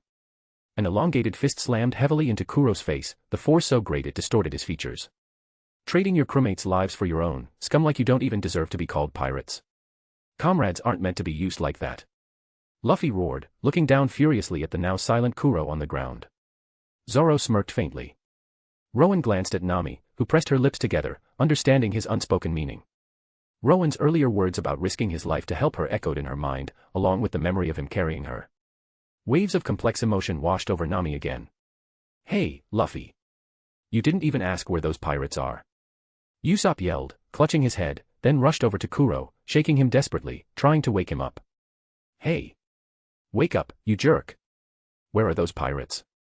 Usopp shook Kuro frantically, sweat dripping down his forehead. But Kuro, completely stripped of his power by Rowen, now possessed the constitution of an ordinary villager. After taking a full-force angry punch from Luffy, there was no way he could wake up now. Damn it. Realizing Kuro was truly unresponsive, Usopp slammed his fist onto the ground in frustration. Just go tell the villagers pirates are coming tomorrow. Have them evacuate, Zoro suggested, arms crossed. They won't believe me.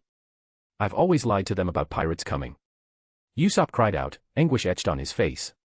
Usopp. I can tell them, Kaya offered weakly, coughing slightly. Her body was already frail, and the shock of Kuro's betrayal had taken a heavy toll, leaving her feeling unwell. No. Who knows if that Kuro guy hid anything else? Like maybe the pirates won't attack without his signal. If you tell everyone, Kaya, but the pirates don't show up tomorrow, then people won't trust you either. By the time the pirates do attack for real, it'll be too late. Usopp's inherent pessimism and cowardice immediately conjured the worst-case scenario. The reason he constantly lied about pirates coming was rooted in his past. After his father Yasopp left for the sea, Usopp's mother fell gravely ill. Seeing his mother suffering yet still longing for his father, Usopp had a sudden idea. He ran through the village shouting, "Pirates are coming," hoping his mother would hear. Hearing Usopp's cries gave his mother hope for Usopp's return, and her condition improved slightly. So, Usopp continued shouting, "Pirates are coming," every day. He kept up the habit even after his mother passed away, preserving it to this day. It held his deep longing for his deceased mother. Furthermore, Syrup Village was quite isolated on the sea, the villagers were often bored. After chasing and scolding him each day, Usopp sometimes saw genuine smiles of amusement on some villagers' faces. So, Usopp persisted. But now, years of crying wolf had finally led to bitter consequences. You're not going to ask us for help?" Rowen asked, looking at Usopp, a slight curve to his lips. "This is my village. It's my responsibility to protect it. Besides, we don't even know if those pirates will actually come tomorrow. What if they don't show up? Are you guys supposed to just wait here forever? You have your own adventures to go on. How could I shamelessly ask you for help?" Usopp turned his head away, shouting loudly despite his obvious fear. "All right. Then Captain Usopp will defend the village outskirts from those pirates myself," Usopp declared, puffing out his chest. "But your legs are shaking," Nami pointed out, looking at Usopp. "Damn it. This isn't a joke. These are real pirates. I can't be so cowardly." Usopp looked down at his trembling legs, sweat pouring down his face as he desperately hit them with his fists. "Fine. So what if I'm scared? Go ahead and laugh if you want." Unable to control his shaking legs, Usopp looked up and shouted defiantly. "No one's laughing at you. Who would laugh at a truly brave warrior of the sea?" Rowen stated calmly. "Rowen. And me. A brave warrior of the sea." Hearing Rowen's words, Usopp felt his nose sting. Becoming a brave warrior of the sea was Usopp's dream. And Usopp had witnessed Rowen's power. To be acknowledged by such a man. Usopp felt his mouth go dry. "Why you guys aren't just pitying me, are you?" Usopp asked, still plagued by self-doubt. Who would risk their life fighting pirates out of pity? "Idiot." Luffy yelled, then grinned at Usopp. "Shishishi. Besides, what do you mean, our adventure? Aren't you already our comrade?" Usopp's eyes widened in disbelief as he stared at Luffy, who was grinning and holding out his hand towards him. "Will you join us, Usopp?" Rowen asked, a smile playing on his lips. "Humph," Zoro simply smirked, saying nothing. Zoro could see Usopp's inherent cowardice, but he also saw the courage Usopp mustered to face pirates for the sake of his village. He respected a man like that. Luffy. Rowen. Everyone. Usopp's eyes instantly turned red. He lunged forward, tackling Luffy in a hug. "But I want to be the captain." "I'm the captain. Vice captain is okay too. Don't be stupid." Rowen watched Usopp roughhousing with Luffy, a faint smile on his lips. Usopp has joined the Straw Hat Pirates. A keepable trait list updated. Chapter 31, Vice Captain. Inside Kaya's mansion. To thank Rowen and the others for defeating Kuro and saving everyone, Kaya warmly hosted them. "Aren't you two overdoing it? Didn't you just eat?" Zoro asked, his eye twitching as he watched Luffy and Rowen devouring food ravenously. Possessing only the demonic physique, Deep Purple, Zoro's digestive ability, while strong, couldn't compare to Rowen and Luffy, who both had superhuman physique, Deep Purple. Demonic physique, Deep Purple, leaned more towards training enhancement, while superhuman physique, Deep Purple, focused on digestion and absorption. Rowen already possessed superhuman physique, Deep Purple, and the equipping process for Zoro's demonic physique, Deep Purple, was progressing smoothly, nearing completion. Rowen eagerly anticipated seeing what heights his physique could reach once these two perfectly complementary traits were fully integrated. Zoro managed to eat a decent amount. Nami, however, still full from Usopp's earlier hospitality, only nibbled on some desserts and fruits, resting her chin on her hand as she watched Rowen eat with gusto. Nami didn't even realize that a sweet smile had unconsciously bloomed on her face. "Delicious. Food this good, of course you gotta eat a lot." Luffy mumbled, his mouth completely full. Kaya's family fortune was substantial enough that even Kuro coveted it, willing to infiltrate her household for 3 years to obtain it. The meal provided was far more lavish than anything Rowen and the others had eaten before. "Enhance." Rowen swallowed the food in his mouth, then commanded inwardly. He used the strength-type Deep Purple upgrade material, 1, obtained from Kuro to enhance his superhuman physique, Deep Purple. Rowen now had the Born of the Sea, Apex Gold, trait, allowing his conqueror's haki to continuously grow stronger. Using a mere Deep Purple material to upgrade a gold-tier trait would barely make a ripple anyway. With the Grand Line approaching, what Rowen needed most right now was a stronger physique. Enhancement complete. A notification appeared. Instantly, the nutrients from the food Rowen had just eaten were absorbed by his body at an astonishing rate, so fast that it wasn't enough. Feeling his stomach suddenly empty again, Rowen began a new round of eating, much to the astonishment of everyone watching. This was why Rowen had waited until after the large meal to enhance his superhuman physique, deep purple. Using converted upgrade materials to directly enhance the trait increased the upper limit of his physique and stamina, but the stamina tank itself still needed to be refilled. Simply put, if his superhuman physique, deep purple, was previously at 100 out of 100 capacity, after the upgrade, it became 100 out of 150. He needed more food and nutrients to fill that newly created empty space in his stamina reserves. As for why the superhuman physique, deep purple, equipped from Luffy didn't require this refilling process. Because the equipping process also transferred Luffy's own base stamina value, meaning that tank was already full upon completion. This was a situation unique to Rowen with his system. In the wider world, even monsters like Charlotte Lean strengthened their physique gradually by consuming energy, adhering to the laws of conservation. No one else could instantly upgrade their physical limits using traits like Rowen could. Sanji. Rowen. Your appetite is even bigger than mine. Luffy stared, his eyes wide with amazement.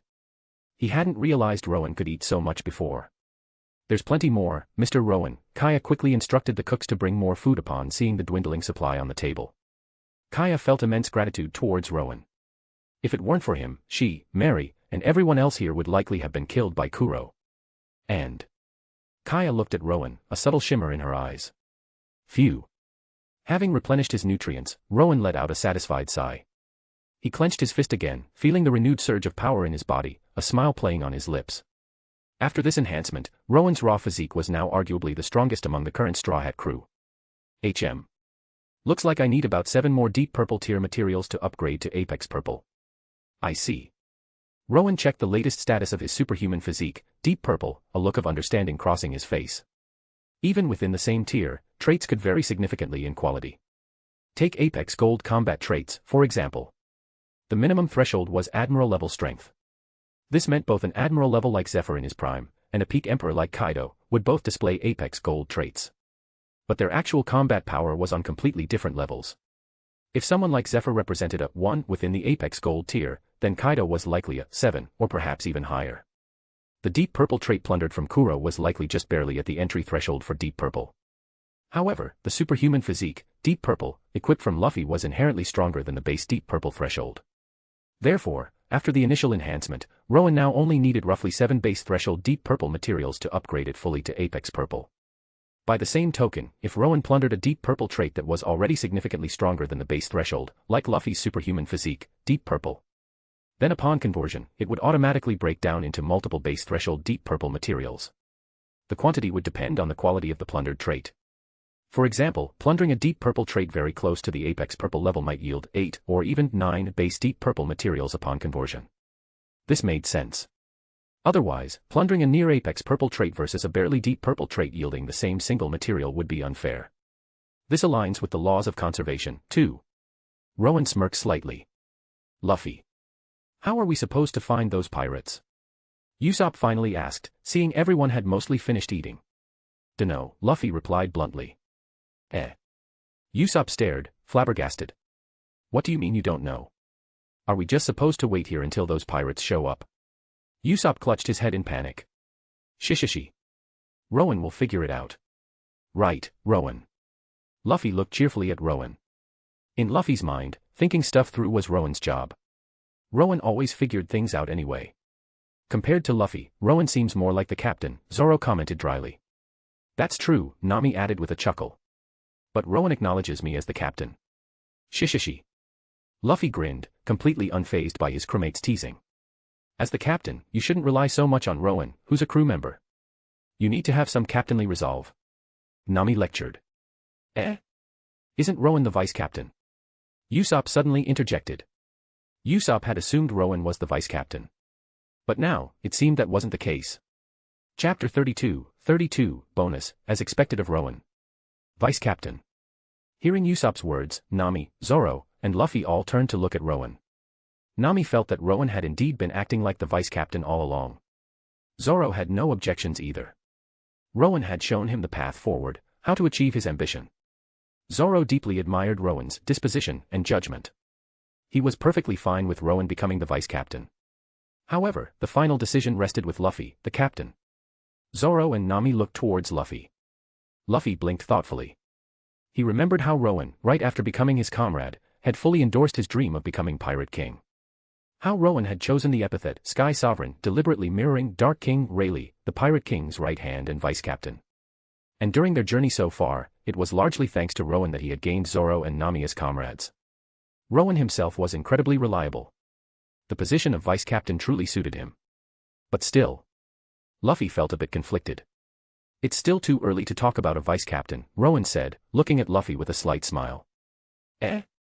Why? Being vice captain would make it easier to command the other members in battle, right? The crew would accept your command more readily, Nami asked curiously. Although Nami had only joined temporarily, and the official crew currently consisted of only Zoro, Rowen, Usopp, and Captain Luffy himself. Nami couldn't imagine a more perfect candidate for vice captain than Rowen. Even Pirate Hunter, Zoro, famous throughout the East Blue, clearly respected Rowen and followed his lead. Rowen had basically been directing their combat strategy throughout their journey. It's not about becoming vice captain to gain the crew's acknowledgement. It's about gaining the acknowledgement of all comrades first, and then becoming the vice captain, Rowen stated, his lips curving slightly. A smile touched Zoro's lips. As expected of Rowen. So cool, Rowen. Usopp felt like Rowen was practically glowing at that moment. This is what a real pirate is like. Besides, Luffy hasn't finished gathering all his comrades yet. Before he does, before gaining the acknowledgement of everyone who will join, talking about a vice captain is simply too soon, Rowen added, looking at Luffy with a knowing smile. This was likely why, even in the original story, the Straw Hat Pirates didn't have an official vice captain even after defeating Kaido and Big Mom and becoming an Emperor crew. Luffy cherished and respected his comrades immensely, even those who hadn't joined yet. Knowing Luffy's personality, he wouldn't designate a vice captain until the entire crew was assembled. Shishishi. Rowen. I'm so glad you're my nakama. Luffy grinned broadly upon hearing Rowen's words, looking incredibly happy. This was exactly what Luffy had been conflicted about. Establishing a vice captain before gathering all the comrades and getting everyone's approval felt disrespectful to future crewmates. If he appointed a vice captain now, wouldn't future members feel more like subordinates than comrades? On his ship, there were no subordinates, only comrades. Rowen's words, it's not about becoming vice captain to gain the crew's acknowledgement, but gaining the acknowledgement of all comrades first, perfectly mirrored Luffy's own feelings. Once all the comrades were gathered, the one acknowledged by everyone would be the vice captain of his crew. Received strong acknowledgement from Monkey D. Luffy. Bond increased. Trait equipping progress increased. The equipping progress for the Sun God, Apex Gold, trait advanced another step. Rowen smiled slightly. See, Rowen gets it. As the captain, you need to be more reliable too. Nami lectured Luffy, her gaze towards Rowen softening with something new, before turning back to Luffy with exasperation. I am reliable when it counts. Rowen said so. Luffy puffed out his chest proudly. Using Rowen's words to make yourself look good. How is that captain like? Zoro sighed, covering his forehead. Is that how it looks? Luffy's face fell instantly. All right. Everyone gathered here because they acknowledge you too, Luffy. Rowen chuckled at Luffy's reaction, stepping in to support him. While Luffy might be unreliable most of the time, he was incredibly dependable when it truly mattered. Luffy's charisma was exceptional. Before setting sail, everyone in the future Straw Hat crew had their own dreams. But later, everyone added another dream to their list, making Luffy the king of the pirates. Rowen had joined the Straw Hats not just to equip traits from Luffy and the others, and to safely navigate his own growth period leveraging Luffy's connections. Luffy's character itself was a major reason. Rowen genuinely admired him. Rowen. Luffy felt deeply touched. Don't spoil Luffy too much, Rowen, Nami sighed helplessly. So, Rowen, how do we find those pirates? Usopp, concerned for the villagers' safety, looked anxiously at Rowen. The current captain of the Black Cat Pirates is Kuro's former first mate, hypnotist Django, with a bounty of 9 million berry. If Kuro wants to command the Black Cat Pirates to attack here, he must go through Django. They need to coordinate the exact time for the attack, which means they'll have to meet. And Django, well, he's a rather eccentric individual. He tends to attract attention without even trying. If we head into the village, we should be able to find Django relatively quickly, Rowen explained with a smile. Knowing the plot, Rowen could easily work backward from the known events to devise a simple solution for dealing with the Black Cat Pirates. Sanji. As expected of a master strategist. Usopp looked at Rowen with reverence. Just like when they first met, Rowen easily saw through his bluff. Incredibly strong, possessing admirable character and resolve, and brilliant strategically. Rowen truly is a real pirate. Alright. Let's find that guy quickly and beat him up. Luffy declared, rolling up his sleeves, ready to charge out immediately. Do you even know what he looks like? Zoro asked, grabbing the back of Luffy's collar and pulling him back. Oops. Forgot about that. Luffy yelled, clutching his head. I'll handle finding Django. You stay here and talk to Mary about the ship, Rowen said, standing up. Django. 9 million berry bounty, hypnotism powers, maybe he'll yield some useful gains too. Rest assured, Mr. Rowen. I will do my utmost to build you all a fine ship. Mary, who had been standing quietly nearby, declared earnestly. Mary was Kaya's loyal servant, but also acted as a mentor and close friend. He felt immense gratitude towards Rowen and the others for defeating Kuro and saving Miss Kaya's life. He was naturally determined to pour all his effort into building them an excellent pirate ship. Of course, the Going Merry had actually been a project Mary started designing as a child 22 years ago. The ship was mostly complete by now. But some details still needed modification based on Rowen and the crew's specific requirements. I look forward to it, Rowen replied with a smile. Chapter 33, Bonus, Kaya's Night Visit. Rowen, accompanied by Zoro and Usopp, quickly located the eccentrically behaving Django within Syrup Village. Before Rowen, Django was like a helpless chick, completely unable to resist. Using information obtained from Django, they subsequently located the Black Cat Pirates' hideout and dealt with them all. The rest of the Black Cat Pirates were mere lackeys, some didn't even possess white traits. At most, the Miaoban brothers, Sham and Butchie, possessed blue traits, but these were utterly useless to Rowen. Django, however, did yield a trait of purple tier or higher for Rowen. Hypnotism, pale purple capable of hypnotizing others, stimulating their physical potential for a large increase in strength. Drawback, loss of rational control. After converting this hypnotism trait, Rowen obtained 3 pale purple strength type upgrade materials. Apparently, abilities that directly boost combat power like this are also classified as strength type traits. Rowen was reasonably satisfied. Waste not, want not, after all. Rowen immediately used these 3 pale purple strength type upgrade materials to further enhance his superhuman physique, deep purple. Every little bit helps. Rowen's superhuman physique, deep purple, advanced another step towards the apex purple tier. Using the 3 pale purple materials to enhance his superhuman physique, deep purple, left Rowen feeling somewhat hungry again. However, since it was only an enhancement using pale purple materials, the resulting hunger wasn't overwhelming enough to require immediate eating. Subsequently, Rowen had Zoro and Usopp tie up the defeated pirates and bring them back to Syrup Village, leaving their fate to the villagers. This village wasn't wealthy, and turning these pirates in for bounty money could significantly improve the villagers' quality of life. This was also why Rowen had brought Zoro and Usopp along to deal with the Black Cat pirates. Grunt work like capturing lackeys was best left to them. And Rowen's motive for doing so. Usopp feels immense gratitude and admiration for your actions. Bond increased. Trait equipping progress increased. Rowen had already begun equipping Usopp's Anthem of Courage, special, trait. Initially, Rowen had been concerned that equipping this trait might also saddle him with Usopp's cowardice, which would be a terrible trade-off.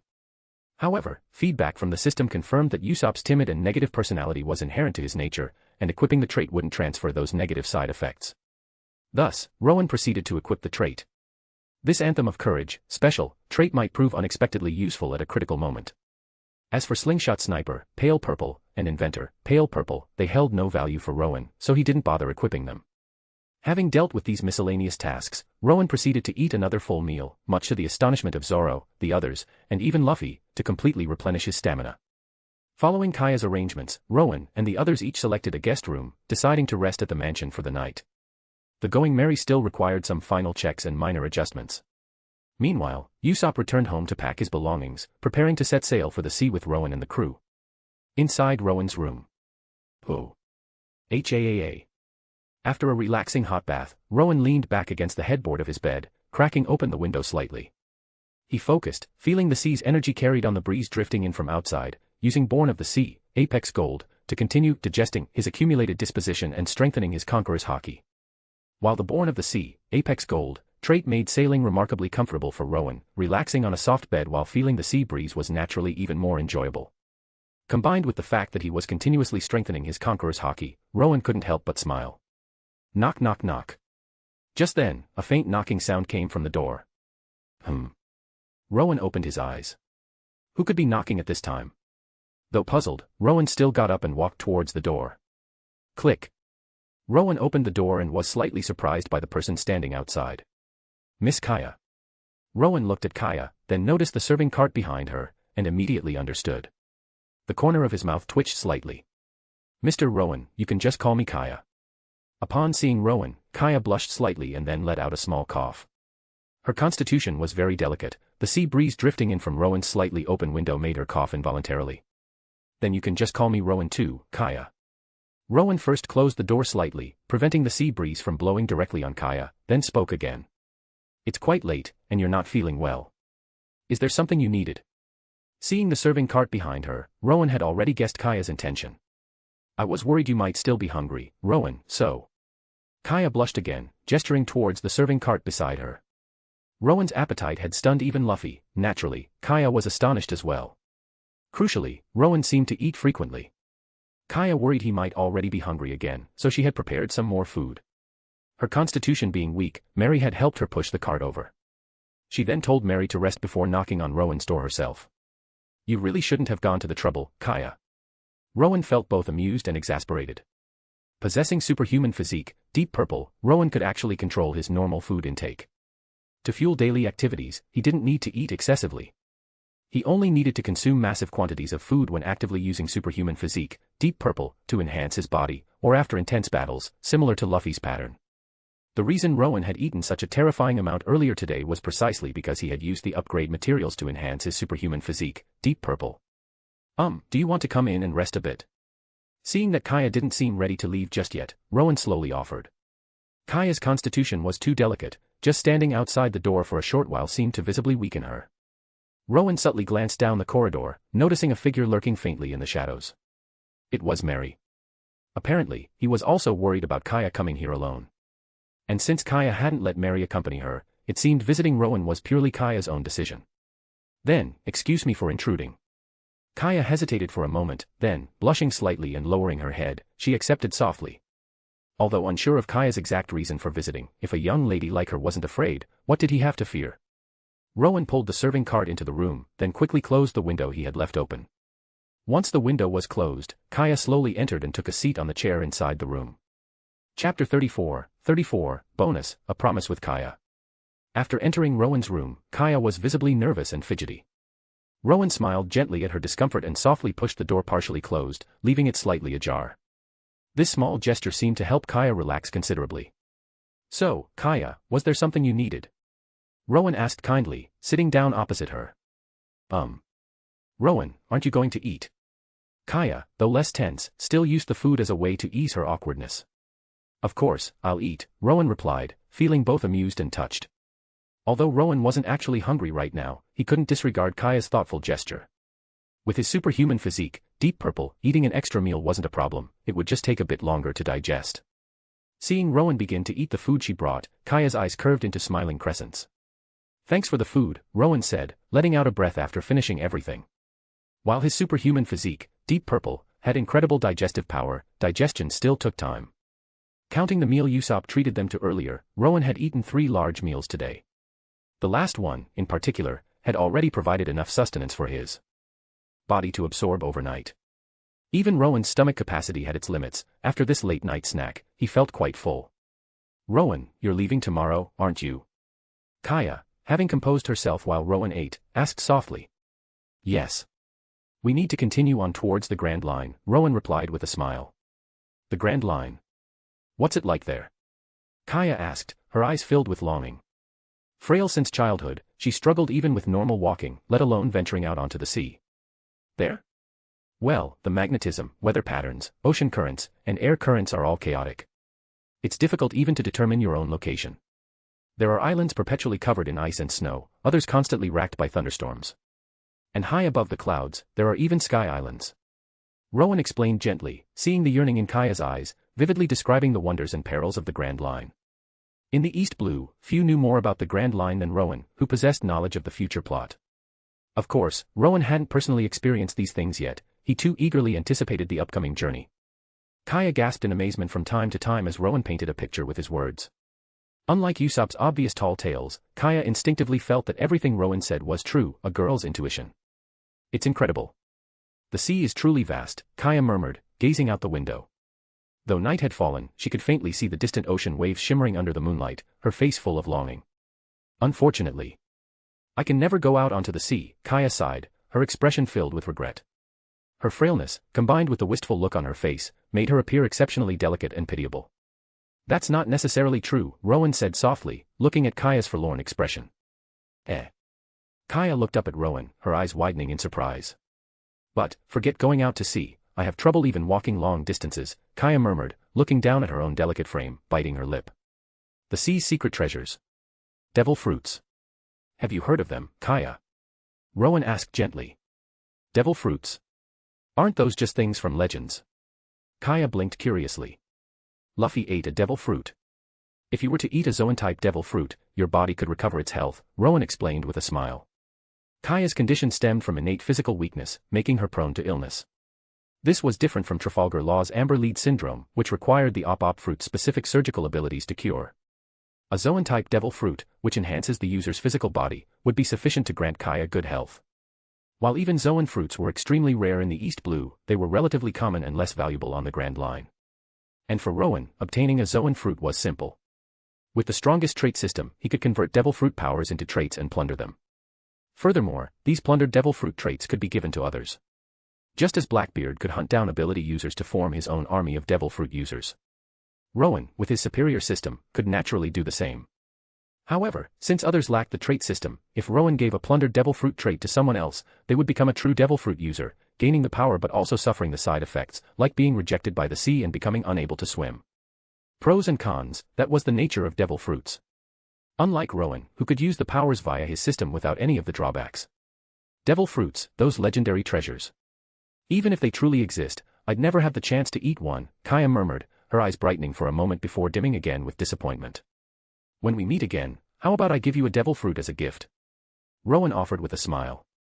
Kaya stared at Rowen, wide-eyed, completely unable to believe what she was hearing as she looked at his gentle smile. Rowen. How could I accept something so precious? Kaya stammered, unsure of what to say. A devil fruit isn't a big deal to me.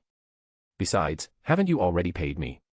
A young lady's kindness is far more precious to me than any devil fruit, Rowen replied, gesturing towards the now empty serving cart with a smile. Kaya bit her lip, gazing intently at Rowen. Frail since childhood and often confined to her room, Kaya spent many boring days reading books for amusement. As a young woman, she naturally enjoyed reading romance novels, often daydreaming about the love stories within them. She was particularly drawn to tales where the heroine's destined hero descended from heaven to save her. For Kaya, who couldn't even take a leisurely walk outside, such stories held immense appeal. But Kaya knew such things were virtually impossible in reality. Yet, it had happened. Rowen, quite literally, had suddenly fallen from the sky, defeated Kuro, and saved her and everyone else. When they first met, she hadn't believed Rowen's claim that Claudor was a pirate and had even yelled at him. But Rowen hadn't gotten angry, instead, he offered her a gentle smile, and then proceeded to save them all. That warm smile. Kaya found herself thinking about Rowen constantly during her rest, his image filling her mind. Having never experienced romance before, Kaya didn't know if this feeling was the love described in her books. But this feeling, it was completely different from how she felt listening to Usopp's tall tales. Usopp, they were good friends. Kaya knew how she felt around friends. But her feelings towards Rowen, despite having only just met him, were entirely different from friendship. Wanting to know everything about Rowen, wanting to talk with him more, wanting to bring him more food when he seemed insatiable at the dinner table. Even just watching Rowen eat made Kaya smile unconsciously. This feeling, it truly resembled the love she had read about. Kaya remembered a line from one of her books, whether two people are destined to be lovers or just friends is often decided the very moment they first meet. This feeling, combined with the knowledge that Rowen was leaving tomorrow, made Kaya desperately want to talk with him more tonight. Added to that was her concern after witnessing Rowen's incredible appetite and frequent eating, she worried he might be hungry again. And so, tonight, she had come. Let's make a promise, Rowen said softly, looking at Kaya and extending his pinky finger with a warm smile. Seeing Rowen's gentle smile, Kaya blushed faintly. She shyly hooked her pinky finger around Rowen's. The strange sensation where their fingers touched sent a flutter through Kaya's heart, making her lower her head shyly. In that moment, Kaya knew for sure. This is love.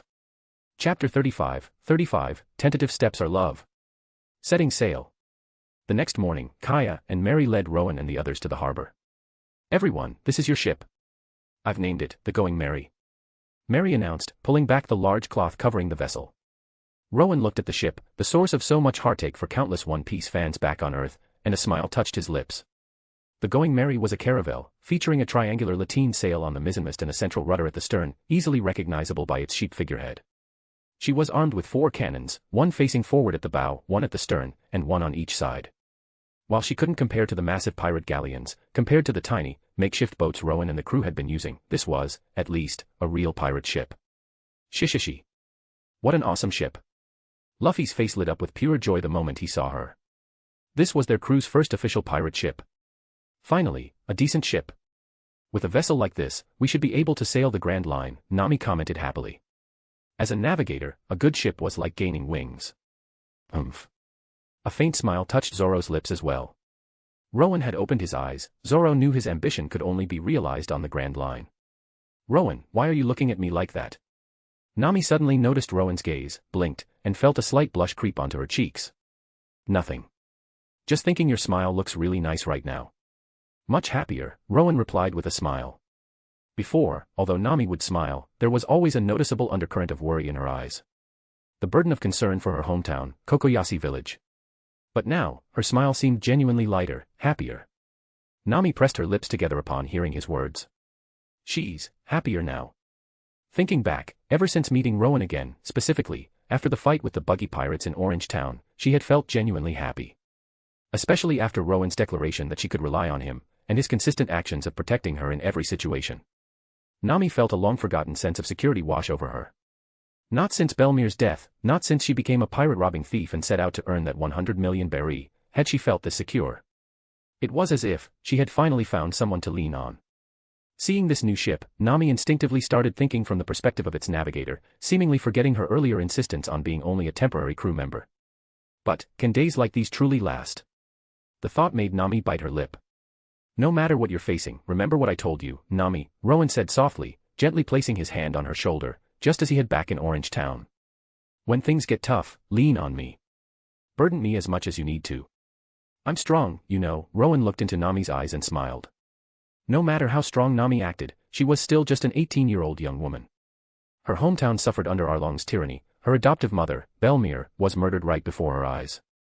Afterwards, for the sake of the villagers, she was forced to join the Arlong pirates, drawing sea charts while simultaneously stealing treasure to buy back her village for 100 million berry. She had been living this nightmare since she was only 10 years old. Thinking of this, a flicker of protectiveness softened Rowen's eyes. Nami felt her nose sting. Biting her lip, she gently rested her forehead against Rowen's hand on her shoulder. Just like in Orange Town. Watching this from nearby, Kaya felt a pang of something bittersweet, a mix of envy and something else. But then, Kaya glanced down at her own pinky finger, remembering her promise with Rowen, and smiled again. She had already received so much. She shouldn't be greedy. Let's set sail. Rowen. Nami. What are you two waiting for? Luffy suddenly yelled. Luffy. Watching Nami quickly slip away, Rowen turned towards Luffy with a very pleasant smile. I think it's time I put together a proper training plan for you.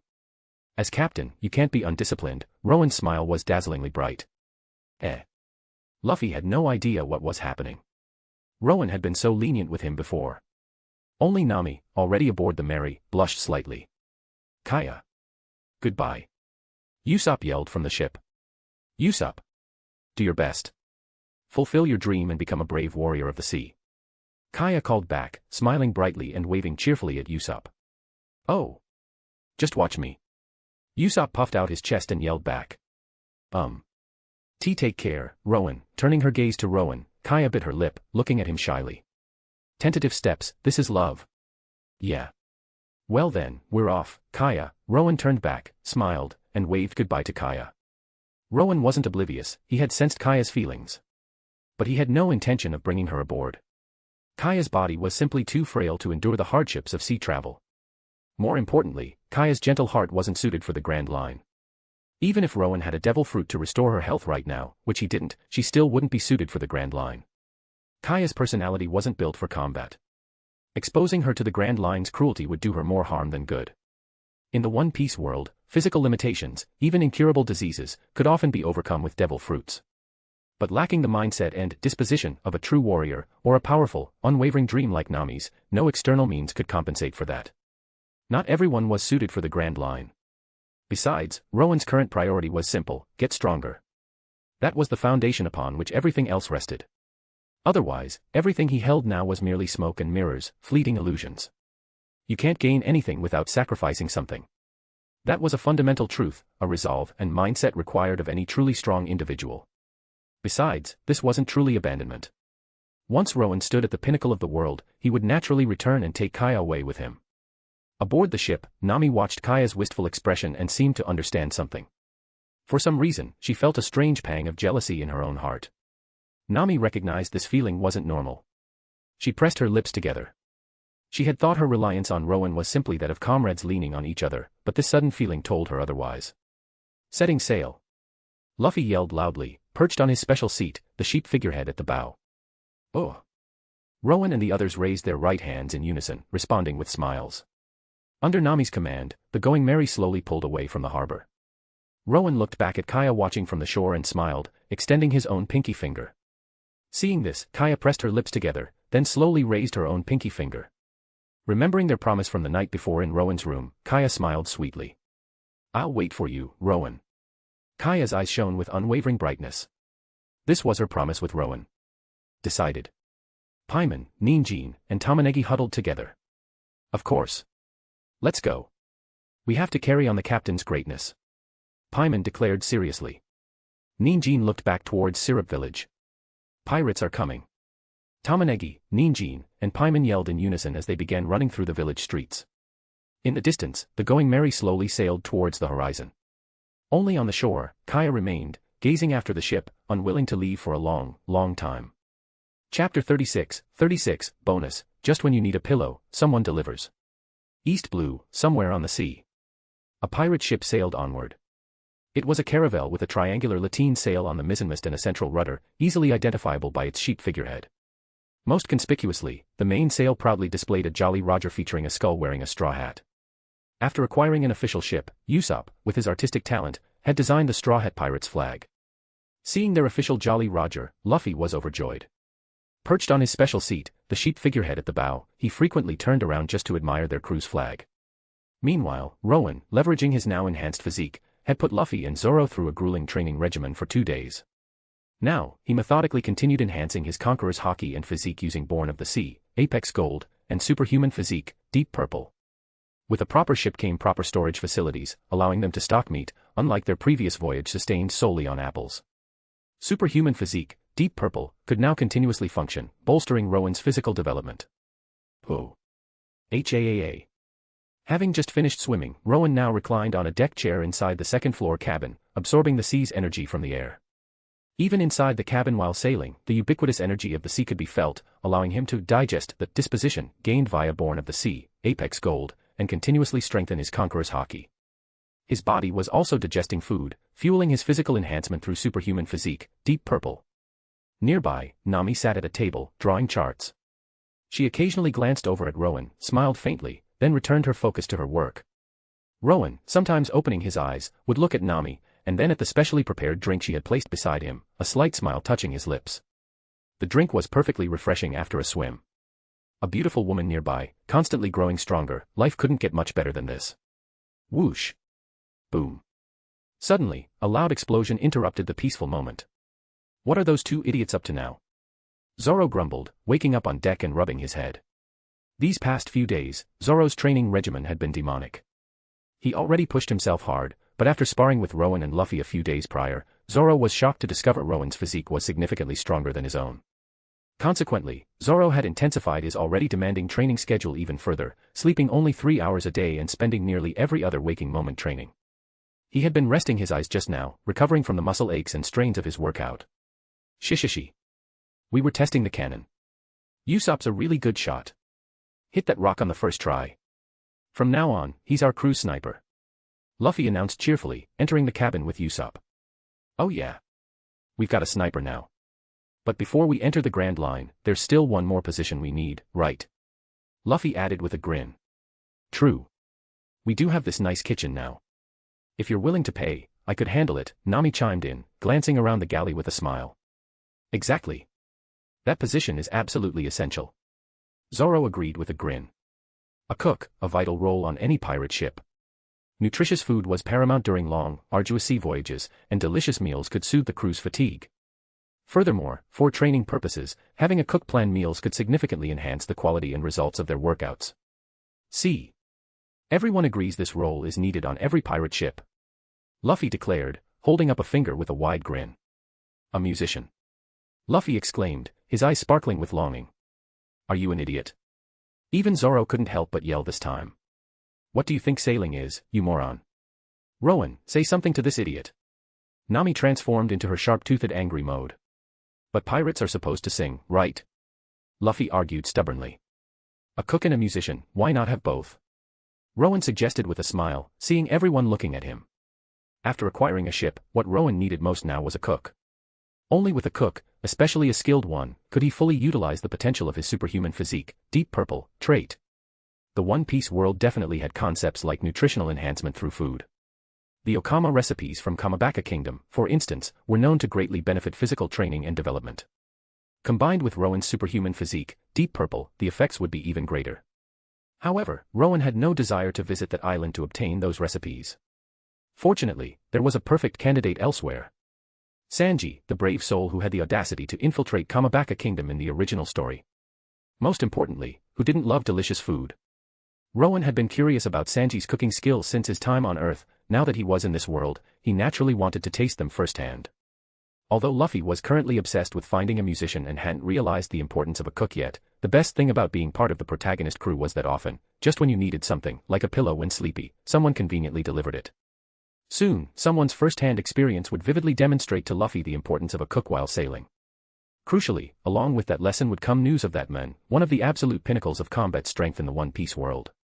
News of the world's greatest swordsman, Dracula Hawkeye's Mihawk. A faint smile played on Rowen's lips. Crash. Get out here, pirates. A loud shout echoed, accompanied by the sound of the ship's water barrel being smashed. Who are you? As captain, Luffy stepped out of the second-floor cabin first. Who cares who I am? You nameless pirates. Trying to take my partner's life, were ya? The newcomer didn't waste time on words, immediately launching an attack at Luffy. Only to be instantly subdued by Luffy's powers and slammed onto the deck. What the heck? Luffy was still completely bewildered by the situation. Hey, aren't you Johnny? Hearing the familiar voice, Zoro emerged from the cabin. He stared wide-eyed upon recognizing the man lying on the deck. Be big bro Zoro. Johnny stared back, equally wide-eyed, then scrambled to his feet. Big bro Zoro. What are you doing on this nameless pirate ship? Johnny exclaimed in utter astonishment. I stopped being a bounty hunter a while ago. This is Johnny, he used to work with me back when I was hunting bounties, Zoro explained. What do you mean, nameless pirate ship? You jerk. Luffy immediately took offense. If Zoro didn't know this guy, Luffy would have definitely given him another beating. Looks like our crew's reputation needs some more work, Rowen commented, stepping out of the cabin and looking at Johnny, a slight smirk on his face. SK, Sky Sovereign Rowen. The moment Johnny saw Rowen, he gasped out loud in shock. Chapter 37, Bonus, The Perfect Employee. Parity. SK, Sky Sovereign Rowen. Johnny stammered, cold sweat beading on his forehead as he stared at Rowen. Unlike Zoro, who set out to become the world's greatest swordsman but temporarily took up bounty hunting due to lack of funds, Johnny and his partner Yusaku were professional bounty hunters. And for bounty hunters, gathering intelligence was paramount. At the very least, they needed to know every pirate's bounty and gather intel on their combat strength to choose targets they could defeat for a good reward. Newspapers of all kinds were a primary source of pirate intelligence for bounty hunters. As the world's largest newspaper, the World Economic News Agency's publication was essential reading. Although most of its reports focused on the Grand Line, with little coverage given to the East Blue, often called the weakest sea, reading it was still valuable for broadening one's knowledge. But recently, the World Economic News Agency had dedicated an entire section to the normally overlooked East Blue. Sky Sovereign Rowen. That was the name of the super rookie featured in that report. The article described him with the incredible phrase, "A new king is about to be born upon the seas." Such an exaggerated assessment naturally left a deep impression on Johnny. Sky Sovereign. Suji. Your title is so awesome, Rowen. Usopp exclaimed, looking at Rowen with admiration. Usopp's father, Yasopp, had left to become a pirate long ago, and his mother had passed away from illness during his childhood, leaving the family with little savings. Plus, Usopp loved inventing things, which required money. The World Economic News Agency newspaper wasn't cheap, so Usopp couldn't afford every issue. He bought one occasionally to broaden his horizons and, admittedly, to gather better material for his tall tales. He happened to miss the issue featuring Rowen. And he's even more famous than Luffy, the captain, Nami added with a smile. For some reason, Nami felt happy hearing about Rowen's fame. After the incident with Kaya, Nami was slowly starting to understand why. She glanced at Rowen, a faint blush coloring her cheeks, her gaze almost tentative. Actually, before entering the Grand Line, Zoro, known as Pirate Hunter, was also much more famous than Luffy. I'll definitely become famous. And get a super high bounty. Luffy declared, fists clenched, full of fighting spirit, not jealous of his comrade in the slightest. Captain. Johnny turned his head, looking blankly at Luffy. What? Don't I look like a captain? Luffy puffed out his chest, hands on his hips. Nami, Zoro, and Usopp collectively shook their heads. An idiot prioritizing a musician over a cook right before entering the Grand Line. How does that resemble a captain at all? Luffy immediately went to sulk in a corner, drawing circles on the deck. Unbelievable. That Sky Sovereign Rowen and Big Bro Zoro actually chose you as their captain, Johnny muttered, his perception of Luffy completely overturned. By the way, where's Yusaku? Why isn't he with you? Zoro asked, looking around, finding it strange. Johnny and Yusaku were partners, always inseparable. Yusaku. He. Johnny's expression instantly turned grief-stricken. What happened?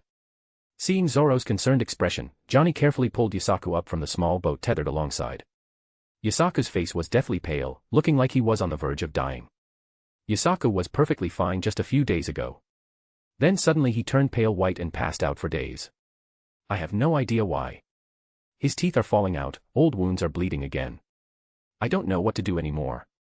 Johnny cried, looking at his partner's dire condition. I took him to that nearby rock island to rest, and then a cannonball suddenly shot over from the ship. Johnny started sobbing. Luffy and Usopp's jaws dropped. Oh crap. That was the cannonball they fired. Sorry. Luffy and Usopp immediately bowed deeply at a 90-degree angle. If apologies actually worked, we wouldn't need the Marines. Johnny wailed as Yusaku coughed up more blood. Right, partner. Big Bro Zoro, he's not gonna die, is he? Johnny shook Yusaku frantically. You'll actually kill him if you keep shaking him like that, Rowen and Nami interjected, walking over. Relax. It's just common scurvy. Luffy, I told you when I stocked those apples, didn't I? Sailing on the sea without enough vitamins, well, you wouldn't understand anyway. Basically, if you don't eat enough fruits and vegetables, you get this disease, Rowen explained, looking at Yusaku. Eh? Did you say that? Luffy tilted his head, trying to recall, but his mind drew a complete blank. Big Bro Rowen. Since you know what disease this is, you must know how to cure it, right? Johnny immediately looked at Rowen, tears streaming down his face. He just needs some fresh fruit. Luffy, Usopp, go get those oranges, Rowen instructed. Aye. Luffy and Usopp immediately complied, grabbing a pile of oranges and desperately stuffing them into Yusaku's mouth. A short while later, Yusaku miraculously bounced back to his feet, singing and dancing with Johnny again. But their joy was short-lived. Yusaku quickly collapsed again. Although Yusaku, being a native of the One Piece world, had decent recovery abilities, he didn't possess a trait like superhuman physique, deep purple.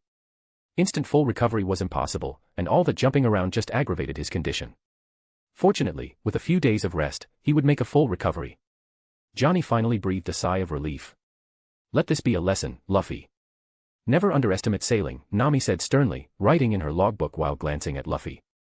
Luffy wanting a musician before a cook was simply idiotic from a practical sailing perspective. I didn't realize there were dangers like this during voyages, Zoro commented thoughtfully. Although Rowen had mentioned the disease when preparing the apples, Zoro hadn't paid much attention at the time. Seeing Yusaku's condition firsthand was a significant lesson. He had assumed just eating enough to feel full was sufficient while sailing. Meaning we have to consider nutritional balance with the limited ingredients on board during long journeys. Usopp mused, understanding dawning. Think about it. Isn't that an essential skill for sailing? Nami pointed out. An essential skill? Luffy, gnawing on a piece of bread, suddenly yelled. All right. Then it has to be a cook. Let's go find a cook. Luffy stood up, looking determinedly at Rowen and the others. That is the most needed role on our ship before we head into the Grand Line, Rowen smiled. No amount of talking beats first-hand experience for Luffy and Zoro. Growth wasn't just about power, mental maturity was also required to become truly strong. Luffy and Zoro, their future strength was crucial for Rowen's plans to plunder high-tier traits and utilize faction fortune, Apex Gold, by taking down iconic pirate faction figures. Especially when eventually challenging the four emperors, their developed combat power would be invaluable to Rowen. An emperor's crew represented a complete force. The more numerous and powerful allies one had, the better. Facing a group assault alone could overwhelm even a peak emperor/admiral level fighter.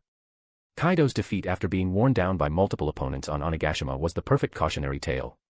Rowen wouldn't make that mistake. Speaking of cooks, I know just the place. Johnny grinned. All right. That's where we're going. Where is it? Luffy beamed excitedly. It's close to the entrance of the Grand Line. And, there are rumors circulating there about that hawk-eyed man Big Bro Zoro has been looking for, Johnny added. Johnny's words made Zoro's eyes sharpen instantly. And Rowen's lips curved into a knowing smile. Course set. North-northeast. To the Sea Restaurant, Barity. Chapter 38, Rowen's fame, Luffy's lineage. The Sea Restaurant, Barity. An ocean-going restaurant located in the Sambas region of the East Blue. Its exterior resembled a giant ship, with fish-shaped figureheads at both ends. Many people journeyed here specifically to savor the delicious cuisine prepared by the owner and head chef, Zeph. Even high-ranking marine officials were known to dine here. After their voyage, this distinctive floating restaurant finally came into view for Rowen and the crew. Sanji! What a huge ship! Luffy exclaimed, drooling as he stared at the unique design of the Barity. Just looking at it whetted his appetite. Beep. Beep. Just as they prepared to approach the Barity, a horn blared. Marines. A marine warship. A vessel, much larger than the Mary, rapidly closed in on them, the prominent marine insignia clearly visible on its main sail. The moment he saw the warship, Usopp broke out in a cold sweat and cried out in alarm. TCH, annoying guys showed up, Zoro muttered, sensing trouble. Rowen was observing the approaching warship with interest, then noticed Nami hiding behind him, amused. Ah, force of habit, Nami murmured, realizing Rowen was looking at her. She blinked, her cheeks flushing slightly. Ever since Orange Town, whenever danger arose, Rowen had consistently protected her. Nami had unconsciously grown accustomed to seeking shelter behind him. The moment she saw the marine warship, her instincts kicked in, and she automatically moved behind Rowen. But she had to admit, she felt incredibly safe behind him. Nami watched as Rowen subtly shifted his stance, positioning himself to shield her even better, and pressed her lips together. Safety. For Nami, who had witnessed Belmir's murder firsthand and whose hometown, Kokoyashi village, was still suffering under Arlong's tyranny, that feeling was unbelievably precious. Never seen that Jolly Roger before, a voice called out from the deck of the marine warship. A man wearing a white patterned suit, with pink hair, dark skin, and iron-ringed gauntlets, appeared before Rowen and the crew. He squinted at the Straw Hat Pirate's flag. I am Marine Lieutenant Double Iron Fist, Full Body. Who's the captain? State your name. Full Body demanded, raising his fist. I'm Luffy. Luffy stepped forward and yelled back. I'm Usopp. Usopp chimed in, joining the commotion. I'm the captain. We just decided on the flag.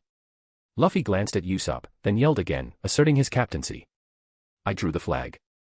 Usopp added proudly. Rowen watched Luffy and Usopp's antics with a strange smile. He wondered if Luffy did it intentionally. When facing obviously weak opponents, Luffy simply introduced himself as Luffy. But against stronger foes, his introduction became, I am Monkey D. Luffy. Luffy. Never heard of you. Just some small timer, Full Body sneered dismissively. Like Morgan before him, Full Body was a marine who believed titles were everything. A nameless pirate crew. What an eyesore. Maybe I should just sink you. Full Body's gaze swept over the rest of the crew on the Mary. Then, his eyes landed on Rowen, standing not far behind Luffy. Full Body rubbed his eyes, then stared intently at Rowen's face, widening his eyes. Cold sweat began to form on his brow. SK, Sky Sovereign Rowen. Full Body gasped, certain his eyes weren't deceiving him. A small fry like you dares call himself Iron Fist. Same title as the marine hero? Rowen asked, looking at Full Body with amusement. Taking the same epithet as the marine hero, Monkey D. Garp, and parading it around Garp's home sea, the East Blue. This lieutenant certainly has guts. Sanji. Your reputation is amazing, Rowen. Even Marines from headquarters know you. Usopp exclaimed, looking at Rowen with reverence. As expected of a real pirate. Hearing Rowen's mockery, Full Body's eye twitched, but he didn't dare retort. He only dared use the Iron Fist title here in the East Blue, the weakest sea, to stroke his own ego. Back at Marine headquarters, he was just an insignificant lieutenant with no title whatsoever. But this man before him, Sky Sovereign Rowen, was entirely different. A user of Conqueror's Haki. A super rookie who had burst onto the scene. Normally, a lieutenant like Full Body wouldn't know much about the power of Conqueror's Haki. After all, since the formation of the three great powers balance between the Emperors, Marines, and Warlords, major clashes between Conqueror's Haki users had become rare. But the World Economic News Agency's report on Sky Sovereign Rowen had caused quite a stir even at Marine HQ. Although Full Body was unimportant at HQ, being stationed there had its advantages, access to far more information than available elsewhere. The disposition of a king. Anyone who awakened it was destined to become a renowned powerhouse on the seas. Rumor had it that even the three esteemed Marine admirals didn't possess this power. Rumor also had it that anyone who awakened this power was immediately marked for grooming as a future Marine admiral. At worst, they'd become an admiral candidate. Awakening Conqueror's Haki at such a young age. Even though this man arrogantly called himself Sky Sovereign, no one within the Marines who understood the true value of Conqueror's Haki dismissed him as merely overconfident. Arrogance was expected from someone possessing the disposition of a king. Word was, HQ was already discussing what bounty to place on this man's head. Some whispered it would be an unimaginably terrifying number. These rumors filled Full Body with intense envy. If he could awaken Conqueror's Haki, he wouldn't need to borrow the Iron Fist title just to feel important in the weakest sea. A Marine Admiral. Imagine the glory. The power. Why did someone awaken such incredible power, only to become a damn pirate? But, if I could capture this guy, maybe I could skyrocket through the ranks. Full Body sometimes entertained such fantasies. And now, he had actually encountered this super rookie. Looking at Rowen's faintly mocking smile, Full Body felt countless beads of cold sweat form. This man, just standing there, radiated terrifying strength. Now that he was face to face with him, Full Body realized he didn't even have the courage to attack. He remembered now. Damn that World Economic News Agency. In their report, they had only emphasized the surname Monkey and the mysterious initial D for the kid named Luffy, heavily bolding them. Full Body, his attention consumed by the name Sky Sovereign Rowen, had completely forgotten the name Luffy, failing to recognize the kid's identity immediately. What now? Didn't he just say he was going to sink the pirate ship Sky Sovereign Rowen was on? More cold sweat dripped down Full Body's forehead. Marine hero. Who's that? Luffy suddenly tilted his head, the title sounding vaguely familiar. You don't even know the Marine hero. Garp the hero. That's common knowledge across the seas. Nami exclaimed, exasperated with Luffy. At the world government level, the initial D was an absolute taboo.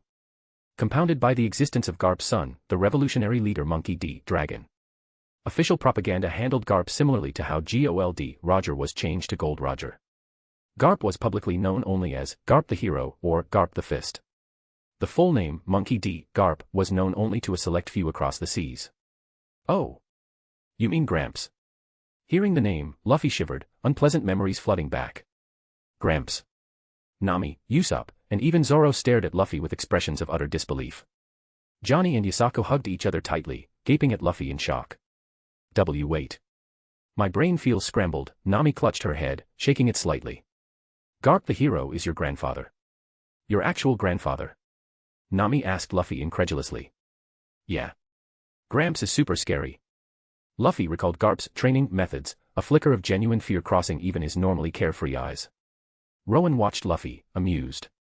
This family, truly is full of extraordinary individuals. Garp's son, Monkey D. Dragon, became the leader of the Revolutionary Army. And Luffy. Garp, wanting him to become a Marine, subjected him to ridiculously harsh training. Throwing him into bottomless ravines, abandoning him in jungles teeming with ferocious beasts at night, tying him to balloons and letting him float away. All while yelling at Luffy to become a strong Marine. It was no wonder young Luffy developed such a deep-seated psychological aversion to the idea. Even if Luffy hadn't met Shanks, becoming a Marine under those circumstances would have been impossible. Regardless of who Luffy's grandfather is, he's a pirate now. The man who will become king of the pirates, Rowen interjected, summarizing the situation for the still-stunned crew. That's right. Shishishi. Luffy instantly snapped out of his Garp-induced funk, grinning broadly and yelling. Bond increased. Trait equipping progress increased. Handling Luffy, easy peasy. Rowen smirked, then turned his attention back to the now slack-jawed Full Body on the warship opposite them. I hear, you were planning to sink our pirate ship? Rowen asked, smiling faintly at Full Body's stunned expression. Full Body was now completely frozen, utterly dumbfounded. Chapter 39, Bonus, Sanji. Full Body's expression was a spectacular mess of emotions as he stared dumbfounded at the ship opposite him. Did his ears deceive him? That brat named Luffy was Vice Admiral Garp's grandson. But then, meeting Rowen's steady gaze snapped him back to reality. Cold sweat beaded densely on his forehead. Full Body knew with certainty he hadn't misheard. What in the unholy hell? He had planned to bring the woman accompanying him to the famous sea restaurant Barity, impress her with his wealth and charm. Encountering a pirate crew, Full Body had intended to show off his strength too. But the pirate crew he encountered turned out to be the very one harboring Sky Sovereign Rowen. And their unremarkable captain was Vice Admiral Garp's grandson. Was this really the East Blue, the weakest sea? What kind of cruel cosmic joke was this? Eh? Why are you sweating so much? Are you afraid of a bunch of pirates? Unfortunately, the clueless woman beside him chose that moment to speak up. Full Body glanced at Rowen's teasing expression on the opposite ship and grit his teeth. Oh, of course I'm not scared. It's just, before such a fine dinner, getting things too bloody would ruin the appetite, wouldn't it? Full Body forced himself to say, trying to save face. He had his pride, after all. No matter what, he was still a Marine headquarters lieutenant. As long as he didn't provoke them further, Rowen probably wouldn't make things too difficult for him, right? Probably. Oh. Bloody. Planning to use your iron fist? Rowen asked, smiling as he glanced at the iron-ringed gauntlets on Full Body's fists. Seeing those things reminded Rowen of the knuckle dusters some teenagers like to play with back on Earth. Using something like that as a weapon in the One Piece world and calling yourself Iron Fist, it was utterly comical. Seeing Rowen looking like he might actually make a move, Full Body's sweat started pouring down like a waterfall, completely unstoppable. This guy wasn't giving him any face at all. But there was nothing he could do. Fight a monster rumored at HQ to be future admiral material if he were a Marine. He wouldn't even know how he died. Besides, he had felt the man's terrifying presence firsthand. Just standing there, Full Body lacked the courage even to throw a punch. If he got killed here, it would be for nothing. And that damn brat Luffy was Vice Admiral Garp's grandson. Full Body's forehead was drenched in cold sweat. Wait. Hold on. Today's meal is all on me. Full Body threw up his hands, blurting out in panic. Face. Who cares about face when your life is on the line?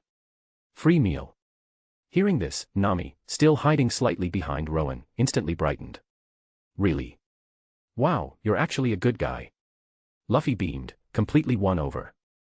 Hey. In the eyes of normal people, we're the bad guys, and the Marines are the good guys, Usopp couldn't help but point out. Oh yeah. That's right. Luffy yelled, clutching his head. Well then, we won't hold back, Rowen chuckled, looking at Nami's sparkling eyes. Whenever something was free, Nami's enthusiasm skyrocketed. But Rowen didn't blame her. Since she was 10, she had carried the heavy burden of earning 100 million berry to buy back her hometown. To Nami, money represented hope for her village. Years of this struggle had ingrained the habit deeply. Compared to Nami's excitement, dealing with a small fry like Full Body wasn't even worth unleashing Conqueror's Haki for Rowen. Rowen had already checked Full Body's traits earlier, not a single one above purple tier. Completely worthless to him. Hee, Nami stuck out her tongue playfully at Rowen, looking utterly adorable. Rowen prioritizing her mood like this warmed Nami's heart. Oh, of course. My treat. Full Body stammered, then quickly grabbed his companion and scrambled onto a small boat, rowing hastily towards the Barity. Consider it the cost of escaping disaster. Luckily, their crew isn't that big, it shouldn't cost too much. Full Body thought desperately. Let's head over to. Free food. Free food. Nami cheered cutely, pumping her fist. Shishishi. Someone's treating. Let's hurry up and eat. Luffy grinned, already drooling. Goma no. Just as Nami was about to instruct Zoro and the others to dock the ship, the impatient Luffy grabbed onto the Going Merry sheep figurehead, stretching his arms back dramatically. Rocket. Luffy launched himself directly towards the Barity. Boom. With a tremendous crash, Luffy blasted a large hole straight through the side of the Barity. That idiot, Zoro sighed, covering his face. Forget Luffy, he'll figure things out himself. Let's go, order. Rowen, already accustomed to Luffy's antics, even without the excuse of dodging cannon fire this time, Luffy's impatience for food still led to property damage, chuckled and turned to Nami. May I have the pleasure of dining with you, my beautiful lady? Rowen extended his right hand gracefully.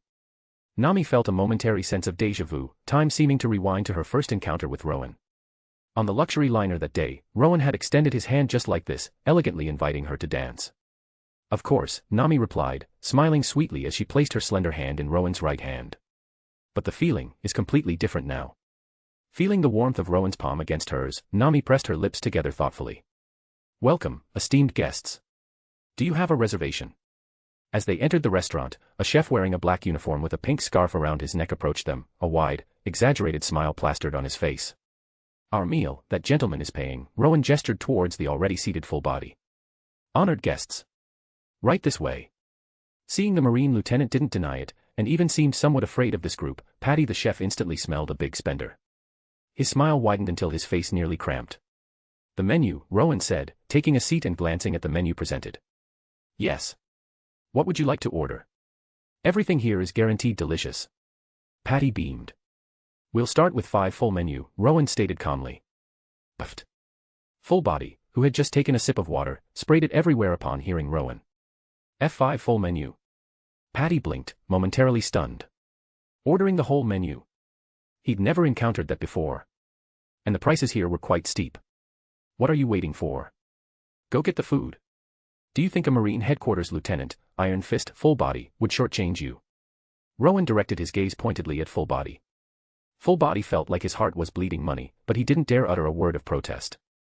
He could feel a terrifying pressure locking onto him, escape was impossible. Is this the power of Sky Sovereign Rowen? So terrifying.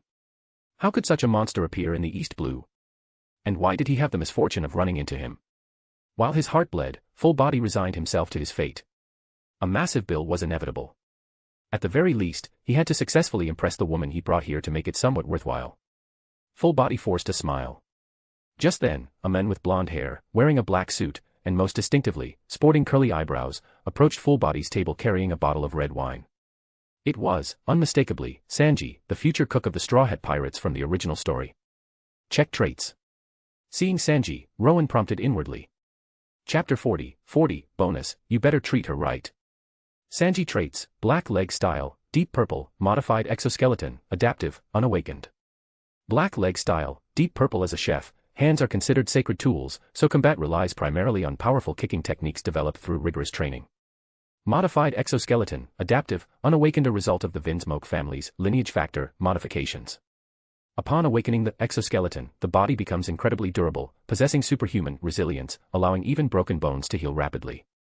Physical hardness becomes astonishing, rendering the body impervious to blades and bullets. Simultaneously gains modified strength, significantly boosting overall power. Sanji, despite being one of the Straw Hat crew's main 3 combatants in the original story, wasn't strictly a fighter by trade. His primary role was chef. Zoro, in contrast, was purely a combatant. And truthfully, before awakening his exoskeleton, Sanji's combat strength had fallen slightly behind Zoro's. However, after awakening the exoskeleton, Sanji's power received a massive boost. The exoskeleton could even withstand a direct sword strike from Queen the Plague, one of the Beast's pirates' all-stars, causing Queen's blade to shatter. Its defensive and offensive capability surpassed even Sanji's own armament haki. Even if his bones were broken, he could instantly reset them just by striking his own body. After awakening his exoskeleton, Sanji defeated Queen the Plague, reaching the level of a Yonko commander. The strength of the awakened exoskeleton depended on Sanji's own power at the time of awakening, hence its adaptive status while unawakened. When Sanji eventually awakens it, the trait tier displayed will reflect his strength at that moment.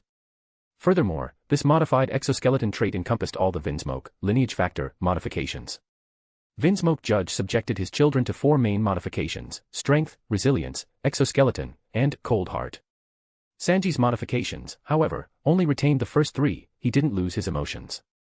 Strength included comprehensive enhancements to both power and speed. Once this modified exoskeleton trait awakened, Sanji would gain not only the exoskeleton but also massive boosts to his strength, speed, and resilience. Crucially, even the unawakened modified exoskeleton trait could be equipped by Rowen. And the system could potentially force its awakening, similar to how Rowen's own Conqueror's haki was awakened. Rowen's eyes lit up. The power displayed by the awakened exoskeleton surpassed even Sanji's own armament haki. Combined with my future physical potential ceiling, this exoskeleton, my future physique might rival Big Mom's iron balloon body, maybe even surpass it. And by awakening the modified exoskeleton trait, Rowen could also gain the embedded strength and resilience modifications from Vinsmoke Judge's experiments. Based on its performance in the original story, this trait was definitely gold tier. Its exact sub-level, he'd find out once Sanji joined the crew and the equipping process completed. Sanji hadn't yet learned nutritional enhancement cooking techniques, so his culinary skills, being purely a life skill at this point, didn't manifest as a trait. Not that Rowen planned to become a chef anyway, he had no intention of equipping Sanji's cooking skills. He just wanted to taste Sanji's cooking. Meanwhile, Full Body, trying to show off in front of his female companion by picking on Sanji, had started a conflict. After smashing the dishes on the table and arrogantly declaring he'd pay for everything, Full Body had crossed Sanji's line. On the sea, can money fill your stomach? Sanji snarled, his face contorted with fury. He grabbed Full Body's face and lifted him bodily off the ground. Having experienced starvation firsthand, Sanji knew its desperation all too well. Crash. Just then, the restaurant ceiling suddenly fractured. An older man with a peg leg and a tall chef's hat fell through, along with Luffy. My ceiling. It's all your fault, brat. Zeph, the owner of the Barity, glared furiously at Luffy. This damn kid had not only smashed a hole in his kitchen and nearly crushed him, but now he'd destroyed the dining room ceiling too. It was you who broke it, old man. Luffy yelled back indignantly. Treating customers like this. I'll contact the government. I'll have this place shut down. Full Body shrieked, his face twisted with rage. Then I'll just deal with you right here. Sanji's expression turned dark as he advanced towards Full Body. Boss. Stop Sanji before he causes more trouble. The other chefs rushed forward, trying to restrain Sanji while yelling at Zeph. Hey. Sanji. Causing trouble again. Zeph turned, glaring at Sanji.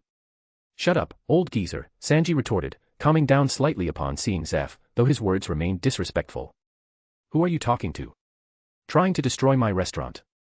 Zeph roared, striking Sanji hard across the face with his peg leg. Umph. Full Body smirked, feeling vindicated. But then. Wham. And you. Get the hell out of here.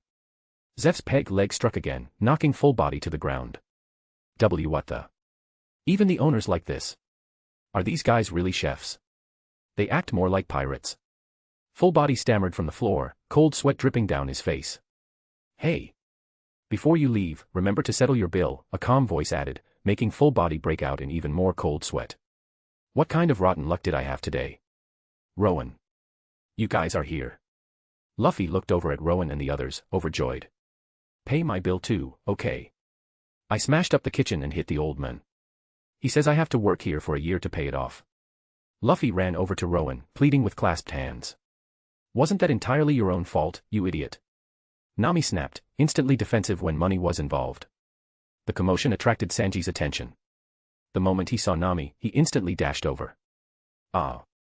Fate must have brought us together, my beautiful mademoiselle. Sanji produced a rose seemingly from nowhere, but then froze. The beautiful lady before him had linked her arm with the handsome man standing beside her, smiling sweetly up at him. Crack. Sanji felt his heart shatter. He was heartbroken. Again. Hey, you okay? Usopp asked, seeing Sanji's utterly devastated expression. I'm fine. I just regret not meeting this lady sooner. You better treat this beautiful lady right. Sanji declared, tears streaming down his face as he looked earnestly at Rowen. He might be a flirt, but under Zeph's tutelage, Sanji held absolute respect for women. Since this beautiful lady had clearly chosen this man, all he could do was offer his blessing. Causing a scene wouldn't be manly. Of course, I'll treat her well. Right, Nami. Rowen smiled, looking down at Nami who was clinging to his arm. Rowen could sense Nami's feelings. The moment Sanji produced the rose, Nami had instinctively reacted. Now, her face flushed slightly, she didn't let go of Rowen's arm, instead, she subconsciously held on even tighter. Bang. Just as the restaurant descended into chaos, a Marine soldier burst through the doors. Lieutenant Full Body. Sir. It's terrible. We let one of Don Krieg's men escape, the soldier reported frantically, drenched in cold sweat. What did you say? Impossible. When we captured him 3 days ago, he was starving to death. We haven't given him any food since. Full Body stared in disbelief. Krieg's crew. The strongest pirate fleet in the East Blue.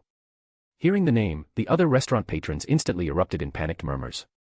Strongest pirate fleet in the East Blue. Luffy looked intrigued. We are terribly sorry, sir. Bang. A gunshot rang out, silencing the Marine soldier, who collapsed to the floor. Behind him, a figure holding a pistol slowly entered the restaurant. Chapter 41, ingrained in his very being. This is a restaurant, right? A man wearing a gray coat, holding a pistol, of medium build with unkempt hair and beard, and thick lips, stumbled unsteadily into the barrady. He slumped down at an empty table, propping his legs up on it as if the simple action took all his remaining strength. Anything. Just get me something to eat, Jin rasped weakly. Esteemed customer, this establishment doesn't welcome freeloaders. Do you have money, sir? Paddy approached Jin, rubbing his hands together greedily, plastering on an exaggerated smile. If this is a restaurant, then hurry up and bring the food. Or do you want a taste of lead? Jin snarled, his face grim, leveling his pistol at Paddy. No money, huh? Paddy's smile vanished instantly. Wham! Paddy crossed his fists and slammed them down, smashing Jin and the table together. If you're not a customer, then get the hell out of here. He then proceeded to brutally kick and stomp on Jin. The surrounding customers cheered, seeing one of the restaurant's chefs beat up a member of the infamous Krieg pirates. IIVE had enough. What the hell is wrong with this restaurant? I'm never coming back here. Full Body, still on the floor, watched in terror as Jin, a man even he feared, was pummeled by a mere chef. Cold sweat drenched his forehead. He scrambled towards the exit.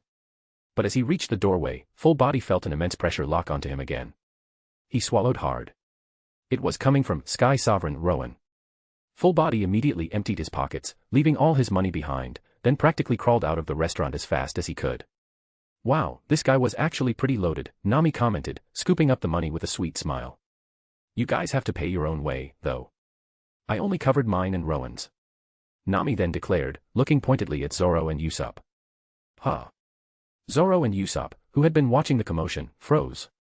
Didn't Rowen basically get that money for them? How did it become Nami's? But seeing Rowen smiling indulgently beside Nami, Zoro and Usopp decided it was probably best to figure out how to pay their own bills. Rowen watched Nami with an affectionate smile. He knew Nami often talked tough about money, but when it truly mattered, she would likely still cover for them. Luffy noticed the chef with the curly eyebrows, Sanji, quietly heading towards the back kitchen alone. Alright folks, please continue enjoying your meals. Having finished beating Jin, Paddy plastered his exaggerated smile back on, earning another round of applause from the patrons. He then dragged Jin out the back door and tossed him onto the outer deck. Don't let me see you again. Paddy sneered, slamming the door shut. Hey! Are you hungry? Luffy called out from the second floor railing, looking down at Jin lying weakly on the deck. Shut up. I'm not hungry. Jin retorted weakly, still clinging to his pride despite his condition. But his growling stomach betrayed him instantly. Click. The back door opened again. Sanji emerged, carrying a plate of fried rice, which he placed gently in front of Jin. Eat up, Sanji said softly, lighting a cigarette and looking up at the sky, avoiding looking directly at Jin's pathetic state. Take it away. I don't accept charity. Jin stared at the fragrant fried rice, swallowing hard despite his words. Whether you eat it or not is your decision. But to me, anyone who's hungry is a customer, Sanji stated, exhaling a puff of smoke. No one knows better than me how terrifying it is to be stranded at sea without food or water, Sanji murmured, his eyes clouded with complex memories. He and Zeph, the owner, who was a pirate back then, had once been shipwrecked together on a barren rock, surviving for 48 days before rescue. No one understood the horror of starvation better than Sanji. That experience had forged his core principle: anyone who was hungry, regardless of who they were, was a customer deserving of a meal. Grudges could be settled after everyone had eaten. I understand if you refuse to eat out of pride. But if you eat this, you'll live, Sanji said, turning to look at Jin, a slight curve to his lips. The next moment, Jin grabbed the plate and began devouring the food ravenously. Delicious. So delicious. I thought I was really going to die. Jin sobbed, tears mixing with the food as he ate. Best you've ever had, right? Sanji asked, a genuine smile gracing his lips. Whenever Sanji saw someone starving eat his food, it reminded him of the overwhelming emotion he felt when he ate his first meal after being rescued, the taste of hope, the taste of life itself. Click. Found a suitable cook. Luffy. Just then, Rowen pushed open the door and walked over to Luffy's side, smiling as he looked down at the scene. Shishishi. Yep. Found a great cook. Luffy grinned back. Hey. Cook. Join my pirate crew and be our cook. Luffy then yelled down cheerfully at Sanji. Huh. Sanji looked up, momentarily bewildered upon seeing Luffy. You're the man with that beautiful lady, so you're a pirate. Sanji's gaze then shifted to Rowen beside Luffy, his expression turning serious. That's right. Name's Rowen. Luffy's comrade. How about it? Want to join us? Rowen asked Sanji with a smile. Rowen watched Sanji. His principle, that anyone hungry is a customer, even a potential enemy who might bring greater danger, must be fed first, Rowen didn't find it foolish at all. He admired it. The most important duty of a chef is to feed people. That is the fundamental calling of the position.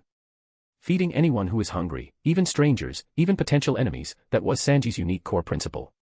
Everyone who survived on these seas had their own principles, their own lines they wouldn't cross.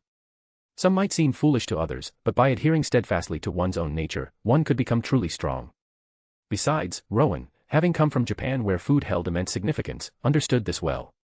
Although he hadn't lived through the eras of widespread famine, resources weren't always abundant during his childhood either.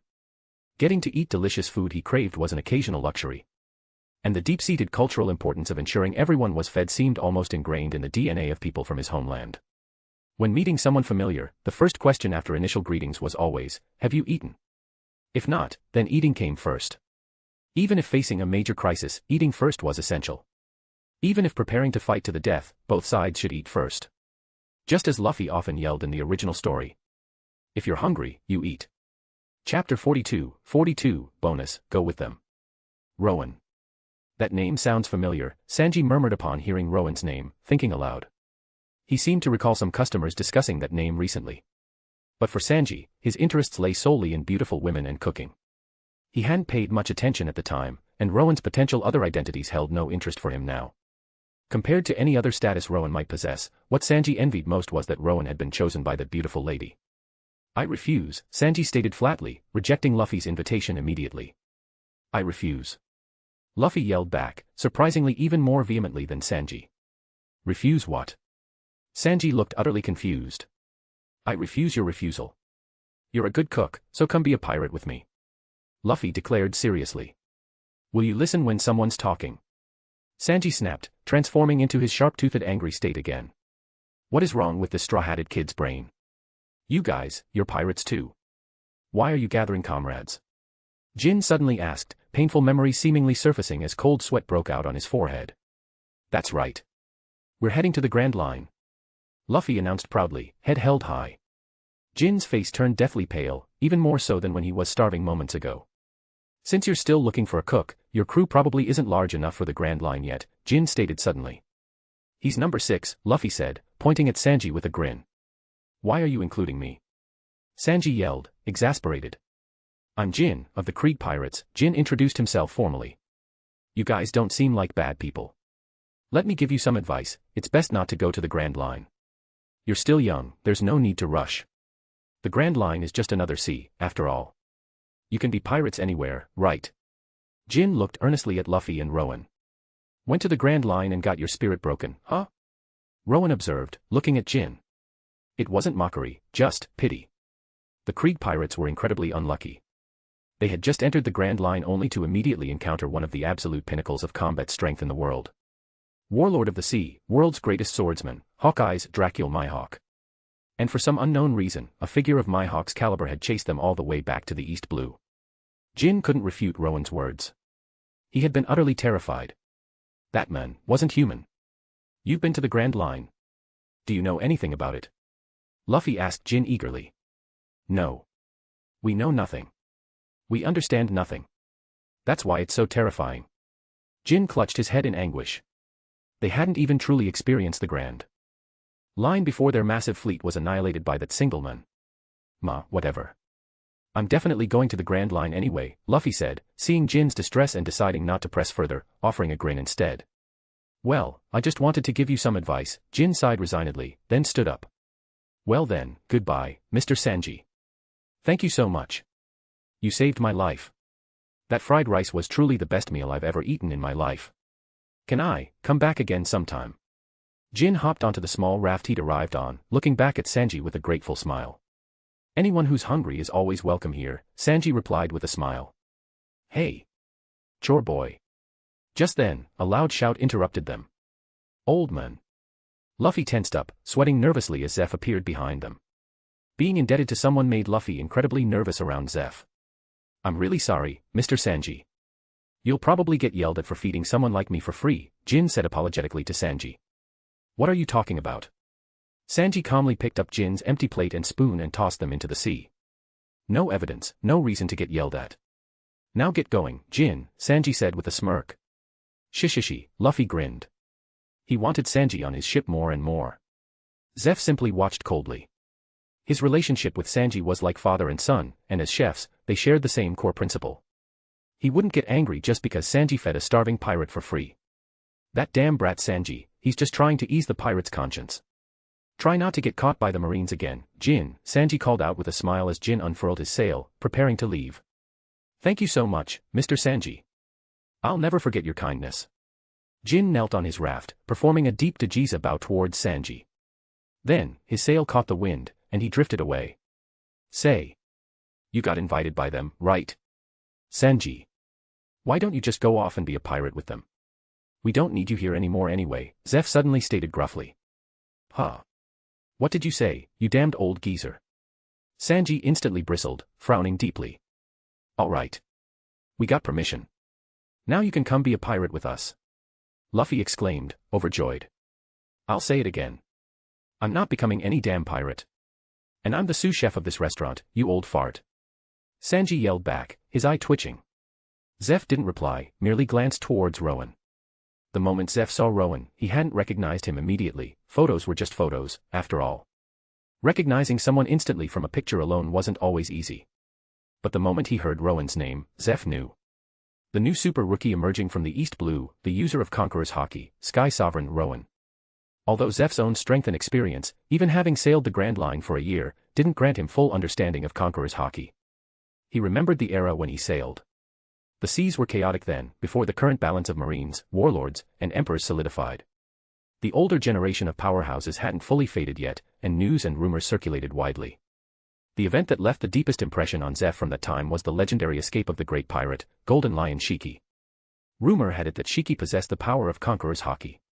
If that was true, then the World Economic News Agency's assessment of this young man, that a future king of the seas was about to be born, made sense. A captain acknowledged by such a man, this seemingly foolish kid named Luffy must be someone special too. And although their interaction was brief, Zeph could tell Luffy was different from common thugs, he was a pirate with a dream. Entrusting Sanji to someone like that. Zeph felt relieved. Sanji shouldn't be chained here by guilt and gratitude, guilt over Zeph sacrificing his leg to give Sanji the remaining food when they were stranded, spending his youth accompanying an old man like him. Sanji should pursue his own dream. Only the Grand Line held the key to fulfilling Sanji's dream of finding the All Blue. No matter what you say, I'm staying at this restaurant as a cook. Until the day you die. Sanji yelled after arguing heatedly with Zeph. I won't die. I plan to live another 100 years, Zeph retorted, turning and walking back into the restaurant. Knowing Sanji's stubborn personality, Zeph understood his words wouldn't convince Sanji to leave. His statement was merely signaling to Luffy and Rowen he wouldn't stand in the way of Sanji leaving. Whether they could actually recruit Sanji, that depended on their own abilities. Rowen watched Luffy relentlessly continue trying to persuade Sanji, then turned his gaze towards the sea. Jin's raft had gradually disappeared over the horizon. But Rowen knew, soon, Jin would return, bringing his captain, Don Krieg. And along with them, would come that man. The world's greatest swordsman, Hawkeye's Dracula Mihawk. Not only does Zoro want to find Mihawk. I have some business with him too. Rowen's lips curved into a knowing smile. Chapter 43, Bonus, Hawkeye Mihawk. Today, the fog was thick. When are we gonna set sail already? Are we really gonna be stuck here for a whole year? Usopp complained helplessly from the deck of the Mary.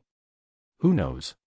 Look, Rowen doesn't seem worried, Zoro commented nonchalantly, polishing Wado Ikemanji. Rowen. Think of something. Usopp pleaded, clasping his hands together as he looked at Rowen, who was leaning against the railing, eyes closed, enjoying the sea breeze. As captain, Luffy needs to solve the problems he causes himself. Besides, the cook hasn't officially joined yet, Rowen replied, opening his eyes and smiling at Usopp. Mihawk is coming. Rowen needed to seize every moment to enhance his haki using Born of the Sea, Apex Gold. For his own plans. Hearing Rowen's words, Usopp deflated like a punctured balloon. Heave-ho. Just then, Luffy emerged from the restaurant carrying a large pile of garbage. Hey, Luffy. When are we finally leaving? Usopp yelled immediately. Just wait a bit longer. I'm gonna go ask the old man again.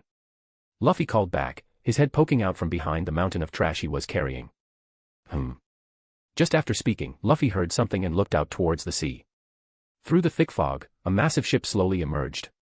A Black Panther figurehead adorned its bow, and its Jolly Roger featured a grinning skull flanked by hourglasses. This flag, no one in the East Blue didn't recognize it. It's the Krieg pirates. WY is the overlord of the East Blue here. The restaurant customers instantly erupted in panic. Hey! Patty! Krieg is really here. You'll drive him away, right? One of the chefs yelled at Patty, his face pale with sweat. WY. That's Don Krieg, the pirate admiral with 5,000 men under his command.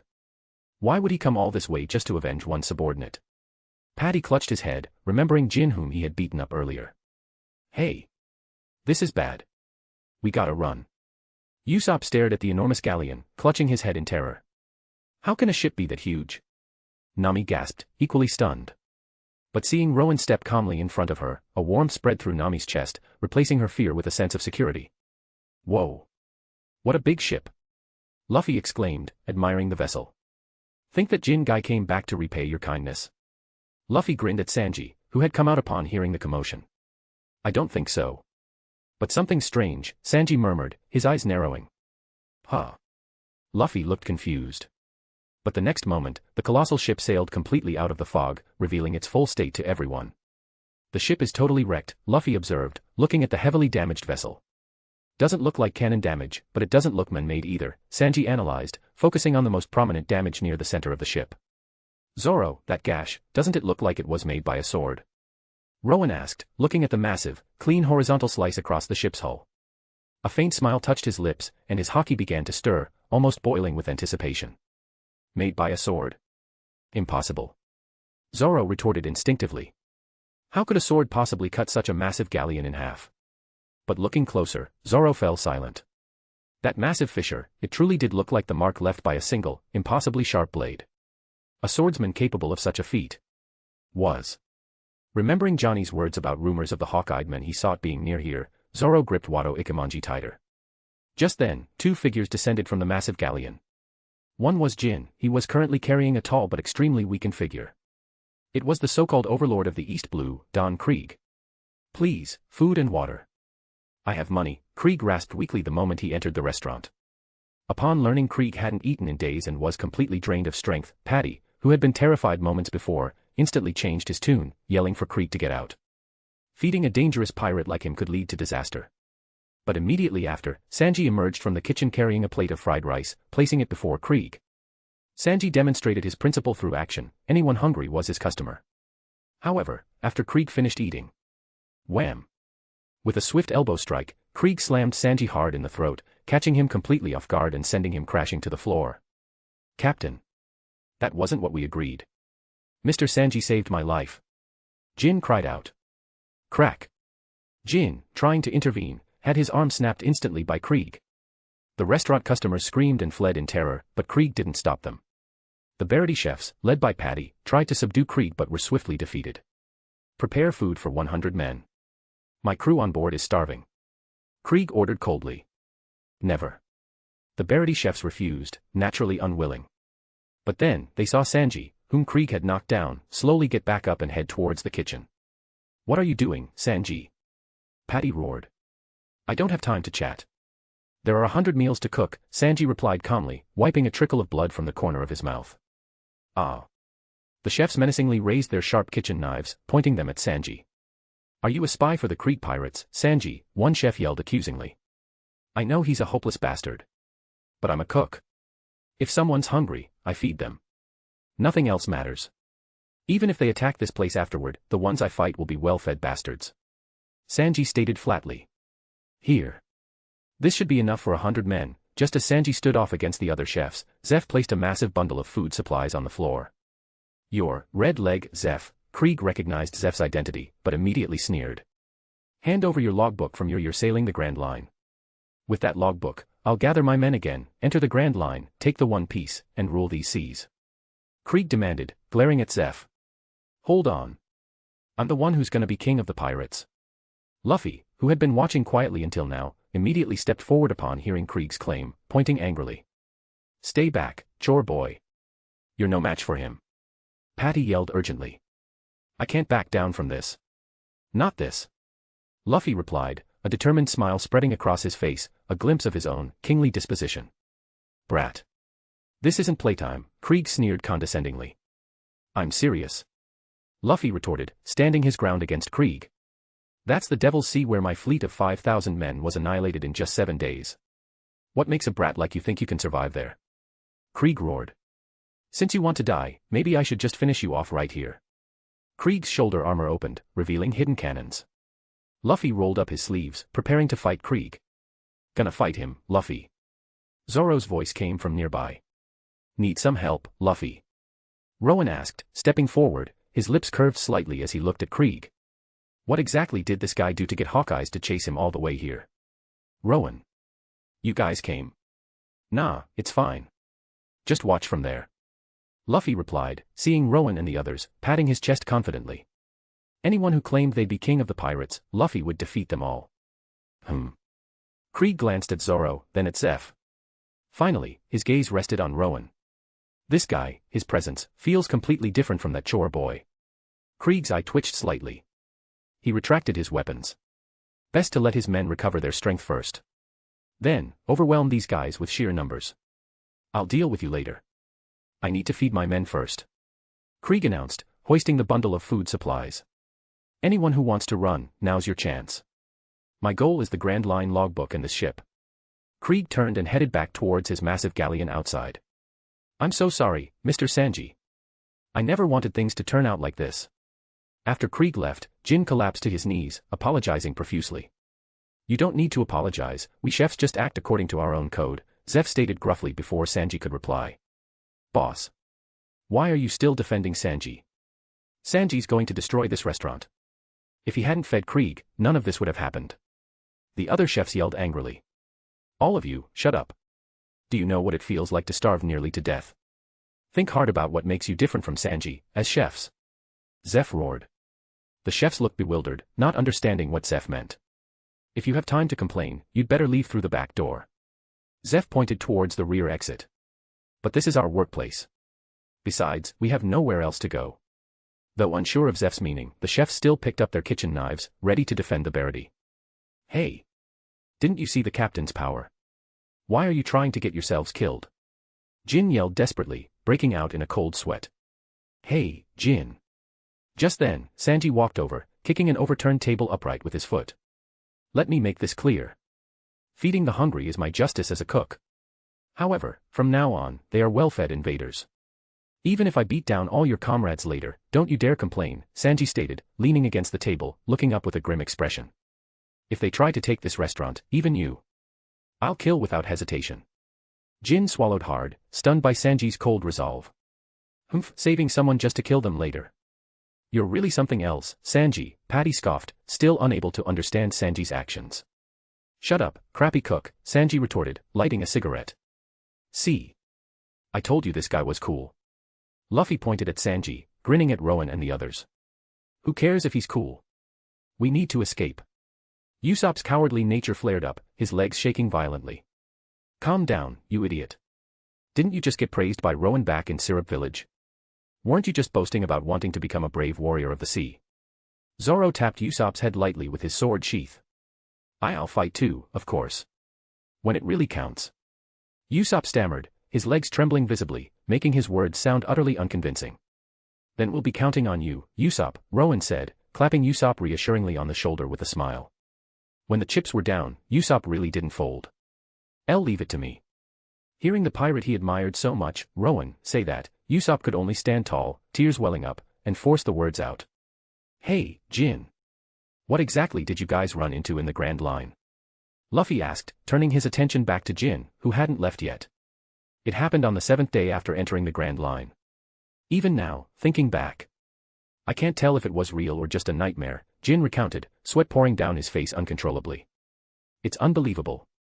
Just one man almost wiped out our entire fleet of 50 ships. What?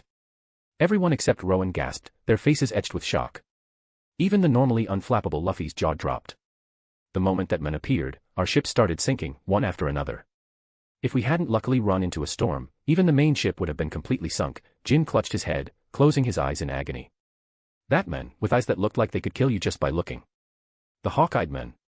What did you say? Zoro's pupils constricted instantly, his reaction extreme.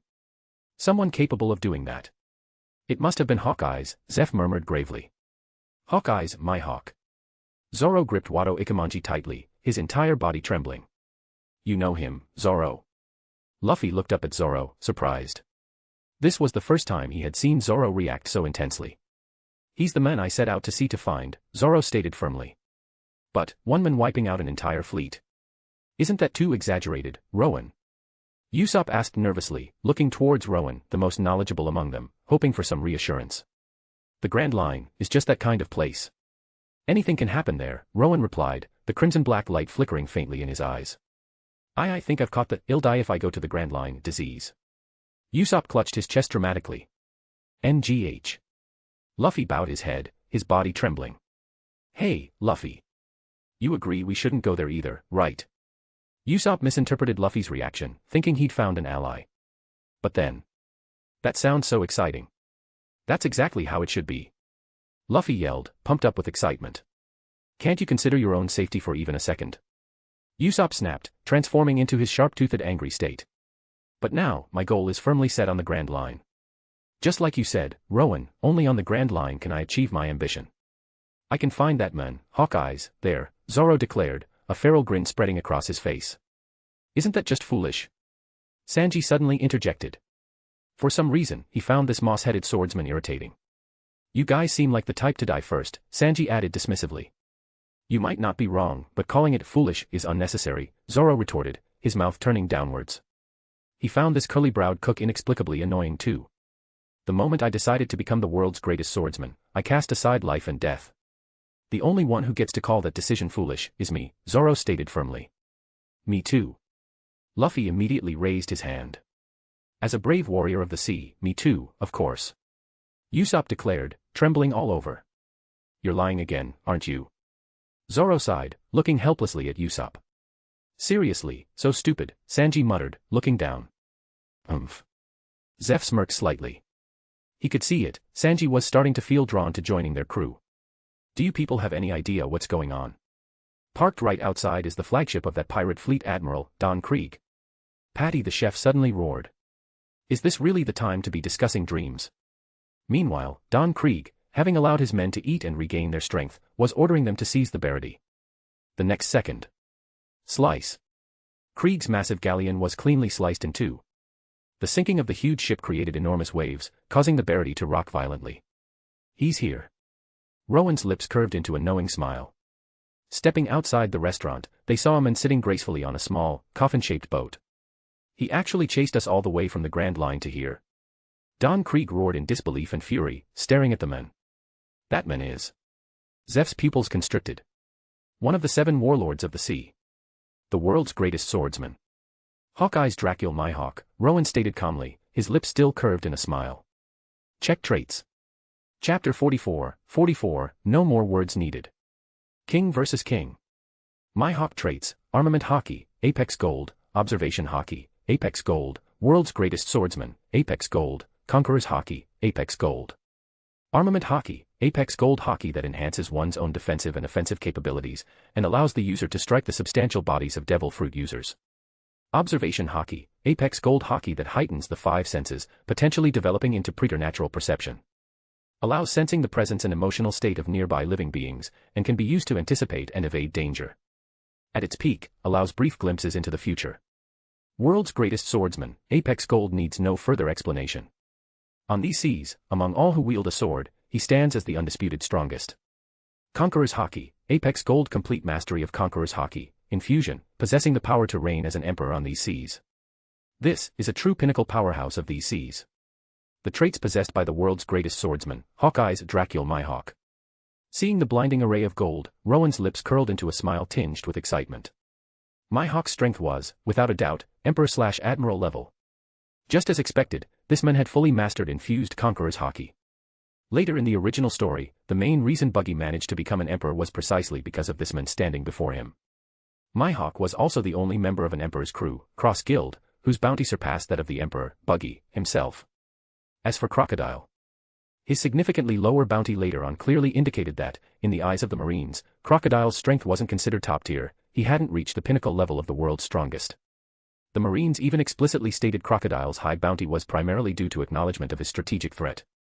Based on strength alone, even reaching the final stages, Crocodile wouldn't have warranted a bounty close to 1.9 billion. Essentially, the reason the Cross Guild in the original story was recognized as an Emperor crew was solely because of a Hawkeye's Dracula Mihawk. Without a Emperor/Admiral level powerhouse, no amount of luck would have allowed Buggy to become an Emperor. To finally meet one of the absolute strongest individuals on these seas after coming to this world.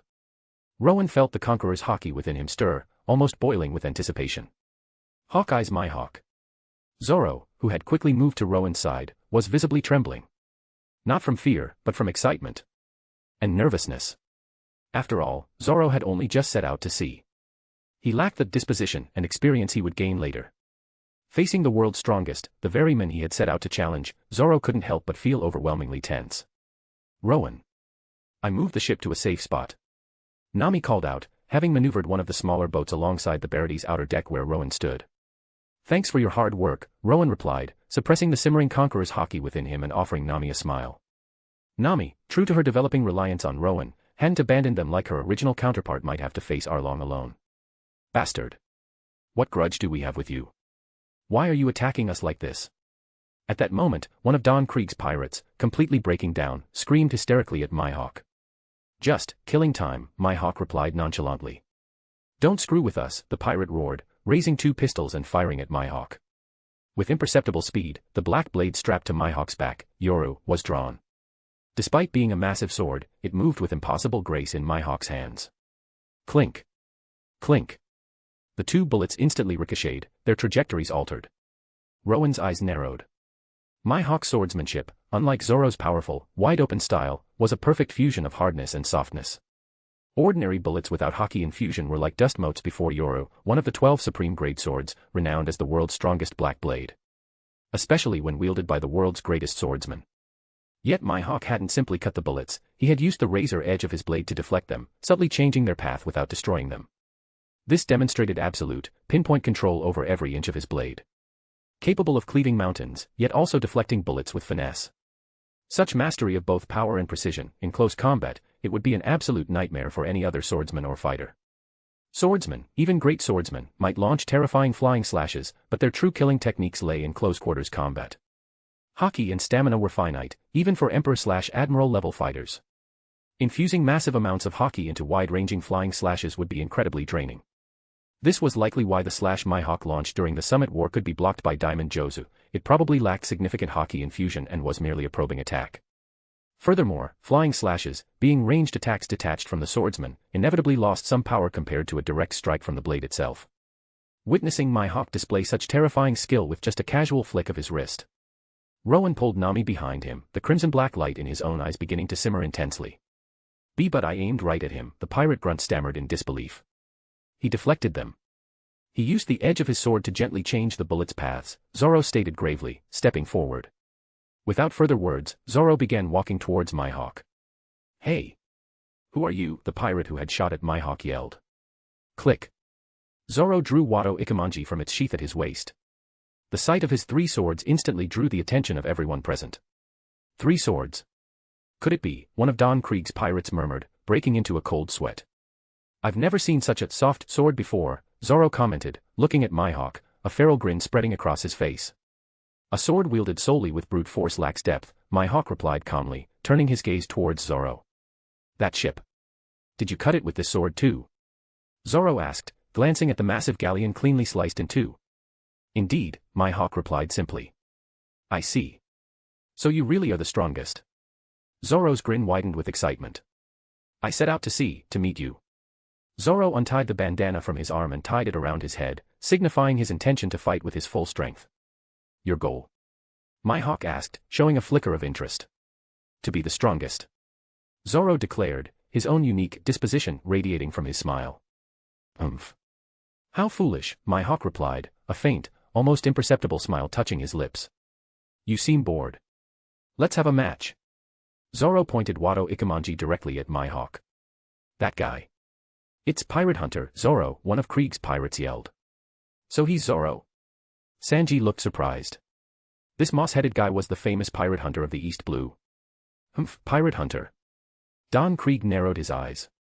So that Brat's crew has someone like this too. But the feeling he got from that other man was even stronger than Zoro. Krieg looked towards Rowen, cold sweat beginning to form on his brow again. What the hell? Why does this man feel even stronger now than he did just moments ago? Just standing there, the feeling of terrifying power was overwhelming. Especially when Krieg caught glimpses of the crimson-black light flickering in the man's eyes. Krieg instinctively lowered his head, unable to meet his gaze directly. How? Panting heavily, veins bulged on Krieg's forehead. He was the overlord of the East Blue. Yet looking at this man, he felt an absurd, instinctive sense of unworthiness, as if gazing up at something godly, something far beyond him. A match. You pitiable weakling, Mihawk stated flatly. Shink. Without any discernible movement, Mihawk vanished from his coffin boat and reappeared directly in front of Zoro. If you were a skilled swordsman, you would grasp the disparity in our strength even without crossing blades. Pointing your sword at me now, should I call it courage? Or mere ignorance? Mihawk asked, his golden eyes devoid of emotion. Ignorance, huh? Zoro gripped Wado Ikemanji, his feral grin widening. Maybe before meeting Rowen, I was somewhat ignorant. But now, I have some understanding of what the sea truly holds. Luffy. Rowen. Sorry about this. I'm acting on my own here. Before heading to the Grand Line, I have to test myself against this man. Zoro declared, his eyes blazing with wild determination as he looked towards Rowen and Luffy. A path you chose yourself. Walk it well, Zoro, Rowen replied, a confident, powerful curve to his lips. As captain, I support whatever my comrades decide. I'll be watching you right here, Zoro. Luffy yelled encouragingly. Rowen. Could he be that Sky Sovereign Rowen? Hearing Zoro call out the name, everyone's attention instantly focused on Rowen. Sky Sovereign Rowen. It really is him. Don Krieg's jaw clenched. He knew about the super rookie who had recently appeared in the East Blue, of course. But he never expected to meet him like this. He had initially assumed the title was just empty hype, but facing the man now, Krieg found he lacked even the courage to look him directly in the eye. Damn it. He was the overlord of the East Blue. Krieg gasped for breath, struggling to regain composure. Rowen. Mihawk's sharp, hawk-like eyes turned towards Rowen. Sensing the powerful aura faintly radiating from Rowen, ready to explode forth at any moment, Mihawk's own eyes narrowed slightly. Conqueror's Haki. Interesting. To encounter a man possessing Conqueror's Haki of this level, in the weakest sea. Then, Mihawk noticed Luffy's hat. That's Shanks's. I see. So, Shanks, bet his arm on this boy. Mihawk's expression remained impassive, but ripples stirred within him. Shanks losing his arm in the East Blue had caused huge waves back in the New World. It was also a great personal regret for Mihawk. Shanks was primarily a left-handed swordsman, losing that arm meant Mihawk lost the pleasure of sparring with his rival. Shanks had claimed back then that he bet his arm on the new era. He hadn't expected Shanks to bet it on such an unremarkable-looking boy. However, looking at the crimson-black light flickering in Rowen's eyes, Mihawk's gaze sharpened again. Acknowledged by a Conqueror's Haki user of this caliber, and backed by Shanks's bet. This boy's future is certainly worth anticipating. Well then. As a favor to Shanks, let's show this swordsman before me just how vast the sea truly is. Oh. With a disdainful sigh, Mihawk drew a tiny knife, barely larger than a fruit knife, from the cross pendant hanging on his chest. Zoro's face fell. Unlike foolish beasts, I do not use a cannon to hunt a rabbit.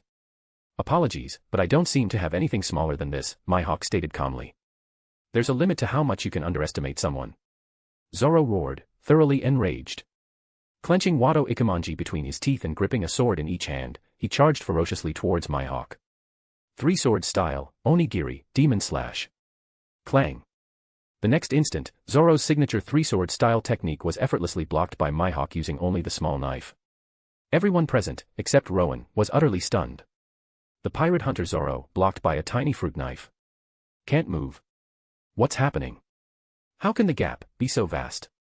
Sweat dripped continuously from Zoro's brow. He had only had one technique blocked, yet his body felt completely immobilized. Having learned about Haki from Rowen, Zoro had anticipated a tough fight against Mihawk, perhaps involving Haki.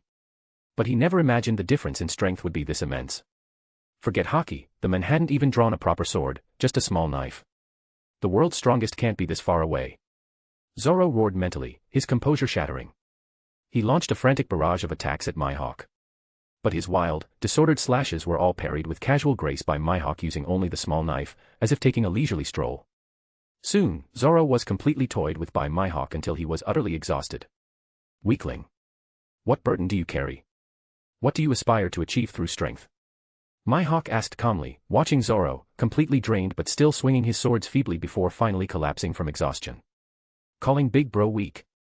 You bastard. That man is our big bro. Seeing Zoro toyed with like this, Johnny and Yasaku couldn't hold back any longer. They were about to charge recklessly at Mihawk. But Luffy's rubber arms shot out, grabbing them and pinning them to the deck. Don't interfere. Johnny. Yasaku, this is Zoro's fight. Luffy gritted his teeth, veins bulging all over his body as he restrained them. Watch closely, a man like Zoro doesn't need pity, Rowen stated firmly, the crimson-black light of Conqueror's haki almost visibly overflowing from his eyes. I absolutely cannot lose. Zoro's mind flashed with images, his promise to Kuina, his pact with Luffy, Rowen, and the others. His ambition, to become the world's greatest swordsman. Toragari, Tiger Hunt. Zoro roared, mustering his last strength for another attack. Shink. The small knife pierced Zoro's chest. Why didn't you retreat? Did you wish for your heart to be pierced? Mihawk's eyes narrowed slightly. He had held back. Zoro only needed to step back slightly to avoid this wound. I don't know. I just felt that if I retreated, all the vows and promises I've ever made would vanish completely, Zoro replied, looking straight at Mihawk. Indeed. That is called defeat, Mihawk stated simply. Then I definitely can't retreat, Zoro grinned. You'd rather die than retreat. Mihawk's gaze intensified. Maybe, dying here would be better, Zoro replied, a smile reflecting his unwavering resolve. Such strength of heart. Rather than accept defeat, he chooses death. A flash of admiration appeared in Mihawk's eyes. He sheathed the small knife and drew the great black blade, Yoru. Boy. State your name. Roronoa Zoro. Zoro declared, arranging his 3 swords defensively, a feral grin spreading across his face. I will remember it. It has been long since I met such strength. As a gesture of respect between swordsmen, I shall use the strongest of black blades to send you to the depths, Mihawk replied, a rare smile touching his lips. I appreciate the honor, Zoro responded, gripping his 3 swords and unleashing his strongest attack. 3-sword style secret technique, Sanzen Sekai, 3000 worlds. Sheeing. Blood sprayed through the air. Other than Wado Ikemanji, the swords in Zoro's hands shattered upon impact. I lost. So this is the power of the world's strongest. Zoro silently sheathed Wado Ikemanji, then turned to face Mihawk, spreading his arms wide, exposing his chest. What is this? Mihawk looked slightly surprised. Scars on the back are a swordsman's shame. Zoro declared, laughing loudly. Subarashi. Magnificent. Mihawk laughed heartily in response. Slash. The black blade sliced deeply across Zoro's chest, sending him falling backward into the sea. Zoro. Seeing the outcome, Luffy could restrain himself no longer. He launched himself at Mihawk using his Goma Goma powers, but Mihawk easily dodged, letting Luffy crash into the wreckage of Don Krieg's galleon. Calm yourself. He is not dead yet, Mihawk stated calmly. Watching Johnny and Yasaku dive into the sea to rescue Zoro. Rowen leaped gracefully, landing directly in front of Mihawk. Mihawk's eyes narrowed, focusing on Rowen. VMMMM. The crimson-black light in Rowen's eyes solidified, seeming to crackle faintly in the air. A similar crimson-black glint flashed in Mihawk's own eyes. Conqueror's Haki versus Conqueror's Haki. King versus King. Chapter 45, Bonus, Facing the World's Strongest. Rowen. Seeing Rowen step forward to face Mihawk directly, especially after witnessing Zoro's utter helplessness against him moments before, Nami cried out, her eyes filled with fear and worry. Zoro was renowned throughout the East Blue, a pirate hunter feared even by pirates with multi-million berry bounties. Yet, before the hawk-eyed men, he was as fragile as an infant. Rowen was strong, yes, but against a monster like this. Nami watched Rowen's back as he faced Mihawk, her hands clasped tightly over her heart, fraught with anxiety. One after another, are they all crazy? That moss head, he was facing the world's strongest. He should have known the outcome before even starting. Couldn't he just give up on his ambition? It's simple, right? Just give up. Sanji muttered, watching Johnny and Yasaku haul Zoro's broken body onto a small boat. He then looked at Rowen, who stood firm before Mihawk despite the vivid example of Zoro's defeat. Sanji wasn't dismissing Rowen or Zoro. Instead, he was trying to convince himself. Although he found the moss-headed swordsman annoying and deeply envied Rowen for winning the beautiful lady's favor, Sanji looked at them and saw kindred spirits. People willing to risk everything, even their lives, for their ambitions and dreams. His own act of feeding Don Krieg earlier, fundamentally, How different was it from that idiot mosshead challenging Mihawk? Sanji felt a flicker of longing, a pull towards joining this crew. But he still owed Zeph a debt of gratitude he hadn't fully repaid. You are companions of that young swordsman, correct? Thank you for staying to witness the end, Mihawk stated calmly, looking at Rowen. A faint crimson-black light flickered within his hawk-like eyes. To possess hockey of this caliber, in the weakest sea. It is quite surprising, Mihawk acknowledged, his tone becoming slightly more serious. This was respect offered to another man who had awakened conqueror's hockey, who possessed the disposition of a king. It seems you have business with me. However, allow me to conclude this matter first, Mihawk said slowly. The simmering conqueror's hockey around Rowen subsided slightly, indicating his assent. Young swordsman. It is too early for you to die. Mihawk called out, looking towards Zoro who had just been pulled aboard the boat. My name is Dracul Mihawk. Discover yourself. See the true world. Become strong. No matter how many years it takes, I shall wait for you at the top. Surpass this sword. Surpass me. Roronoa Zoro. Mihawk's words were an acknowledgement from the world's greatest swordsman of Zoro's performance. This young swordsman possessed the powerful spirit required to become a truly great swordsman. He also possessed the pride of a swordsman. It had been a long time since Mihawk encountered a newcomer with such potential, one worth anticipating. Ever since Shanks lost his left arm, sealing away his left-handed swordsmanship forever, Mihawk had felt a profound loneliness. In terms of pure swordsmanship, no one left on the seas could truly force him to be serious. Big bro. Wake up. Johnny and Yusaku sobbed, while Usopp frantically applied medicine and tended to Zoro's wounds. Mihawk, however, knew Zoro was merely unconscious. He had held back. Boy. What is your goal? Mihawk turned his gaze towards Luffy. This boy, chosen by Shanks. To be king of the pirates. Luffy declared loudly, facing the world's strongest swordsman without flinching. That is a path even more arduous than surpassing me, Mihawk replied, a slight curve appearing on his lips. Just as expected. A boy chosen by Shanks should be like this. I don't care. I'm gonna be it anyway. Luffy finished, then stuck his tongue out and made a face at Mihawk. He's alive. Just passed out. Usopp's shout drew Luffy's attention back to Zoro. Rowen, the crimson-black light in his eyes softening slightly, also looked towards Zoro. Big bro, say something. Johnny and Yusaku pleaded tearfully. Clank. With his last ounce of strength, Zoro raised his only remaining sword, Wado Ikemonji, high into the air. Luffy. Rowen. Can you hear me? Zoro gasped, exhausted and severely injured, but his voice remained firm. Yeah. Luffy yelled back. We hear you, Rowen replied, his expression solemn. Even an awakened king would show full respect to a man like Zoro. Sorry, for making you worry. Zoro held the sword aloft. If I don't become the world's strongest swordsman, it would cause you guys trouble, right? Cough cough. He couldn't finish before a racking cough shook his body due to his severe injuries. Big bro. Don't talk anymore. Your wounds are reopening. Johnny and Yusaku cried out anxiously. But Zoro pushed through the pain, continuing. I will never lose again. Zoro covered his eyes with his free hand, tears streaming down his face.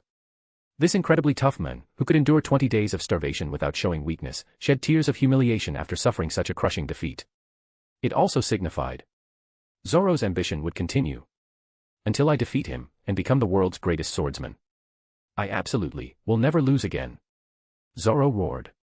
Mihawk's lips curved slightly further. Do you have a problem with that? King of the pirates. Sky Sovereign. Zoro yelled defiantly. Shishishi. Nope.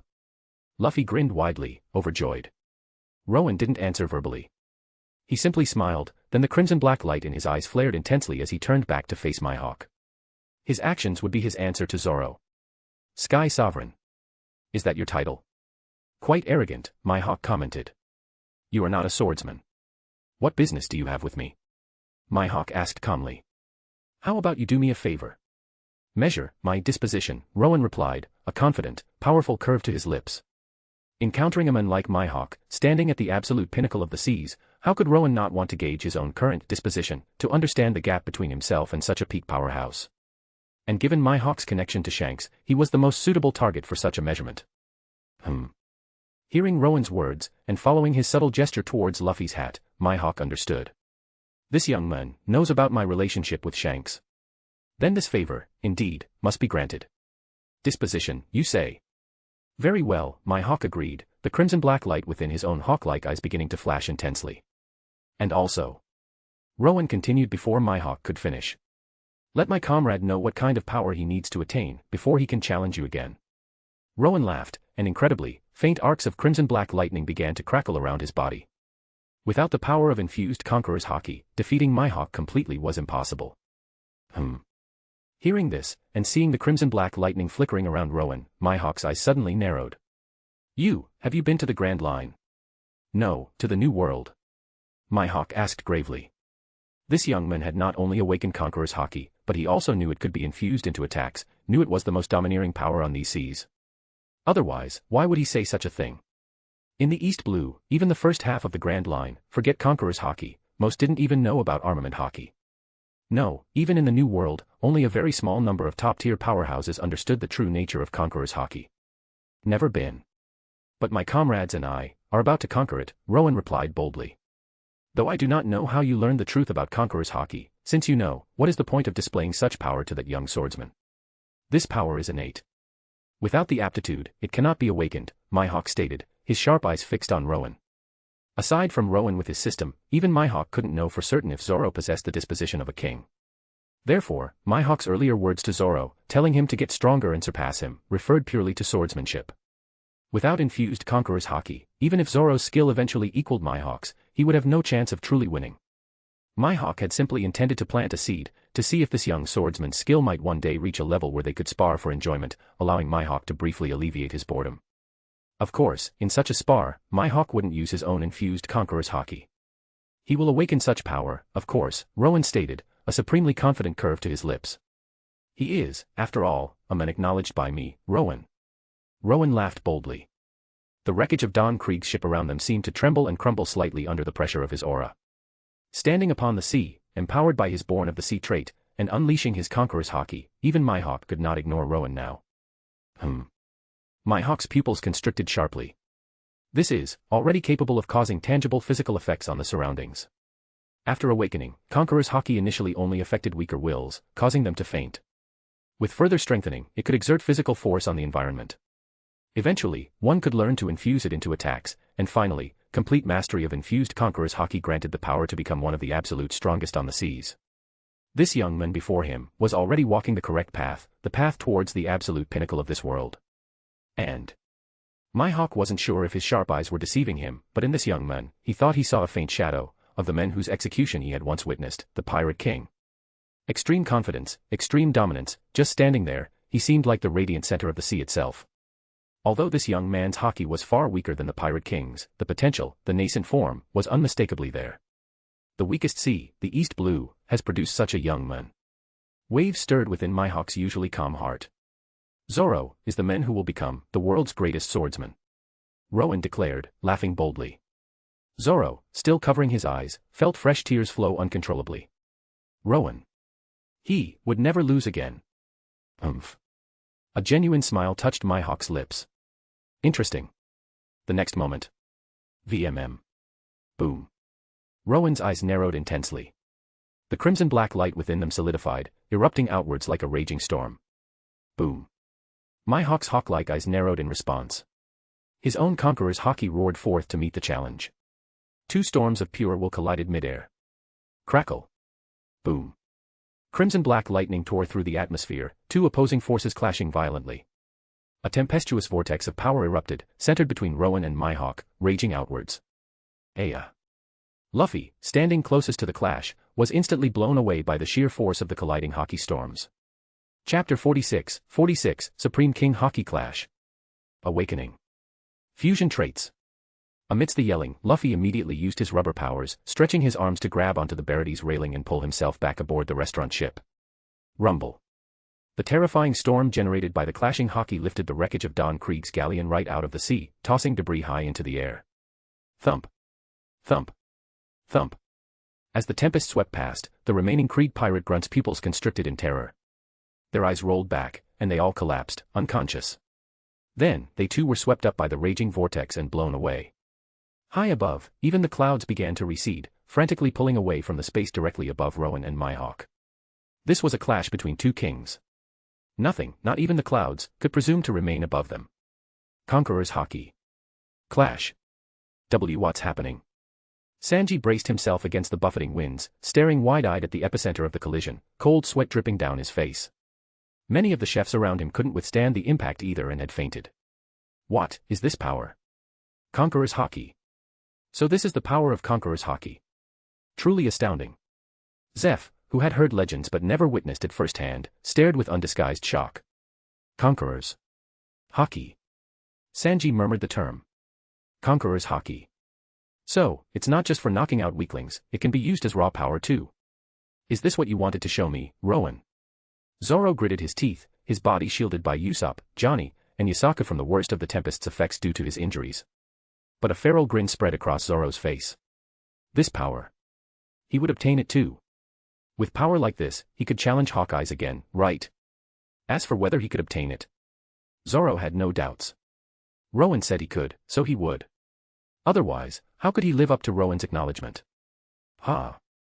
The storm gradually subsided. The intense crimson-black light in both Rowen's and Mihawk's eyes slowly faded. Splash! Splash! The wreckage of Don Krieg's ship rained back down into the sea. Astonishing Haki. To possess such disposition without even having sailed the Grand Line. Sky Sovereign Rowen. I shall remember that name, Mihawk stated, a hint of surprise in his eyes. Only after clashing could one truly gauge the depth of another's Conqueror's Haki. This young man's disposition felt far beyond what someone of his age and experience should possess. There were undoubtedly individuals on the Grand Line with Conqueror's Haki far stronger than this young man's. But considering his youth, the fact he hadn't yet ventured into the Grand Line, and had trained Haki of this level solely within the East Blue, the weakest sea. This young man's potential was limitless. Furthermore, Mihawk felt he saw in this young man a faint shadow of the Pirate King. Although this young man's Haki was far weaker than the Pirate King's, the resemblance, the potential, was definitely there. The weakest sea, the East Blue, has produced such a young man. For the first time in a long while, even Mihawk felt a tremor of genuine surprise ripple through him. Clashed Conqueror's Haki with Pirate Faction iconic figure, Warlord Hawkeye's Mihawk, causing slight mental fluctuation. Faction Fortune, Apex Gold, Hidden Effect triggered. Plundering a portion of target's fortune. Awakened. Armament Haki, Observation Haki. A series of notifications, visible only to Rowen, appeared. And the gains didn't stop there. Your word significantly increased bond with Zoro. Trait equipping progress increased. Demonic Physique, Deep Purple, equipping complete. Rowen looked at the notifications, his eyes flashing. The completion of Demonic Physique's equipping was already part of his plan. But he hadn't expected that clashing Conqueror's Haki could trigger Faction Fortunes, Apex Gold, Hidden Effect. Causing a mental fluctuation in an iconic pirate faction figure through a Haki clash allowed him to plunder a portion of their fortune. Makes sense. After all, completely defeating such a figure allowed Faction Fortune to plunder their entire fortune. And causing mental fluctuation during a Haki clash could grant a tactical advantage in battle. No wonder in the original story, Conqueror's Haki users, even those who hadn't mastered infusion yet, often clashed their Haki before engaging in a final life-or-death struggle. However, this slight fluctuation was negligible for someone like Mihawk. He would recover completely in moments. This was only possible because Mihawk, respecting his connection to Shanks, had significantly restrained his own Haki release. Otherwise, Rowen wouldn't have appeared to be evenly matched in that clash. Shanks's connection really is useful. Although it was just a slight fluctuation, it was enough for Rowen. That tiny sliver of plundered fortune was sufficient to awaken his armament Haki and observation Haki. As expected of one of the pirate faction's top figures, second only to the emperors among the warlords. Just a tiny fraction of his fortune yielded such significant gains. This power was exactly what Rowen needed most before entering the Grand Line. Plus, Zoro's demonic physique, Deep Purple, completed equipping at this very moment. Check traits. Rowen traits, Superhuman Physique, Deep Purple, Demonic Physique, Deep Purple, Armament Haki, Deep Purple, Observation Haki, Deep Purple, Conqueror's Haki, Pale Gold, Faction Fortune, Apex Gold, Born of the Sea, Apex Gold. Azura Aura, Special, Equipping. Anthem of Courage, Special, Equipping. Sun God, Apex Gold, Equipping. Armament Haki and Observation Haki, both had reached the Deep Purple tier. Through the trait system, the moment they awakened, Rowen gained a deeper understanding of Haki. The strength of Armament Haki was related to the user's physique combined with their disposition. The strength of Observation Haki was related to the user's spirit/mental fortitude combined with their disposition. Rowen had already awakened Conqueror's Haki, and his disposition was constantly being enhanced by Born of the Sea. As a result, his conqueror's haki was already strong enough to cause tangible physical effects on his surroundings. In terms of the disposition component influencing haki strength, Rowen certainly didn't lack it. However, the physique component required for armament haki strength was currently only at the deep purple level, from the superhuman physique trait. Therefore, Rowen's current armament haki trait was also ranked deep purple. Furthermore, Rowen received new information regarding the upgrade conditions for physique-related traits. Below the pale gold tier, the rank of physique traits was still somewhat linked to directly demonstrated combat power. But at the pale gold tier and above, the rank of physique traits became more closely tied to stamina. After all, the minimum threshold for a pale gold combat trait was equivalent to the strength of a Marine headquarters vice admiral. Powerhouses at that level almost universally possessed strong armament haki. No matter how much one trained their physique, they were still carbon-based lifeforms. Except for special cases like Big Mom with her iron balloon ability, or unique races like giants. How could other strong individuals, relying solely on their physical bodies, without using haki, devil fruits, or techniques like Tekai, iron body, possibly exert strength equivalent to or greater than a vice admiral? Consider Garp the Fist, one of the absolute strongest individuals on the seas. In the original story, when caught off guard while sleeping, not using haki or Tekai, he could still be injured by Morgan's axe. Therefore, from the gold tier onwards, the key factor determining the rank of physique-type traits was the amount of stamina they provided. In the One Piece power system, stamina was the foundation of everything. Whether it was haki or devil fruit powers, the fuel driving these abilities came from the user's stamina. Like Luffy in the original story, once his stamina was depleted, he couldn't use haki or his devil fruit powers anymore. Essentially, stamina was the fuel for powers like haki and devil fruits. So, the subsequent upgrades for physique-type traits primarily depended on the amount of stamina they contained. For example, if the stamina provided allowed the user to exert haki or devil fruit powers at the minimum Marine Vice Admiral level, pale gold, then the physique trait itself would be ranked pale gold. If it provided enough stamina to exert powers at the minimum Marine Admiral level, apex gold, then the physique trait would be ranked apex gold. Very straightforward and easy to understand. Rowen nodded. But Rowen's gains weren't finished yet. Identical type traits detected: superhuman physique, deep purple; demonic physique, deep purple. Automatic fusion initiated. Fusion complete. Acquired: superhuman demonic physique, deep purple. Superhuman demonic physique, deep purple possesses digestive capabilities surpassing superhuman physique, deep purple, allowing rapid absorption of vast nutrients for self-strengthening. Furthermore, no matter how extreme the training or severe the damage to muscles and bones, can utilize absorbed nutrients to recover completely at a speed surpassing demonic physique, deep purple, consequently growing even stronger. The two physique traits had fused. Just as I thought. Superhuman physique and demonic physique are perfectly complementary. After fusion, Rowen's digestive ability now surpassed even Luffy's base superhuman physique, and his ability to repair damaged muscles and bones through training surpassed even Zoro's base demonic physique. Furthermore, because the demonic physique was acquired through direct equipping from Zoro, its inherent quality, likely above base threshold, similar to Luffy's, was merged as well. Now, Rowen's superhuman demonic physique only needed 5 more base deep purple materials to evolve to the apex purple tier. Physique enhanced. Born of the Sea, apex gold, trait activated. Armament haki strengthened. Armament haki upgraded to apex purple tier. Another notification screen, visible only to Rowen, appeared. Ordinarily, even if someone's physique improved, they would still need their disposition to increase and undergo dedicated training to strengthen their armament haki. But thanks to the Born of the Sea trait, Rowen's disposition was constantly being digested and perfectly controlled. The trait allowed him to directly enhance his haki. Therefore, as soon as Rowen's physical strength, stamina capacity, increased, his armament haki strength increased correspondingly. Unlike others who needed arduous training. Truly, the ultimate haki training cheat code. Looking at the armament haki, apex purple, trait, Rowen felt extremely satisfied with Born of the Sea. This was Rowen's first apex purple trait. Below the gold tier for combat traits, armament haki was incredibly powerful. After all, it was a power that only became commonplace in the New World. Even though Rowen's superhuman demonic physique, deep purple, was currently still ranked deep purple, the corresponding armament haki now displayed combat power at the apex purple level. However, once combat traits reached the pale gold tier, Vice Admiral threshold, the rank of physique traits would likely align more closely with the armament haki rank. Because powerhouses at that level almost universally possessed armament haki. At this moment, Rowen had acquired the most crucial piece for conquering the Grand Line, armament haki. With armament haki unlocked, Rowen's strategic thinking became more active. Before entering the Grand Line and confronting the Warlord Crocodile, there was one more devil fruit that might be worth acquiring. The Logia-type Smoke fruit. Its user, Captain Smoker of the Logetown Marine Branch. Rowen's eyes glinted. While the smoke fruit was considered low tier among Logias, it was still a Logia. Possessing this fruit would give him more options when dealing with Crocodile. In the original story, Luffy's victory over Crocodile relied heavily on plot armor.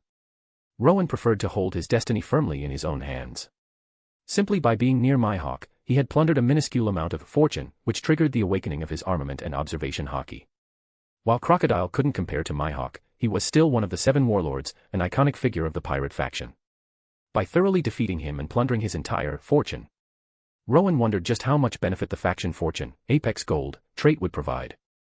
Rowen eagerly anticipated finding out. Although he had awakened armament and observation haki, and his armament haki had even reached Apex Purple due to the physique enhancement. Thanks to the strongest trait system and Born of the Sea, Apex Gold, this entire process had completed almost instantaneously. Rowen composed himself and looked towards Mihawk. "Thank you for this, Hawkeye's Mihawk," Rowen said with a smile.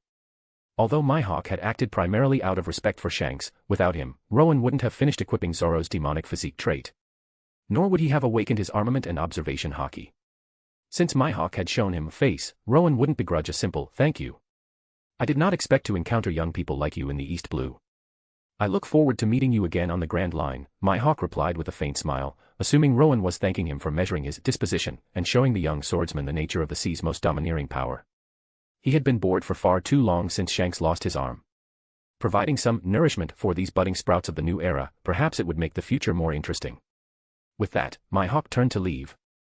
"Hey! Hawkeyes! Weren't you here to take my head?" A furious roar suddenly halted Mihawk's departure. "To take the head of me, Don Krieg, the overlord of the East Blue." Seeing Mihawk interacting only with Rowen's group and completely ignoring him, the ruler of the East Blue, Krieg, whose pride had already been wounded by Rowen, erupted in rage. "That was my original intention. However, I've had my fun. I'm going back to sleep now," Mihawk replied dismissively, not even turning around. "You may have had your fun, but I've been taking a beating this whole time. Before you go back, die." Krieg roared, deploying all the cannons hidden within his golden armor. Such an ignorant man, Mihawk sighed, feeling no goodwill towards such a fool who didn't know his place. After his interactions with Zoro and Rowen, Mihawk now lacked even the slightest interest in cutting down such a weakling who couldn't recognize his own limitations. With a single, effortless swing of his black blade, Yoru, Mihawk detonated all the incoming cannonballs and shells. Then, his figure flickered and vanished without a trace. "Humph. Running away." Krieg spat contemptuously. "Puffed." A sharp, derisive chuckle cut through the air, making veins bulge on Krieg's forehead. "Brat. What are you laughing at?" Krieg glared murderously at Rowen. This brat, earlier, using that strange power, had made even him hesitate to look directly, and knocked out his subordinates. But a cruel smile spread across Krieg's face. How could a human cut a massive ship with just a sword? That Hawkeyes must have used the power of one of those legendary devil fruits. And that strange power you and Hawkeyes used, that must be a devil fruit ability too, right? Ability users like that are dime a dozen on the Grand Line. That Zeph guy managed to survive a year on the Grand Line, he must know how to deal with ability users like you. Once I get his logbook, I'll conquer the Grand Line again. Krieg looked at Rowen, who seemed less imposing now that his haki had subsided, spread his arms wide, and roared with laughter. "And you were foolish too. After using up all that power earlier, you must be completely exhausted now, right?" Krieg leered at Rowen, his expression turning savage. "Puffed. Ha ha. Ha ha ha ha ha." Hearing Krieg's words, Rowen couldn't hold back any longer. He burst into laughter, tears streaming down his face. Krieg was just as idiotic in the original story, but to think, even after witnessing the clash of Conqueror's haki between me and Mihawk, this fool still lumps Conqueror's haki together with devil fruit abilities. A frog in a well. Chapter 47, Bonus, The Overlord Falls. Plundering Jin's traits. Sanji's dream reignited. "So, what exactly are you laughing at?"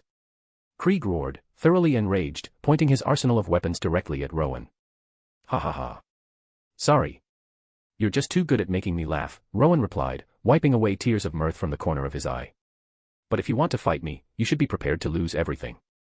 Rowen's smile slowly faded. "Lose everything? Are you talking about that so-called Davy back fight game?" Krieg demanded, veins bulging on his forehead. Making him laugh. The words infuriated Krieg. The Davy back fight was the pirate game played between Foxy and Luffy's crew in the original story, where losers could have their comrades, pride, and even Jolly Roger stolen, losing everything precious to a pirate. It was a well-known game among pirates. What I'm talking about isn't some childish game, Rowen stated, looking at Krieg with his intimidating villain expression. Old man Zeph. If I take out this idiot, can Luffy's 1 year of work here be cancelled? Rowen called out, looking towards Zeph. I couldn't ask for more. If that brat worked here for a year, he'd probably destroy my entire restaurant. Zeph replied, his eyes narrowing slightly. He also wanted to see what capabilities this conqueror's haki user truly possessed. Alright then. Luffy. Zoro. Usopp. Nami. And you too, Sanji. Watch closely. This is the true power of haki. Rowen declared, turning back to face Krieg, a confident, powerful curve returning to his lips. Haki. Luffy and Zoro immediately focused their attention. Hey. Why are you including me? Sanji protested verbally, but his eyes were glued intently on Rowen. There's a limit to looking down on people. Brat. Krieg roared, unleashing his entire arsenal of cannons towards Rowen. Boom.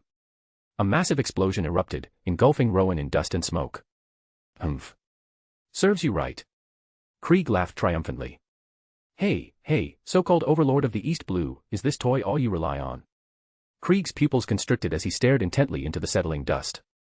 Rowen stood there, completely unharmed, having blocked the entire barrage with just his outstretched palm. This application of armament haki worked on the same principle as the 3 admirals blocking Whitebeard's shockwaves during the Summit War. Rowen then casually brushed non-existent dust off his clothes and began walking towards Krieg. With armament haki, the dust hadn't actually even touched him. But the gesture looked cool. Sanji. Rowen. Luffy, fulfilling his usual role of providing maximum emotional support for his comrades, yelled out excitedly. Zoro, Sanji, and Usopp stared wide-eyed as well. Nami covered her mouth, gazing blankly at Rowen, who seemed to radiate light like the sun at the center of the sea. Armament haki can become armor, for defense, Rowen explained calmly as he walked towards Krieg, who was now breaking out in a cold sweat. It can also, Rowen continued. Whoosh. With a powerful push off the deck, Rowen instantly appeared directly in front of Krieg. Armament. Rowen raised his right fist. The next moment. VMM. Clang. Accompanied by a metallic sound, Rowen's right fist was enveloped in armament haki, turning jet black. Armament haki, hardening. Don't get too cocky, brat. If you want to fight, then try this. Krieg snarled, revealing a cruel smile. With a swift motion, he donned a spiked steel cape that bristled with needle-sharp points. Hey! That's cowardly. Sanji yelled upon seeing the armor. But the next moment, he was left utterly speechless. Punch through anything. Rowen finished his sentence, his black fist descending forcefully. Crack. The steel cape, composed of countless sharp spikes, shattered like brittle candy upon impact. Whoosh. The blackened fist continued unabated, slamming violently into Krieg's horrified face. Bang. With a sickening thud, Krieg collapsed heavily to the deck. Crackle. The remaining wreckage of Krieg's ship beneath him instantly buckled and splintered from the force, the impact even causing the surrounding seawater to churn and splash violently. Sanji stared blankly at the scene. Krieg's face now sported a deep, concave fist imprint. His eyes had rolled white. He was completely silent. The overlord of the East Blue had been defeated, instantly. Plunder. Sanji and the other chefs stared, dumbfounded, at Don Krieg lying motionless at Rowen's feet. The supposed overlord of the East Blue, the great pirate with a 17 million berry bounty, defeated instantly. That impenetrable cloak, forged entirely from steel spikes, shattered by a mere fist. Was this man even human? Sanji. Luffy roared with excitement. Haki. Is this the power of haki? Zoro muttered, struggling to push his heavily injured body upright. This power can only truly be grasped on the Grand Line. It's exhilarating. A fierce, beast-like grin spread across Zoro's face. Amazing, Usopp breathed, completely stunned. How could a human fist punch straight through steel and remain completely unharmed? Rowen, Nami whispered, covering her mouth as she gazed at Rowen, who seemed to almost glow at the center of the chaotic scene. So strong. Don Krieg, despite his reputation and 17 million berry bounty as the overlord of the East Blue, couldn't even withstand a single blow from Rowen. He was taken out in an instant. Arlong's bounty was only 20 million berry. Even if Arlong was stronger than Krieg, surely not strong enough to defeat him with a single punch like that, right? At that moment, remembering Rowen's earlier words to her, Nami pressed her lips together tightly. Captain. Jin cried out in horror. The invincible Captain Krieg defeated by this man with a single punch. Plunder. Rowen commanded inwardly. A purple light, visible only to Rowen, separated from Krieg's body and flowed into Rowen. Krieg possessed one deep purple trait related to brute strength. Rowen didn't bother examining the details, he immediately converted it.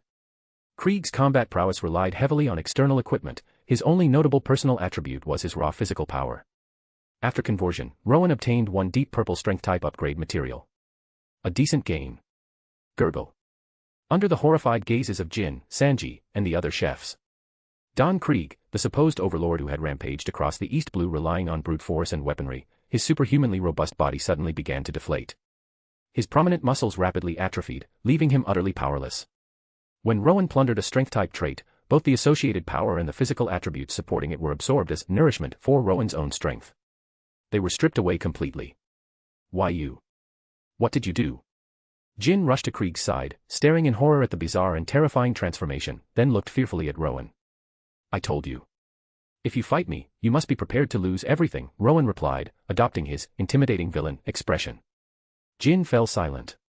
After a moment, he slowly stood up, raising his weapons, a pair of tonfa, each tipped with a heavy iron ball. Oh. You saw what happened to Krieg, yet you still dare raise your weapon against me. Mandemon Jin, Rowen stated calmly, looking at Jin. Jin. What are you doing? Sanji yelled, his eye twitching. He hadn't expected Jin to be the Krieg pirates' battle commander. 12 million berry, you're pretty strong, Jin. But you're no match for Rowen. That guy Rowen beat up wasn't a good person. Why fight for him? Luffy called out to Jin. I know I'm no match for Mr. Rowen, but I am still the captain's subordinate. My dream is to support him. Jin declared, his face grim but his eyes resolute. Admirable conviction. However, are you ready to lose everything too? Rowen asked, a confident curve touching his lips. My resolve has been ready for a long time. Jin roared, swinging his iron-balled tonfa towards Rowen. Clang. A metallic impact echoed through the air. Jin's forehead broke out in cold sweat as he stared in horror at what happened. He had aimed for Rowen's abdomen, near the liver, a major human weak point. A solid hit there with his tonfa should have ruptured internal organs, instantly incapacitating his opponent. But looking at the area he struck on Rowen's abdomen, which had turned jet black, Jin felt drenched in cold sweat. This is the power that defeated Captain Krieg. So it can cover not just fists, but the body too. So strong, like a monster. Only a man like this could conquer the Grand Line, right? Me and Captain Krieg, we were just frogs in a well. Jin let out a wry, almost liberating laugh, then looked straight at Rowen. Come on. End this. Mr. Rowen. Jin shouted. Very well. Rowen looked at Jin and smiled. Wham. Jin didn't resist as Rowen's fist struck his head, instantly knocking him unconscious. Jin, you idiot, Sanji murmured, watching Jin fall. He didn't blame Rowen. This was Jin's own choice. If Rowen hadn't struck Jin down, it would have been an insult to a man who had already steeled his resolve. Men of the sea could die, but they could not lose their dignity or their dreams. But Sanji looked at the fallen Jin, then at the heavily injured Zoro nearby, his own eyes hardened with resolve. One after another, all charging forward for their dreams and ambitions. Knowing they couldn't win, yet still pushing themselves. But Sanji clutched his chest. Why did he feel such a surge of excitement himself? All Blue, the legendary sea where the four oceans meet, said to contain every species of fish and marine ingredient. Sanji's dream reignited fiercely after witnessing these events, impossible to extinguish. Plunder. Rowen showed no mercy. Admiration was one thing, but as Rowen had stated, once you raise your weapon against him, you must be prepared to lose everything. For Jin, who had made his resolve clear, Rowen would not hold back. This is what it means to be a pirate. Plundering Jin's traits and converting them, Rowen obtained 6 pale purple strength-type upgrade materials. Jin's strength was clearly inferior to Krieg's, and also less than Kuro's before his traits were plundered. Jin possessed no deep purple traits. The reason Sanji struggled against Jin in the original story was primarily because Sanji was already injured from previous fights. Furthermore, without Haki, relying solely on kicks against an armed opponent like Jin naturally put Sanji at a disadvantage. Gurgle. The power drained completely from Jin's body. Whoosh. Rowen picked up Jin's unconscious form and leaped lightly over to Sanji's side. He's something of a friend to you, right? Don't worry, he's not dead. I just took his power, Rowen explained, placing Jin down beside Sanji. As long as he's alive. Sanji replied, looking down at Jin, a faint smile on his lips. But, who in the world are you? Stealing other people's powers like that. Sanji looked at Rowen, his eye twitching slightly. Witnessing such power firsthand was truly terrifying. You'll understand once you become our comrade, Rowen replied, smiling knowingly at Sanji. Old man. I don't have to work for a year anymore, right? Luffy called out, having already seen Rowen's power-stealing ability back in Syrup Village. He grinned hopefully at Zeph. Yeah. You're free to go, Zeph replied with a smile. All right. We can set sail. Usopp cheered. We can set sail now, Sanji. Luffy looked at Sanji, grinning broadly. Chapter 48, The Cook Sets Sail. When did I say I was going with you guys? Everyone around here, one unreliable idiot after another, how can I possibly leave this place? Sanji muttered, lighting a cigarette as he gazed out at the sea. But someday I will go to the Grand Line, Sanji added quietly to himself. Then come with us now. Luffy popped up beside Sanji, grinning broadly. The time isn't right, Sanji murmured, then a genuine, heartfelt smile spread across his face. Hey! Have you ever heard of the All Blue? Sanji asked excitedly, launching into a passionate explanation of his dream to Luffy. Rowen glanced over at Nami, noticing her troubled expression. Looks like Nami's ready to talk to me. Sensing the emotional turmoil through his observation haki, Rowen's lips curved slightly. Up on the second-floor railing, Zeph watched Sanji talking animatedly about his dream, his eyes softening almost imperceptibly. The captured Krieg pirate grunts were left for the Barity chefs to handle, none possessed traits above purple tier, making them useless to Rowen.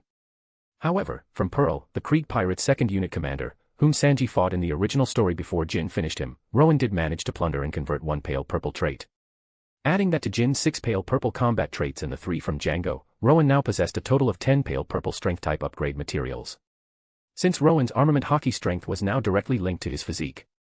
Without hesitation, Rowen used all 10 materials to enhance his superhuman demonic physique, deep purple. Now, only 3 more base deep purple materials were needed to reach the apex purple tier. Consequently, Rowen's armament haki intensity grew even stronger. After enhancing the superhuman demonic physique, deep purple, trait again, Rowen, under the stunned gazes of Zeph and the others, proceeded to devour a massive amount of food to digest and refill the newly expanded stamina reserves. Hey! Who made this soup? Patty suddenly yelled while eating, pointing accusingly at a bowl of soup. Rowen, having mostly finished his own meal, watched the scene unfold with an amused smile. What a bunch of awkward idiots. Still, Rowen didn't dislike this kind of clumsy affection. That was me. Pretty good, huh? I was feeling particularly inspired today. Sanji laughed boastfully. This stuff tastes awful. Who could drink this? Is this pig slop? Patty retorted with disgust. Is there something wrong with your tongue? Today's soup is my masterpiece. Sanji snapped back, veins popping on his forehead. He would never compromise when it came to his cooking. Awful. Truly awful. What is this garbage? More chefs came over, tasted Sanji's soup, and echoed Patty's disgust. Sanji's expression grew increasingly thunderous until he finally exploded. What the hell is wrong with you guys? Sanji roared, glaring around at the other chefs. You're just a fake sous chef anyway. Only know how to solve problems with violence. Yeah. Never liked you from the start. The chefs shot Sanji hostile glares. We are chefs of the sea. We cannot waste a single scrap of food. Zeph suddenly spoke up, drawing everyone's attention. Under Sanji's watchful eye, Zeph picked up the bowl of soup and finished it. Then. Crash. To Sanji's utter disbelief, Zeph violently smashed the empty soup bowl. What is this mud-like soup? If I served this to customers, my restaurant would go bankrupt. Zeph sneered coldly. Hey. You damn old geezer. Take that back. What's the difference between my soup and yours?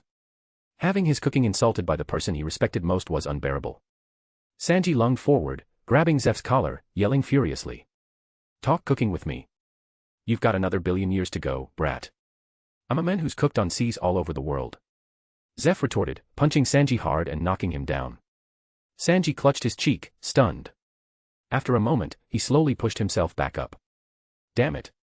Sanji roared in frustration, then stormed out of the restaurant. Even after being insulted like that, he wouldn't lay a hand on Zeph. Zeph was like a father to him. This soup is actually super delicious though, Luffy commented, helping himself to another bowl after Sanji left. Usopp nodded vigorously in agreement. Even Zoro, who seemed inexplicably predisposed to dislike Sanji, didn't deny it. Nami quietly ladled another bowl for Rowen and herself. Rowen looked at Nami and smiled. Sanji's cooking truly was excellent. Of course it's delicious. Everyone here recognizes Sanji's skill, Zeph stated calmly. But if we didn't say those things, how else would that idiot Sanji ever agree to leave? Zeph looked towards Luffy and Rowen. Your ship still needs a cook, right? This isn't a request, but could you take that brat with you? You've seen his skills. His dream lies on the Grand Line, Zeph said, his voice softening slightly with emotion. No thanks, Luffy replied simply, looking up. Eh? The other chef stared, bewildered. Didn't you say your ship needed a cook? Zeph was equally confused. I really want him to come with us. But he said he wants to stay here and be a cook. Even if you guys say it's okay, I can't just drag him along. Luffy explained, then held up his empty plate. Another bowl. So you want him to come with you willingly, is that it? Zeph chuckled, understanding. That's right, Luffy mumbled around a mouthful of food. But will that brat actually leave willingly? Zeph stroked his braided beard thoughtfully. Probably not. He's a super stubborn idiot, the chefs murmured amongst themselves. I heard all of that, you bastards, Sanji's voice drifted in from outside. He had returned, leaning against the doorframe, lighting a cigarette and gazing up at the sky.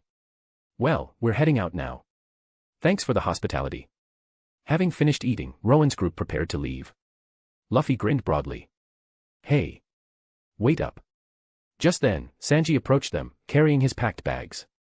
For the sake of my dream, I guess I'll tag along with you guys, Sanji announced, looking up with determination. Shishishi. We got a cook. Luffy cheered loudly. Welcome aboard, Sanji, Rowen smiled. Yeah. Leave the cooking to me from now on, Sanji replied, walking towards the Going Merry. Aren't you going to say goodbye to them? Luffy asked, pointing back towards the group of chefs and Zeph watching from the Barity deck. No need, Sanji exhaled a puff of smoke. Hey. Sanji. Just as Sanji was about to board the ship, Zeph's voice called out. Sanji paused but didn't turn around. Damn old geezer, what does he want now? Does he expect a hug? A tearful farewell? That's not how men say goodbye. Sanji resolved not to look back, no matter what the old geezer said. He would depart with dignity, like a true man of the sea. Don't catch a cold. Zeph said, a rare, genuine smile gracing his features. Sanji bit down hard on his cigarette. His nose stung sharply. Tears welled up, blurring his vision.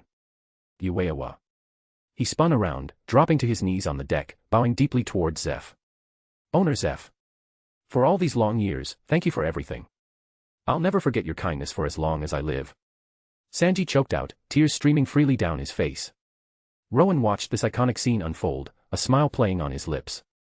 Don't catch a cold. Such simple words, hitting right at the heart. Damn brat, Zeph muttered, his own eyes misting over. We'll miss you. Take care of yourself, Sanji, you bastard. The other chefs were now openly bawling as well. You bastards. See you again. Sanji yelled back from the deck of the Merry, laughing through his tears. Sanji has joined the Straw Hat Pirates. A keepable trait list updated. Modified exoskeleton. Chapter 49, bonus, hockey training begins.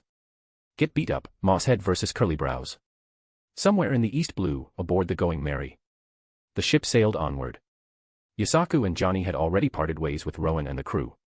The topmost level of the Merry had been converted into a training room, as requested by Rowen and the others. Wham! Bang! With two sickening crunches, Luffy and Zoro slammed hard against the walls. Ow ow ow! Luffy yelled, clutching his already bruised and swollen face. I'm made of rubber. How can it hurt this much? Was Gramps using hockey when he hit me too? Luffy rubbed the sore spot, wincing. The sensation was painfully familiar, exactly like the feeling of his grandfather's so-called fist of love during his childhood training. Even with his rubber body, it hurt like hell. Now that he knew the power Rowen used was hockey, Luffy finally understood what Garp had been hitting him with all those years. Ha, strong, Zoro gasped, pushing himself up from the floor, his eyes still wide with shock. Although two of his swords had been shattered by Mihawk, leaving him with only Wado Ikemanji, and he wasn't particularly skilled with one sword style compared to three, and despite still recovering from his injuries, limiting his full strength. The power of hockey was overwhelming. He and Luffy, working together, had been completely powerless against Rowen. Looking at the jet black coating on Rowen's fists, Zoro's expression turned grim. Armament hockey. His swords couldn't even scratch it. And its offensive power was unparalleled. And that was just coating his fists. What if that power could be infused into his swords? A fierce, beast-like grin spread across Zoro's face. With that, he could become countless times stronger. But the next moment, Rowen's words shattered Zoro's fantasy. Can neither of you sense Haki, even a little bit? Rowen asked, looking helplessly at Zoro and Luffy. Rowen, don't look at me like that. You're making me feel like I'm as big an idiot as Luffy. Zoro exclaimed, his face twitching uncontrollably under Rowen's gaze. That was the look you gave an utter moron. How did Zoro know? Because that was exactly how he usually looked at Luffy. What? Zoro.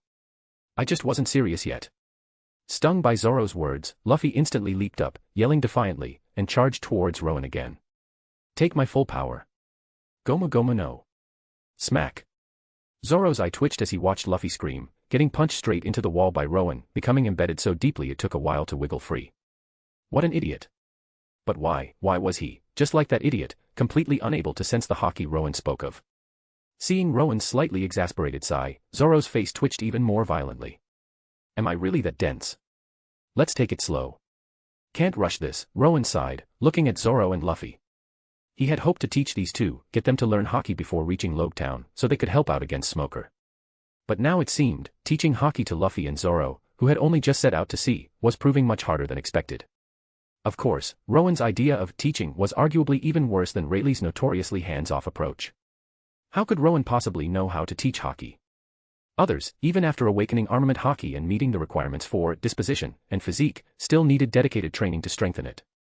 But Rowen, equipped with Born of the Sea, Apex Gold, his personal Haki training cheat code, only needed to improve his physique, and his armament Haki automatically grew stronger alongside it. Possessing Born of the Sea, Apex Gold, Rowen was now, without a doubt, the most terrifying Haki prodigy on these seas. And for a super prodigy like him, how did one learn Haki? Didn't you just, think about it, raise your hand, and Haki comes out? Did it even need learning? So, Rowen's training method for Zoro and Luffy was brutally direct. Get beat up. Force their bodies to directly experience the power of Haki, hoping they'd eventually learn to sense and use it themselves. Naturally, Rowen held back significantly when sparring with the injured Zoro. He had initially wanted Zoro to fully recover before training, but seeing Zoro's determination to train even while injured, Rowen didn't argue further. With Zoro's demonic physique trait, as long as Rowen was careful, nothing serious would happen. Still, this training progress wasn't ideal. Luffy and Zoro had only just begun their journey, their strength and disposition were far from the levels they possessed in the original story when they learned Haki. Even at that point in the story, both Luffy and Zoro had to train intensely for a long time before mastering Haki. Rowen knew getting them to learn Haki quickly was unlikely. They'd just have to take it slow. These two are my best future employees, after all. They need to get strong quickly to help me gather those super powerful traits. Rowen sighed again. Seeing Rowen sigh made Zoro's face twitch even harder. Sanji. Rowen is seriously strong. Usopp exclaimed from the sidelines, watching Luffy and Zoro get effortlessly handled. Nami nodded silently, her eyes fixed on Rowen, unable to look away. Click. All right, idiots. Time to eat. The training room door opened, and Sanji entered carrying trays laden with food, calling out to Luffy and Zoro. Rowen, this portion is yours, Sanji said, his tone much more polite towards Rowen as he handed him the largest serving. Who are you calling an idiot? You curly-browed moron. Zoro, already sensitive about the word idiot, instantly bristled at Sanji's words, veins popping on his forehead as he snarled back. What did you say? Mosshead. Wanna fight? Sanji immediately flared up, and the two instantly started brawling. This is delicious. Luffy commented happily, stuffing his face with Sanji's cooking. Truly exquisite, Rowen agreed, enjoying Sanji's culinary artistry while casually watching Zoro and Sanji scuffle. The ingredients and seasonings are completely different from Earth. For someone from Rowen's background, nothing beat enjoying a delicious meal after a hard workout. Even better, all the food consumed was being efficiently converted by his superhuman demonic physique, deep purple, trait to strengthen his body, the ultimate enjoyment. As for why Sanji wasn't training Haki with Zoro and Luffy. Because Sanji's role was cook. Compared to training, Sanji prioritized ensuring Rowen and the others had balanced, nutritious meals after their workouts. Strengthening himself came second. Zoro and Sanji tussled for a bit before Zoro collapsed, exhausted. Constantly getting hit with Haki, combined with his unhealed injuries, had pushed Zoro to his limit. Sanji didn't kick him while he was down, though. Sanji's principle was to feed anyone hungry first, even an annoying mosshead like Zoro.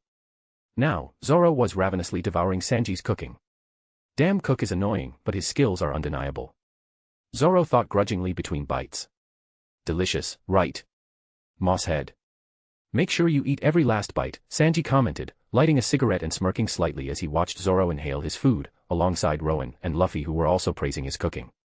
For a chef, what moment could be more fulfilling than this? Didn't need your commentary, curly brows, Zoro retorted, then ignored Sanji and focused on eating. Chapter 50, Nami Tears. Setting course for Nami's home. Sanji grinned. That damn Mosshead finally admitted his cooking is delicious. Finished. Let's eat. Luffy cheered, wiping his mouth. Alright, rest up, everyone. That's enough hockey training for now. We'll pick it up again when we reach the Grand Line, Rowen announced, having consumed enough food to satisfy his superhuman demonic physique's digestive needs. Sailing at night was dangerous. Even with a navigator, standard procedure was to anchor the ship at sea and wait for daylight to continue. Oh. Tomorrow, we finally head to the Grand Line. Luffy cheered excitedly. These past few days anchored in this area, Rowen had been instructing them in hockey. Zoro and Sanji both smiled. Their dreams could only be realized on the Grand Line. Only Rowen remained silent, walking towards the door with a thoughtful expression, observing the sky through the cabin window. His observation hockey had already picked up the subtle shift in Nami's emotions when Luffy shouted about heading to the Grand Line. Lingering in the sea area these past few days to train Luffy and the others was also intended to give Nami enough time to gather the resolve to finally confide in them.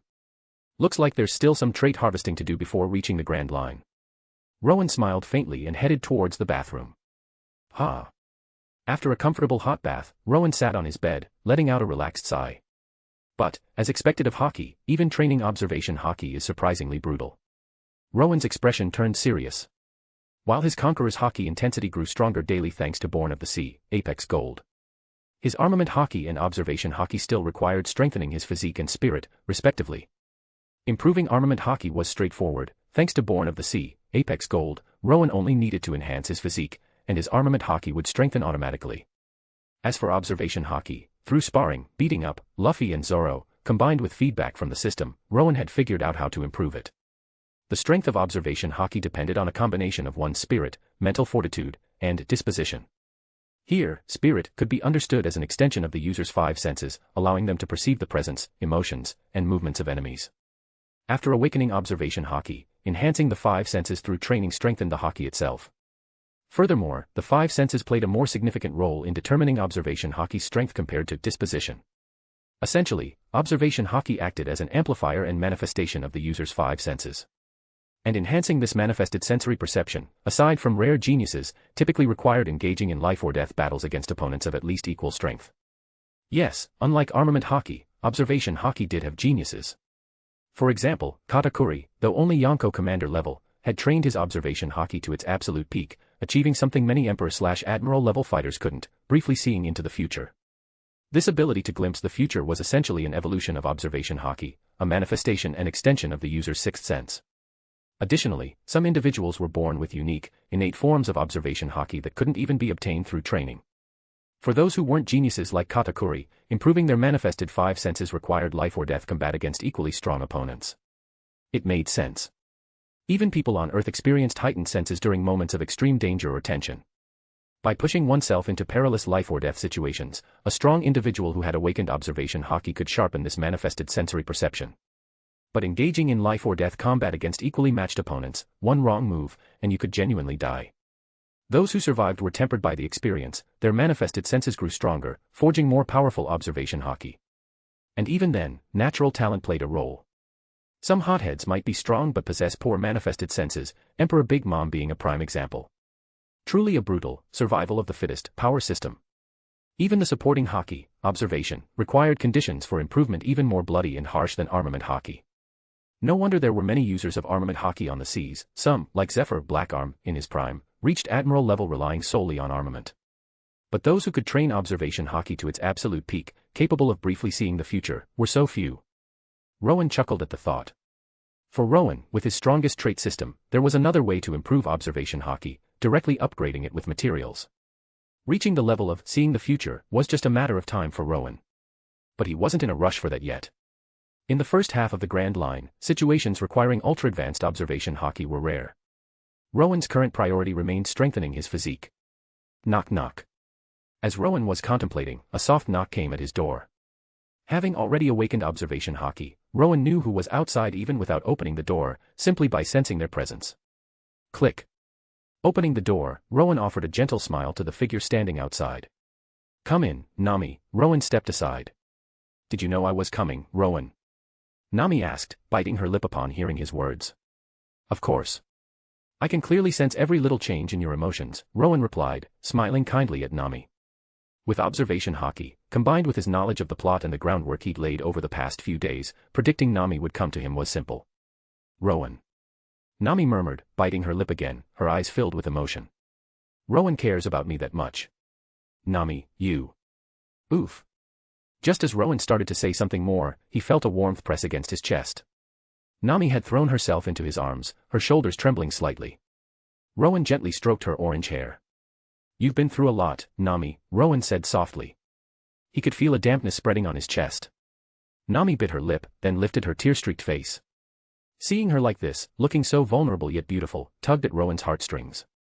Nami, enduring the pain of her mother's murder since she was 10, carrying the burden of her village's safety on her shoulders, striving to earn that exorbitant sum of 100 million berry.